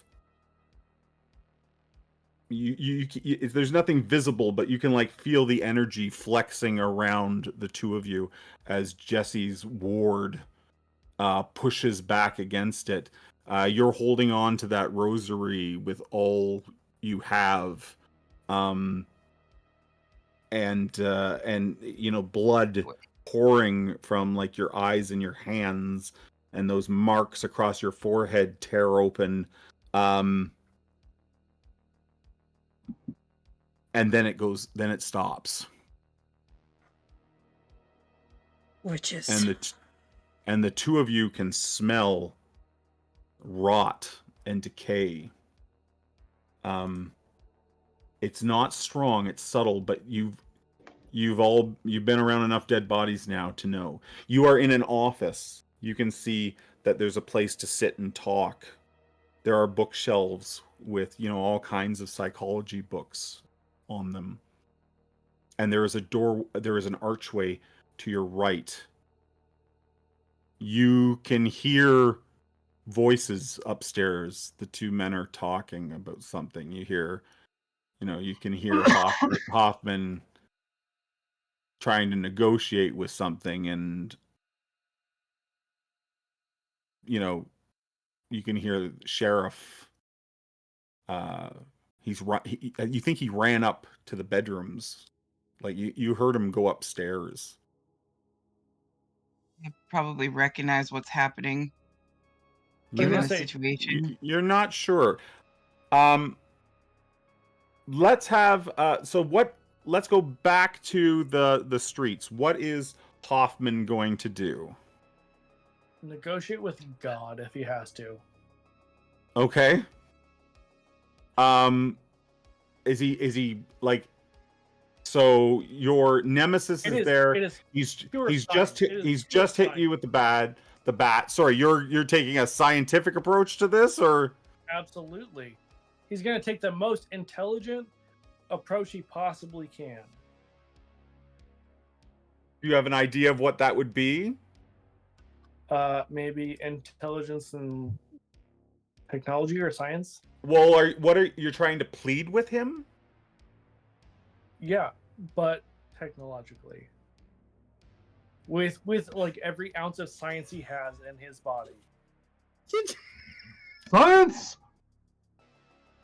Exactly. Thank you, Ryan. Thank you.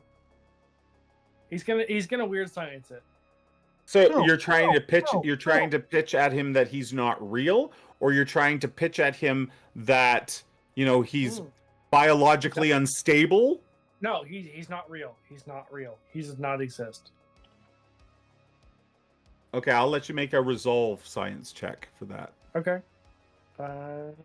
And I feel like Doug is not actually talking to this guy in front of him. He's actually trying to convince himself.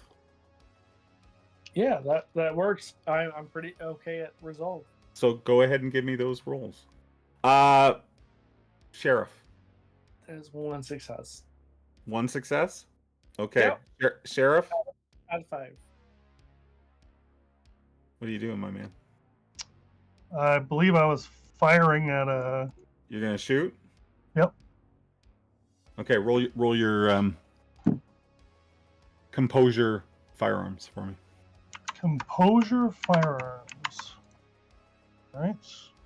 3 and 3 is 6. This seems And you have fairly- up to 3. You have up to 3 dice to pull on.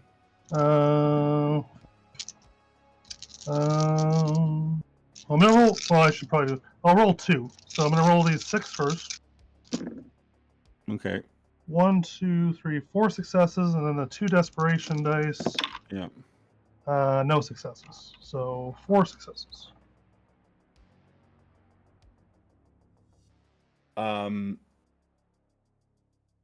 Your round fires, and it just doesn't. The moment it leaves the gun, you shouldn't have pulled the trigger.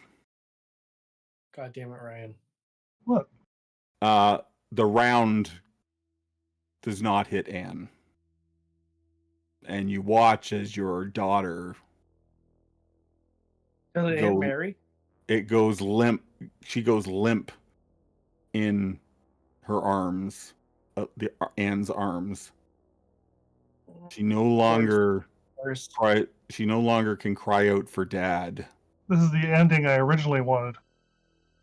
She no longer can cry out for Dad. Ryan. She slumps down onto her knees, and Anne charges at you. And I would like you. Well, you can dodge this. You can attack back, but she's coming at you with a knife. Oh shit. I think I'll just squeeze the trigger again. Okay, so I would like you to make another composure firearms check for me. Okay. So it was 6. I'll just do the same thing again, and I'll use the 2 again. Actually, I'll use 3. I'll use all 3. Okay. Well, that's 1 success. Nope. And then 3 of these. Okay, I got 3 there, so 4 again. 4? Yeah. So you pull the trigger again. The illusion around you breaks apart, and you find yourself in a bedroom. And a knife plunged into your chest. Shit. I'd like you to take 6 lethal damage. Okay. I'm assuming that Kevlar doesn't do anything for that, right? Yes, it does. 4 of those become non-lethal. Oh, okay. Great.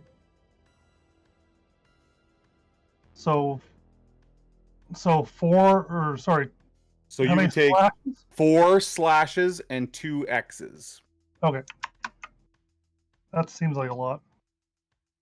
It's fine. You're fine. On If the Doug other can handle end, it, you can handle you are in the bedroom now. You are no longer in the illusion. And on the knife is Anne. You can see through her. She is somewhat ethereal. There is a wind blowing her hair about. And all you can smell is flowers.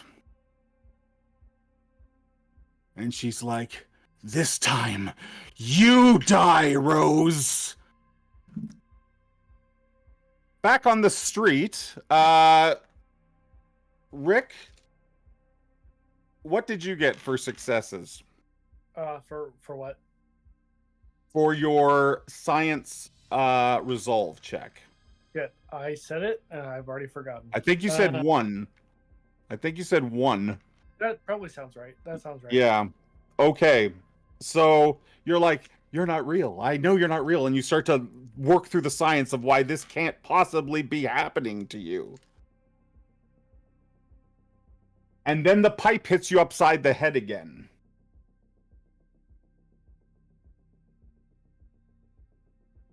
For 3 more slashes of damage. 3 more non-lethal damage. Sure feels real. That's fine. I'm fine.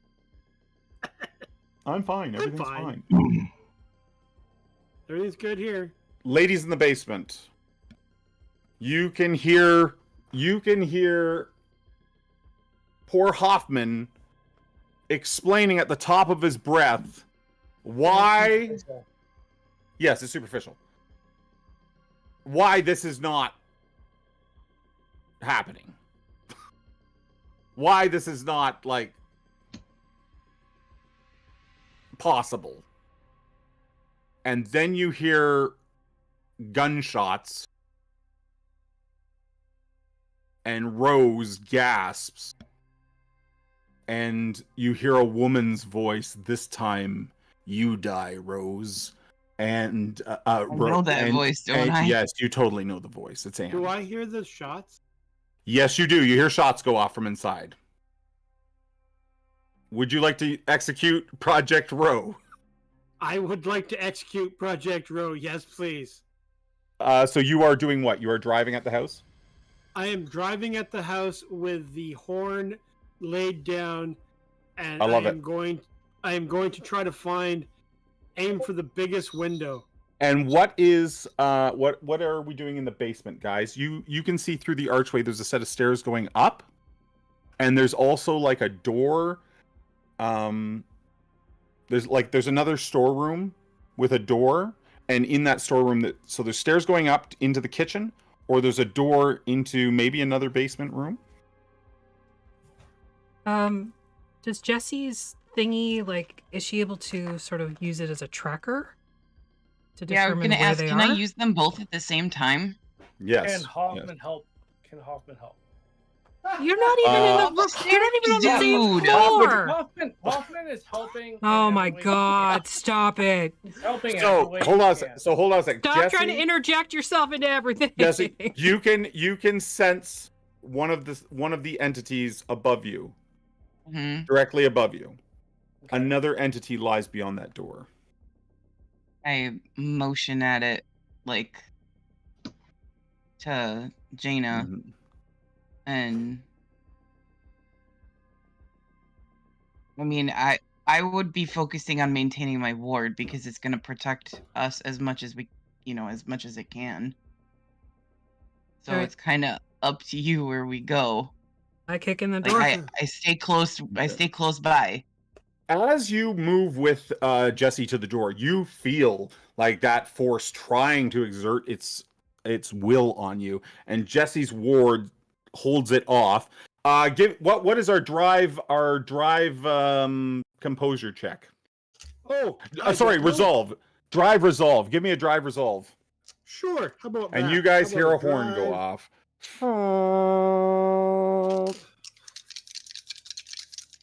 'Drive resolve. 2 8s and a 5. You're right through the front window, like right through that. In you guys hear a massive crash from upstairs.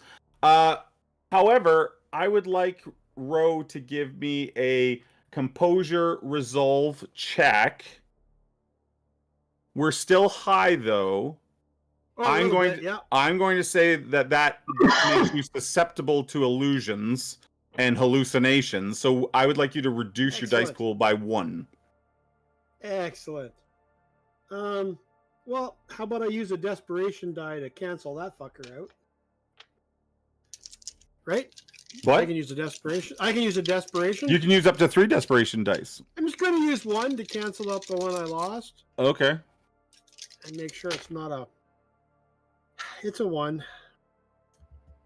Okay, Doug would like to spend any resolve he has. You're not Anything he there. has. Okay, Anything he okay. has. Doug, hold on 1 second. Hold on 1 second, Doug. You're just you can't be aware of everything. How many successes in total did we get, Ro? Oh, 1. 1, and we had a it's 1 a on 10. our and we had a 1 on our desperation dice. Yeah. So danger bumps to 2. Oh shit. Oh. What's I that am mean? also going to move desperation up to 4 because you can. Those of you that are aware of it can feel the house bearing down on you. Ro, as you burst through the window, poof, the wall breaks apart, and you're inside a very pale and white chamber. Okay. The vehicle is not there. And there are two gray creatures This- with big this black again. eyes looking at you. Oh, excellent! You're gonna take my butt. Bam, bam, bam, bam, bam, bam. Okay. Take that whenever you have to. Let's go to Doug. Doug, you hear a crash all of a sudden. And you look, and there's no buildings broken, and this is enough for you to suspend your disbelief. And the illusion around you sort of melts away, and there is a crashed truck. Ro's truck has crashed through the front into the living room area. You don't know where the sheriff is. I've already been slowly eroding that disbelief Yes. over this whole time. Yes. You have no other way of explaining how you were just in the streets a moment ago and now you're back in the house.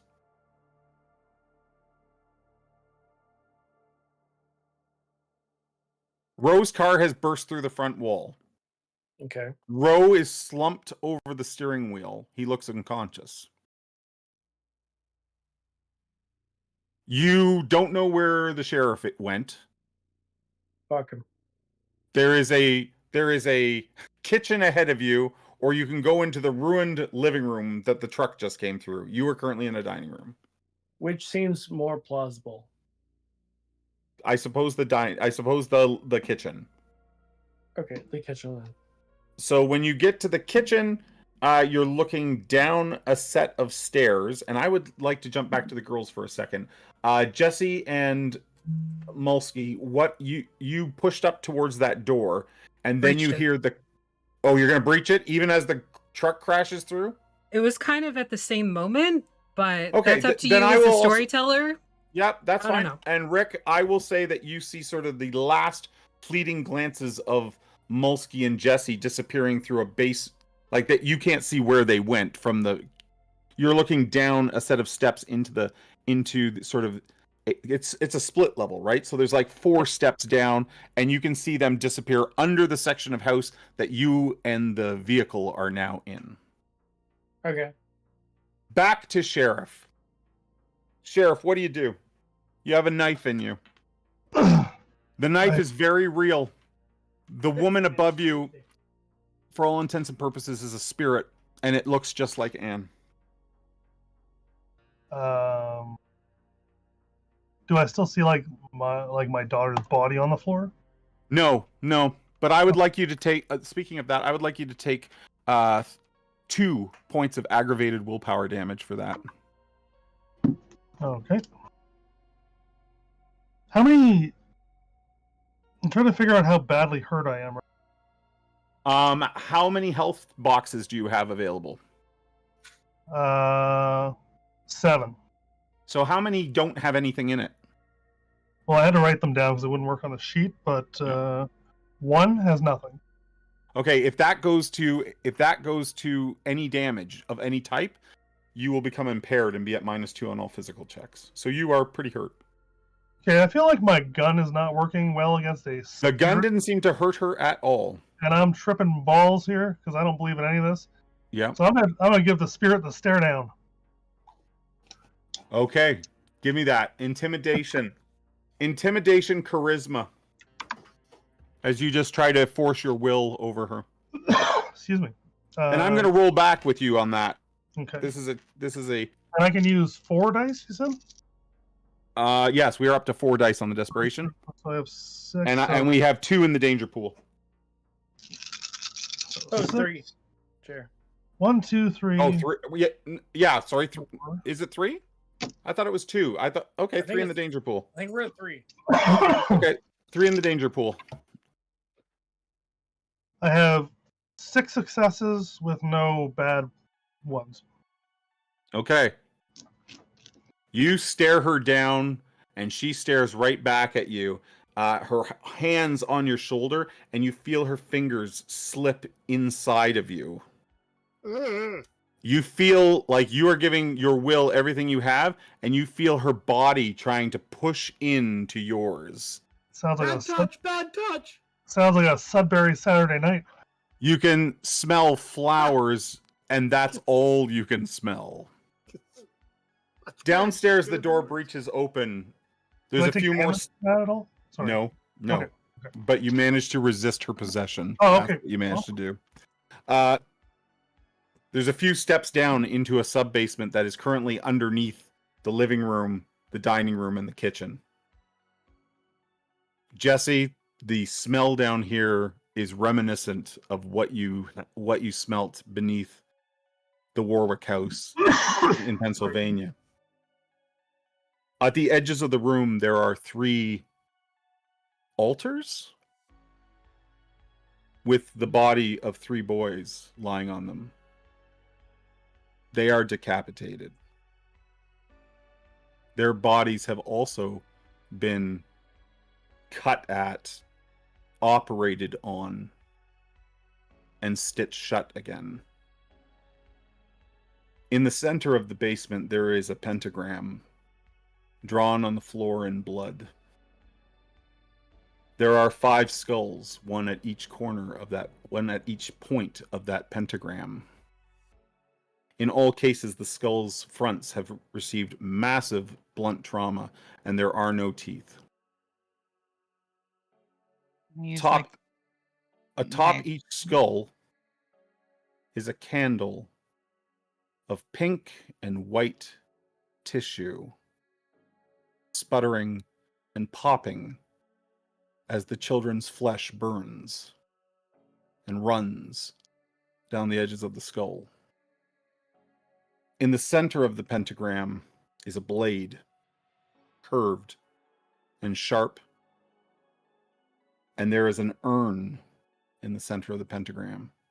Its lid removed, and a tiny vortex of wind lifting the ashes up and twisting them about. And beyond this pentagram stands a man that has familial markers to Anne. He is in a yellow robe, almost priest-like. And he holds his hands up like this, and he is focused and chanting and reciting some sort. It's almost poetic. There's a rhyme to it, but it is not in any language that you know. I'm using my thwart the unnatural to hold him in place, hold him off, something, anything to interrupt him while giving Jaina the chance to shoot him. So you rolled 6. I think you rolled 6 successes on when you originally put that field up. I The rolled. thwart. Well, so I rolled.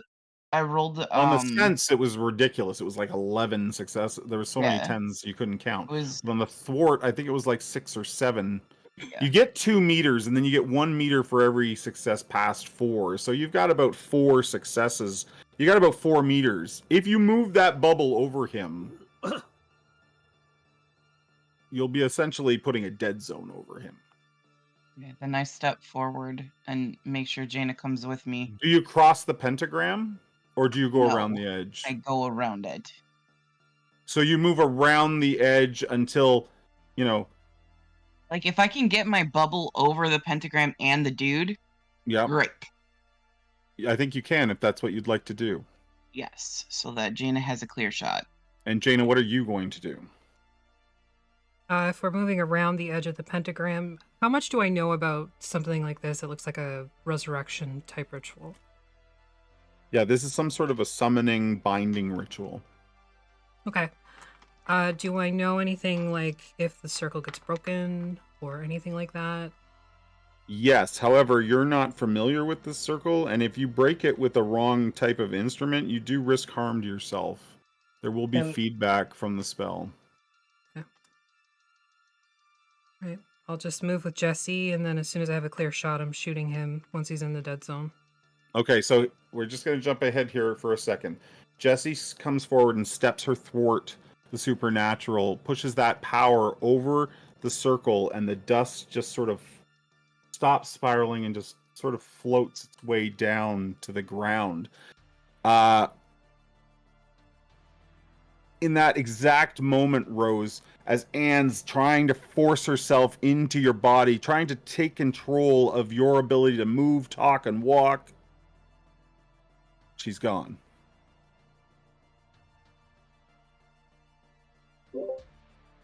Then your sphere pushes over. Then your area of thwart, the supernatural, pushes over the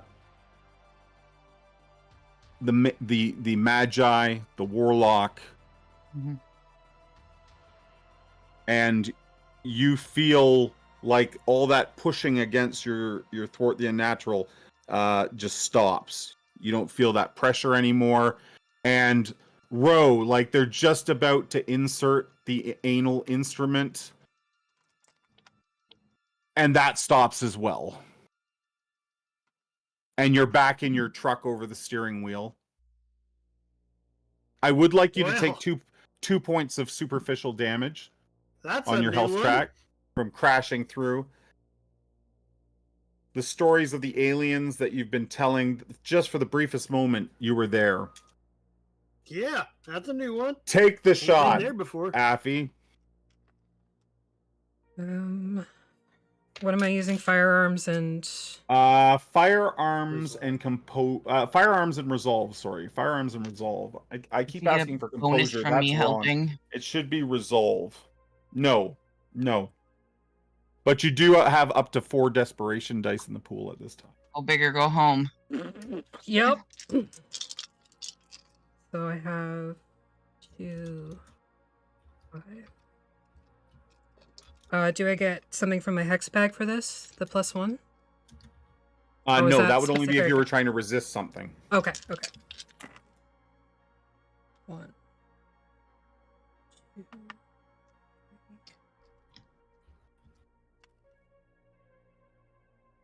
4, 5, 6, 7. I have enough dice out. 8, 9, 10 successes. Okay, just a sec. Boom. Just barely. Yeah, scraped by, nicked. Just nicked. Okay. If I need to, I will burn willpower to add more. Or replace the ones that didn't succeed. Nope. Okay. So he realizes his spell is failing, and he tries to run at that last moment, and you pull the trigger on him. The round, are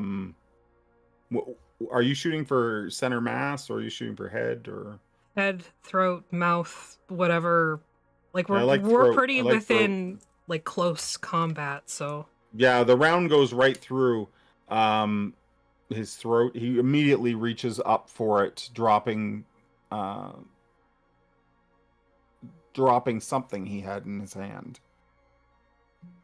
And he kick whatever it is away from him. He doesn't really even have time. His hands don't really necessarily even make it there before, like, he's just arterial spray everywhere, and he's on the ground with a blood pool forming around him. Hey, The pressure's all gone and stuff. Let's go. Yes, it has. So Okay. upstairs, what are our three guys upstairs doing?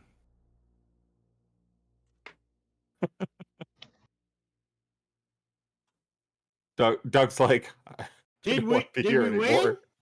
Did we win? Is that what you say? Yeah, I'm sitting in a car. I'm sitting in my truck running in a building. Okay. I wasn't an alien ship. You can see nobody else in this room. You can see Doug through the kitchen door. Then I guess I address it at him. How about Sheriff Rose upstairs? That knife is in you. Yeah, Doug is just like. I was gonna just come running down the stairs after I realized what was. Okay. Are you going right to the basement? If I hear something, something. Oh, you hear a gunshot down there, yeah? Sure, I'll run for the basement. Okay. Probably don't realize that there's a knife in me at this point. You run by the truck in the living room? Yeah, you do see the truck. You come down the first couple steps, you see the truck, and then you round and keep going down, and you find yourself in the basement with Agent Mulsky and Jesse. The bodies, the blood. Jesse looks like hell. There is a dead man.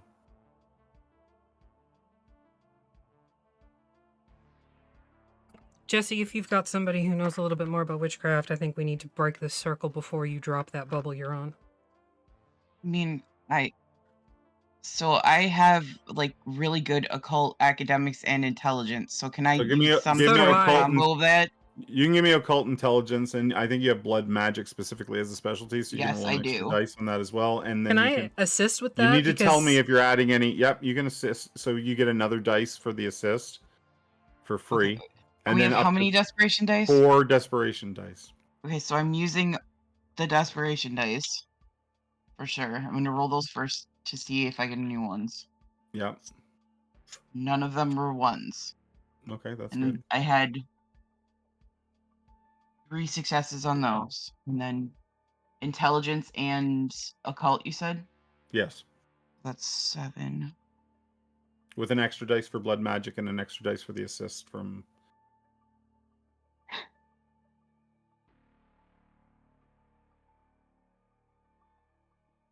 All of them.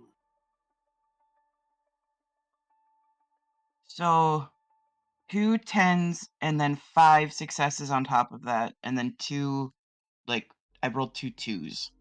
Okay. Okay. Yeah, you think you could probably break the circle with the dead body? They say this. And anything that would, any sort of backlash would then occur to the corpse as opposed to yourself. Like we Throw just the body on there. Throw like the body on it. Like slide him. Essentially, use him as a brush. Use him like to knock one of the skulls out of the way and that's what I do. Smear the blood. Yeah. Okay. So use you him do as that. a Zamboni. You do that. The mystical Zamboni, dude. Jesse, you don't sense any supernatural energy in the house. Probably lets everything down then and basically just drops to a knee. Okay. I He's am bleeding waiting for the lighter. profusely. in my vehicle to pop so I can light the joint I rolled while I'm waiting. Okay. You're smoking one out. But then, We're gonna close out the scene there. Affy, your agency takes care of doing the best to cover this up as some sort of a, maybe they call it a cult, but they certainly don't let on that the powers that be were in effect. I think a drunk driver is a really good explanation for what might have happened in here. Yes, the rolled-in car, the bodies, of course. I want to make sure that the ashes are properly contained, like the last ark in a box in some warehouse somewhere. Completely. You actually think that might be better done by the long night. This is something that's what I mean. Like whether it's the FBI or the long night, like whoever does it, and they can't be together. So if you've got two facilities, one there, the body of what's his face, Bert, and the other one, like so Bert's body is taken care of by the FBI. Ro volunteers to take one to his pod. No, you are under arrest. We went over this already. Still? Yes. And Sheriff and Jesse drive back to Pennsylvania. Let's see how much fishing I can still get with in. The cremated remains of Anne. Yeah, Jesse's got a mind to take it back to New York where she belongs. Okay. I'd probably go to a hospital first, but sure. Yeah, get that knife taken out of there. Apparently, I'm going to prison. Yes. Everybody is attended to. I think Doug's not with us right now, but I would assume that maybe Doug is a little more open to the idea that there may be. He wrote "Kill Hoffman if needed." Non-science things out there. A new pirate radio episode maybe is done. He's been arrested. Hang on. At some point at a later date. Maybe I don't know. I don't whether you're convicted or not. We'll see. Yeah, and a pin is put in the file of the Toothfairy. I mean, what have they got me on? We've got me on bad driving, possession of narcotics, destruction of property, destruction of public property and private property. And I think it's shooting still a firearm it certainly is not clear how the events in El Paso all came about. No, there is some details missing, but one thing is certain, that the Toothfairy himself did not seem to be there. No. I look at Rose as I drop his ass off at his house, and I say, I'm sure we'll see each other again. Lose my number. Great seeing you too, Ed. Yeah, you too. That was fun. I shake hands with all the people I recognize in prison. Mm-hmm. Yeah, pretty much. Rose goes back into the house and gets ready for his fishing trip. It has like a day left. Yeah. He catches nothing. Quickly running through the house looking for all the items he hadn't quite packed yet. And then he hears the floorboard creak behind him. What? There he is.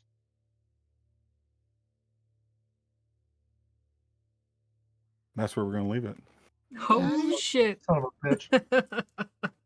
Oh, good. My daughter's home from school. Let me Thanks, tell everybody. you, the music obviously cut at just the right spot with the sound, like the creak, and you're like, it creaks the floor, and the sound just cut right there. It was perfect.